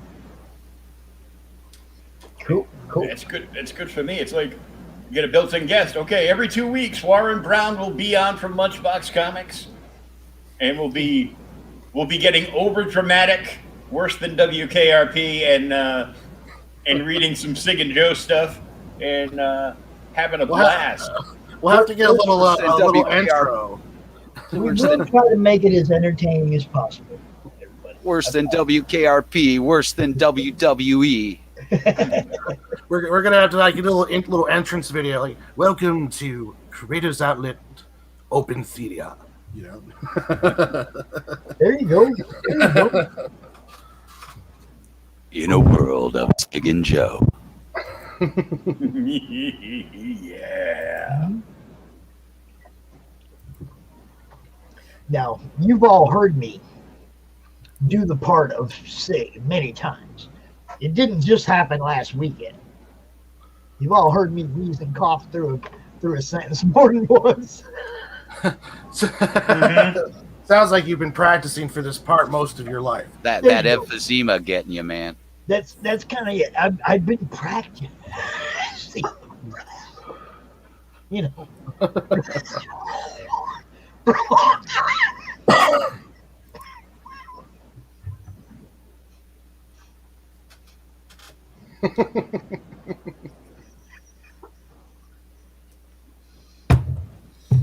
Well, it's going to be a lot of fun, though. It's going to be keeping that schedule release going and trying to do as much promotion as I can, try to get as much stuff out there. Mm-hmm. My schedule's filling up really quick, so. Oh, I didn't tell you. I had an adventure with Joe this morning, too. Yeah. I woke up. First thing I did, we made me a cup of coffee. Hottest. Put it in the microwave, make it extra hot, right? I made mine before I crashed. I've got like one of those coffee pots that's like a thermos thing, man. I come downstairs and I set it down next to my Pepsi. You drank the wrong one really fast. I picked up the coffee thinking it was the Pepsi, and I'm going to slam it, and got a huge mouthful of super hot coffee. So my lips, my tongue, all of it is still numb. Ouch. Fucking Joe. It's all Steve's fault, man. No, it was Joe's fault. You don't blame Joe on this one.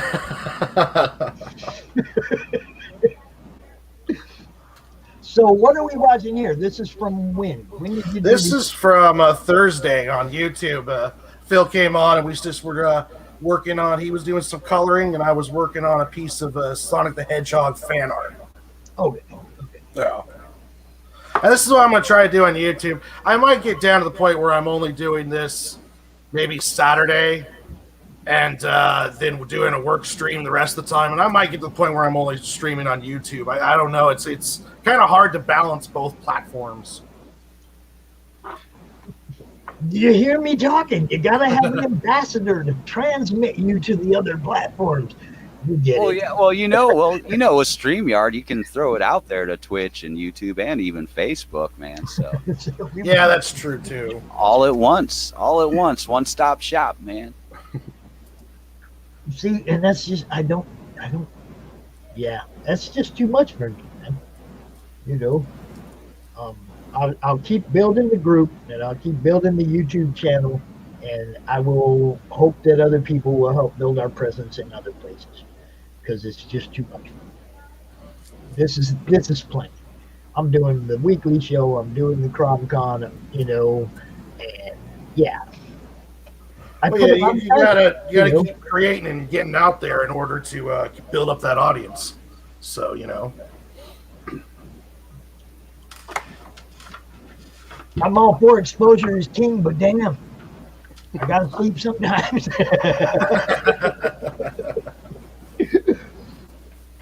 It's like we were talking. I was talking to Kevin about, you know, setting up the how to work it. So I've set up the screen behind me, you know, showing logos, stuff like that. And I thought about it, and it's like the amount of crap I'd have to go through in my room, rewiring and making everything work. It just isn't worth it. I'd have to tear my damn whole office apart to do it.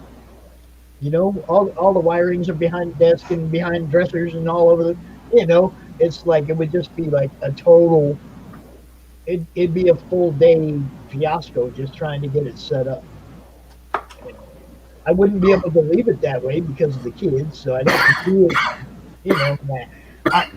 So my daughter-in-law, my lovely daughter-in-law, she said, check that out. She made me a sandwich sign. A sandwich CRoM sign. 11. See that? Let's see. She took a sandwich sign. And she that's cool. chopped, and she drew on it, and she told me, she said next month she'll get some of that paint, and she'll do something special, because she is a solid artist in her own right. She just will not promote herself. She doesn't want to be known. She doesn't want to. She just likes to draw. But she's awesome. So, you know, I try to show her stuff off whenever I get a chance without her knowing about it. But she made this nice little thing for us to put up behind me here, you know, and said she'll make a better one next month. So, gotta love it when people are helping out. And an intern, teach him the way of the comic podcast. Shit, I'm still trying to learn the way of the comic podcast. No, it's not like that. It's not like that. I like having partners. I like having Phil and Will. They help me out a lot. And we, you know, between the three of us, we can make this work every month, no matter what, you know. But getting it out, getting the word out on them other platforms that we don't go out on makes it difficult. So, you know, throwing it out there. If there's anybody that's big on Instagram and they want to help us out, you know, or whatever, Twitch, whatever. I don't know. I just do what I do here and hope that it catches on. I appreciate every time somebody hits that share button. You know, every single time. We appreciate it. Yep, just enjoying the art. That's right.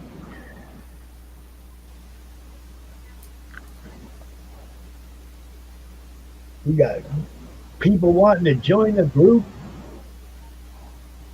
Okay, what are we up? What's the group up to now, Bill? Do you know? Nope, I do not. 2185. All those numbers and things. Numbers. Mr. Gibb, how you doing, sir? Hey, what's up, Travis? Man, I wish I'd have known. Hello, Travis, man. We could have got you out here at 4:30, Travis. We had an open spot, man. Well, speaking of Travis, I was actually just talking to him yesterday, and I am now part of his Cthulhu Invades Wonderland project. Oh, I'm going to be working on one of the stories. I'll be doing an 8-page story there, working with the writer. And yeah, it's there's going to be more coming down the pipe, but right now that's mostly. I just talked to him yesterday about it, so it's real exciting. I get to be a part of that one. Travis is like lighting it up over there. Okay, I just seen where Raj had gotten his copy of Cthulhu Invades Oz, and he posted earlier. He posted earlier about it, and he was like, "Look, this is the best thing I've read all year, or for I don't know how long. Best indie comic you've ever read, or something to that effect. Like huge high praise." And dude, I know Travis is lining up another one, and I just sent him a link. If he wants to come out and say hi, he can. Because since you guys are working together, I don't feel like he'd be stepping on your time. What do you think of that? That's fine. I actually just shared the cover that I did for the special edition creators hardcover, and that's the cover that is on for the edition that Travis made just for the creators. Well, yeah. He said message him next time they come out. It's like I just sent you the link. If you ain't doing nothing, you come out right now if you want. Because we have open, you know, we're here with Warren. If he's part of your team now and doing something for you, you guys talk together. That's cool. I like it. And you know. Oh, okay. Well, get some rest, dude. I understand that too, because I didn't get shit for sleep last night. But yeah, you know we'll get you out here. Oh, he's going to send you the finish to share. There you go. Oh, okay. Excellent. There you go. Nice. Excellent. Because that is awesome. Tell you what. Excellent, Smithers. Excellent. Hey, if Raj is out there saying this is the best thing he's read, then it's going to be good. If you're like me and you're still waiting for it, at least now I know somebody that I trust their opinion has read it and said, "Oh yeah, now I'm really looking forward to it." You know, and I'm not a huge Cthulhu guy. That's sort of a new thing for me as well. You know, everybody knows Pops is a newbie to most of the indie crap. I don't mean crap. You know what I mean? I'm a newbie to this side of the industry. You know, So everything I get exposed to, it just blows me away. And the first thing that Travis did is like, okay, Raj got in there. Him and Jim O'Reilly did something. I think, and I was like, okay, I got to get in on this. It was my Christmas present. I told my son, get this for me for Christmas. Now you guys know there's 15, 20 seriously good books that were available at that time. I had one call. And I made that call because he was throwing in some extras that was just too cool. He was throwing in books, actual books, from previous Kickstarters for people who missed out on them. And it was like, dude, there was a whole bunch of them that I missed out on, and he was like, I'll make sure you get ones that you didn't purchase. So I'm getting like $5. And like, sweet bonus. You know, and it's like books that I wanted to get. You know, books that I wanted to get last year and I couldn't get. And it's like because Travis made it available on one of his tiers, or I was just like, yeah, that's what I want. There's the picture Travis sent me, Pops. Oh, here we go. Y'all ready for this? Is this the first time, Travis? Is this the first time this been seen live?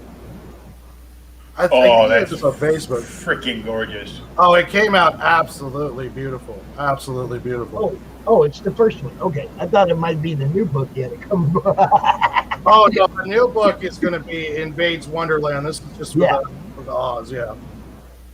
That's the hardcover cover, right? Yeah, this is for the everyone who was involved with the project. Travis made a version, or made a book just for them, the creators edition, and this is the cover and the finished of that. Yeah, that's awesome. Gotta love it. Good job, Travis. Good job, bro. Putting together huge projects like that, man. That's that's like taking it to the next level. Oh yeah, that's wrangling. That's a pretty nice artwork, Warren. Oh well, thank you. I worked really hard on that one and was really putting that. No, just joking.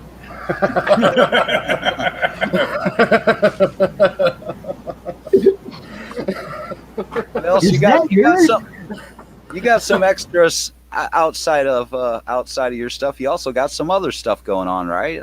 I heard tale of maybe about something about some D&D type stuff, man. Well, working with Sam Quentin of Sonoma Publishing, I got part of his new art book called Dungeons and Dames. The Kickstarter should be announced and launching sometime at the end of April. Right now, we're just getting the artwork hammered out. I've got 4 pages. 2 are done. Third one is getting close to pen stage or inking, and then I'll start working on the 4th. And yeah, that's going to be a very exciting project. Alexia from 47 is doing 4 pages also. We might even get to see some Phil Man original artwork on that one too. Phil might actually pick up a little line work for a change. Yes. Some who? Some line work, some pencil work, some all that. Did you stuff. say some Phil Man? Did they Phil Man original? Phil, yeah. Phil might do some like actual line work, man. I just want people to understand it's like when we're out here and at times there are times when it's just us and we don't have a guest. Phil is our guest. Okay.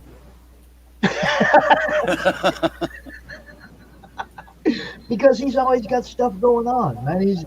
He's got stuff going on he don't talk about.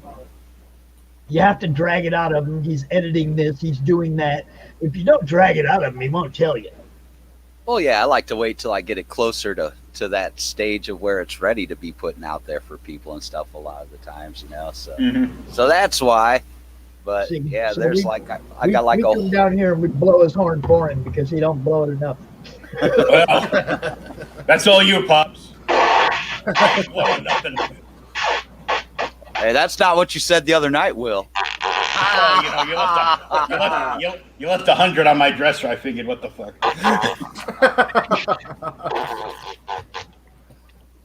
It's the only horn I can play.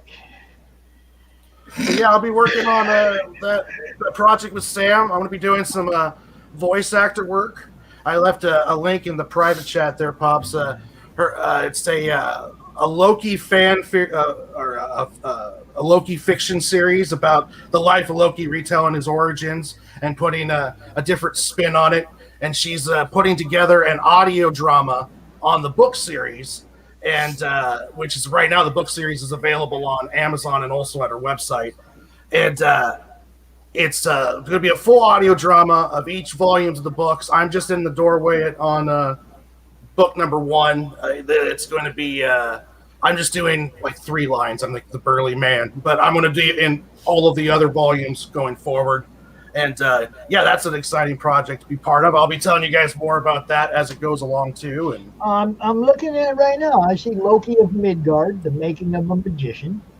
yeah, it's like a retelling of his origin, and she based everything in Asgardian mythology, but she puts a spin on it, and it's done in a very clever, well-written way. And I've just started to get in the doorway on that project myself, so I'm really happy to be part of that one. Well, I'm dropping this page right now in the madness. So oh, thank you very much. That's awesome.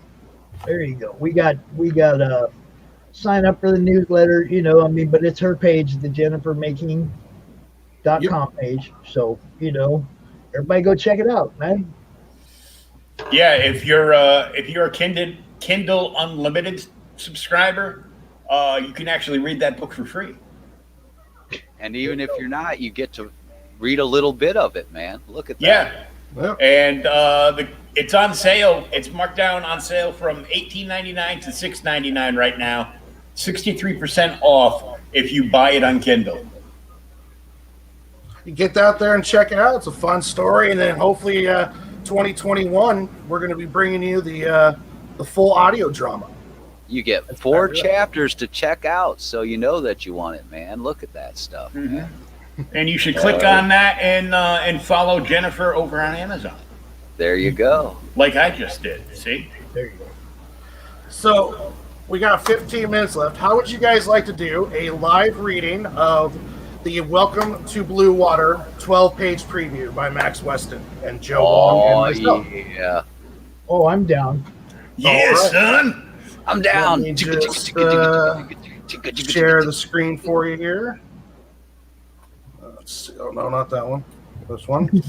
No, not that one. That was the wrong one. Oh. Okay. Whoops, I downloaded the wrong screen. Let's see. Oh, shoot. Can I do this? You know what? I'm just going to share my screen. And share screen. Entire screen. Share. And we'll go there. There we go. All right. It goes. Now, there. this is the 12-page preview to Welcome to Blue Water. Soon, very soon, within the next, hopefully in the next month, we're going to have the full 60-page first issue available for free. Anyone who wants to read it, you can get the PDF. So we'll be having that launch coming out very soon. The pencil work is all done by Joe Wong for issues 1 and 2. And I'll be doing the inking for issue 2. But here it is. Welcome to Blue Water. Nice. Welcome to Blue Water.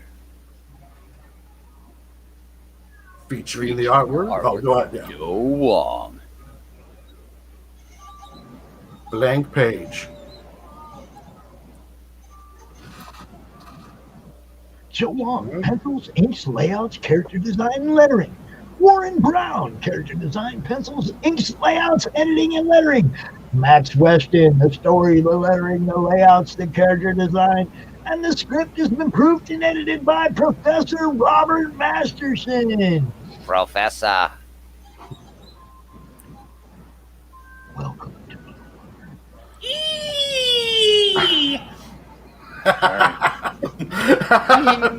Keep going, man. You can't stop. That's all. Is that a siren? Okay, that's a siren. Yeah, it's alarm for the there. Hurry up. We got to get out of here. He'll be here any minute. We're going as fast as we can.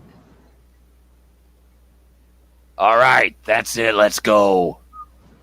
Oh, God! Da-da. Dun. Run! Run away! Run away! Ouch.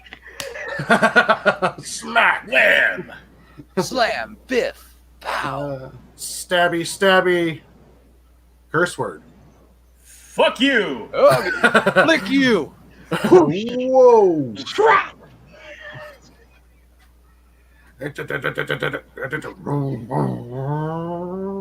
Well, my character didn't last long. Tell me where you're going. I ain't telling you shit. I'm out here. Later that morning. It's too small for me to read. Oh, Blue Water City Hall. You stay here, boy, and keep watch. That dog is my favorite character in the book. I don't like this one bit, Sheriff Leoncho. Mayor Swanson, boys. What the hell is going on? There was a robbery at the pharmacy last night. I ain't never seen anything like it. Tell me you have this under control. I have it under control.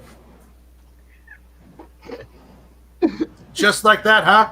You ever seen shit like this before in Blue Water? These things happen from time to time. Ta-da! Dun dun dun. Now look, we got Mike saying that art is beautiful, guys. Holy crap! Oh man, I'm having a flashback, man. Whoa! Whoa! That's really deep. Oh, I'm gonna leave that one alone. Yeah, Joe Wong does some absolute beautiful pencil work and line work. He does some good work. Yeah, it's awesome. I like it. Are we gonna do this one every other week too? Oh no, he's gonna be launching the full 60-page first issue, and it's gonna be pretty much available for whoever wants to read it, and it'll be available for them. Then we're working hard on getting issue 2 done. I'm gonna be doing the inking on that one. Actually, I have this pulled up here. Here is some of the inks I was gonna show you. Here's Joe Wong's original pencils. And then these are my inks over top. And then we'll show you a shot here. Some more. We've got Joe Wong's work here. And then my inks over top. This is the first project I've ever inked before. First time or someone else's work. And I learned a lot by inking over top of his pencils. Nice. Oh yeah, it's cool when you're working over somebody else's stuff. You can see all the cool little things that they did, and you kind of pick up little bits of techniques and stuff here and there. Yeah, because you really got to get into like the mindset of how they were making the line, what they were going for, and making sure that you're enhancing what they were putting down on there. Getting all those forms down and how you're gonna pop them out of there and stuff. Yeah. When I first started, I was just trying to essentially take black ink and going over the top, and I was like, it wasn't working. It wasn't looking right. It was working worse. And then I was like, okay, I got to draw this in ink like he did in pencil. So I started working on. It loosened up my handwork. It helped out with how I was drawing lines. I learned a lot from drawing noses by drawing. Throw your flavor in there, man. Oh yeah. Like Joe was smart, and this picture here with the dog, he did just enough hair to show the line work, and it's still beautiful. And then I got in there and I was like, it would look really cool if I did this, and it just like, oh, now I have to do this for every time the dog's there. Oh, Warren, what are you doing to yourself? See how that goes? Inkers enhance it. They're not tracing they're enhancing, and they're adding their own bits in there. They're part of bringing that rendered form out, man. Warren, Joe, and Gino are the dream team. I couldn't ask for a better group to work with. The words of Maxx Weston, right there. And he makes sure all my work is legible. And he's helped me out quite a bit. So Maxx is awesome to work with also. Inking over good pencils is such a good way to learn the craft. Oh, it is. It is. So, gentlemen, who walked in? unlike most previous CRoM Cons, we actually get to take a half-hour break and go get something to eat and go do our, whatever, and come back at 6 o'clock with our next guest, which is Mr. Justin Gray. And he's already aware and ready to go when we send out the. I can has cheeseburger. Yeah, dude. We actually set it up right this time so that we can. I have more? You get some cheeseburgers and chicken nuggets. I need everybody to know we will be back out at 6 o'clock with a new stream. You come back out to Comic Talk on YouTube, pick up the new stream, or pick it up back in the madness. And please, again, share it out every freaking place, man. Just like we always do it, man. Let's help these people out, get as much exposure as possible. Totally appreciate my guests, my co-hosts over here somewhere. Well, I don't know. I guess down there. Okay, yeah, those guys. Anyway, appreciate you guys, man. 100% coming out, helping me out, making this a good show. Hell, we had more viewers in this first segment for CRoM Con on a regular basis, I think, than we've ever had before. So it's rolling, guys.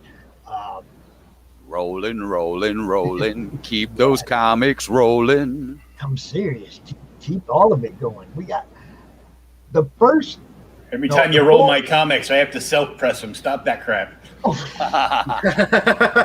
Speaking of press, you guys know that I got the Incantessi and I got the one that he used as an editor. That he right? Well, I put that in the press. I'm gonna get that Electra he drew for me framed as soon as I get it. That came out nice, man. Oh yeah. We're gonna keep this. We're gonna keep this one in the press for a couple weeks, and it's gonna come out just like the other one is. Didn't you see that Electra, Pops, man? You're gonna have to get a commission off of Rich, man.